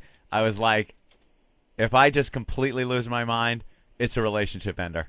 You were still thinking about your relationship? I would have been just like... That's what I'm saying. What, No, I was still thinking about it. It's like, no, if I just, like a lunatic, ripping my hair out, running down the trail, I've got to get out of here! It's over, Johnny. You don't go back home and go, so, Poopsie, what's on tonight? Pick up the remote. You don't do that after you just lose your mind like that. So that's when you get the we need to take a break speech. Yeah, exactly. It was one of those situations where, you got to try your best not to, throw her in the path of a bear. Mm-hmm. I can climb this, you can't, go fuck yourself kind of thing. No arguments in the woods? No, there weren't. We were very quiet. Come on! Oh, there was no talking? No, it was just, because if we talked, I think the subject would have come up like, people die like this. This is great. This is what you read about, So we just kept walking. We found the big drippy water tree and was like, oh, hey, we should drink some of this. And, You were Harry Potter. Did that. It was... You found the big drippy water tree. Big drippy water tree. No, it was, thank God. At first, we were just finding, like, leaves with little, like, thimble full of water in it if you were lucky. Ugh. And you'd have to do that, like, 20 times to get anything. You could go a day without water? No. Yeah. Very thirsty. Come on. Thirsty. But then we found the tree, and for somehow this tree would channel the water down to a few of the branches, and then just come pouring off the tree.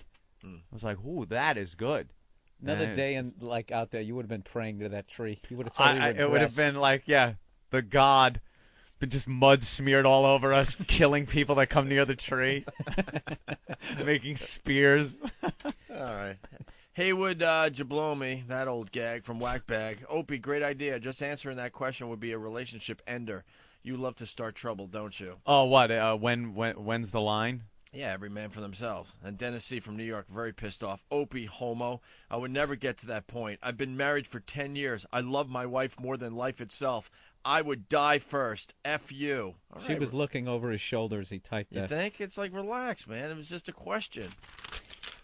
And another one I read was, you guys are faggots. Bears and sharks scaring you. Bunch of faggots. Like, he's the tough guy. Yeah. He's the guy that, You know what I would have done? Yeah, that's it. That's him. Yeah, you faggot. You just don't know how to handle those situations. Let me tell you about. Yeah, right, sure. You're scared shitless. Hey, he doesn't know. You know what? You know what gets me through those moments? Guns. If I had a gun with me, I would have been fine. Would have been fine. I put so much faith in firearms. You would have been whistling tunes all night long. Yeah. In that lean-to. I would have. Yeah. Da-da-da. I'd have slept. I'd have slept fine. I'd have slept fine because I know if something would have happened, I heard some crackling going on. Boom. Unload it. I would have been out of ammo in the first 10 minutes. Any sound I heard, I would have been walking around with the thing drawn the whole time. Look like the scene in Predator when they all just open up on what they think is the predator. Vegetation falling down. That's Bill Burr. You're a funny guy. I love the firearms. Yeah. Gives me confidence. This is the end. What are you talking about? Of the worst of Opie and Anthony. Well, okay. Catch Opie and Anthony live from 7 a.m. to 11 a.m. Eastern with replays throughout the day on XM 202. Want more? Go to opieandanthony.com. NHL game play-by-play on XM. I'm Dan Blakely. Get you started tonight with the Washington Capitals and the Montreal Canadiens at 7:30 Eastern on XM 204. Check out the New York Rangers and Ottawa Senators, 7:30 on XM 205. Two more for you at 7:30 Eastern as well. The Buffalo Sabres and New Jersey Devils on XM 206, and the Atlanta Thrashers meet the Tampa Bay Lightning on XM 207. At 8 Eastern, it's the Detroit Red Wings and Nashville Predators on XM 208. The Los Angeles Kings take on the Edmonton Oilers at 9 on XM 209. And we wrap up the night with the Phoenix Coyotes and San Jose Sharks at 10:30 Eastern on XM 204. Tomorrow night, we have the Penguins and the Islanders, the Panthers and the Hurricanes. The Blackhawks take on the Red Wings. The Blue Jackets meet the Blues. It'll be the Avalanche against the Flames, the Wild and the Canucks, and the Stars take on the Mighty Ducks of Anaheim. The NHL on XM, channels 204 through 209.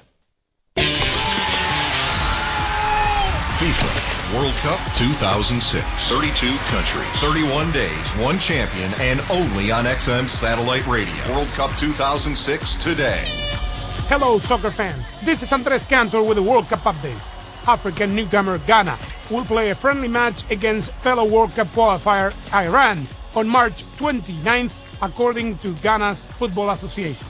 No venue was announced for the match, but it will be played in Iran. Iran's government has complained that its political situation has prevented its national team from lining up friendly games at home or abroad. This was Andres Cantor with a World Cup update.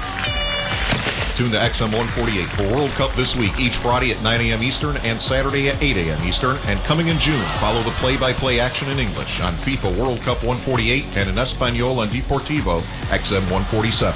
Listen large.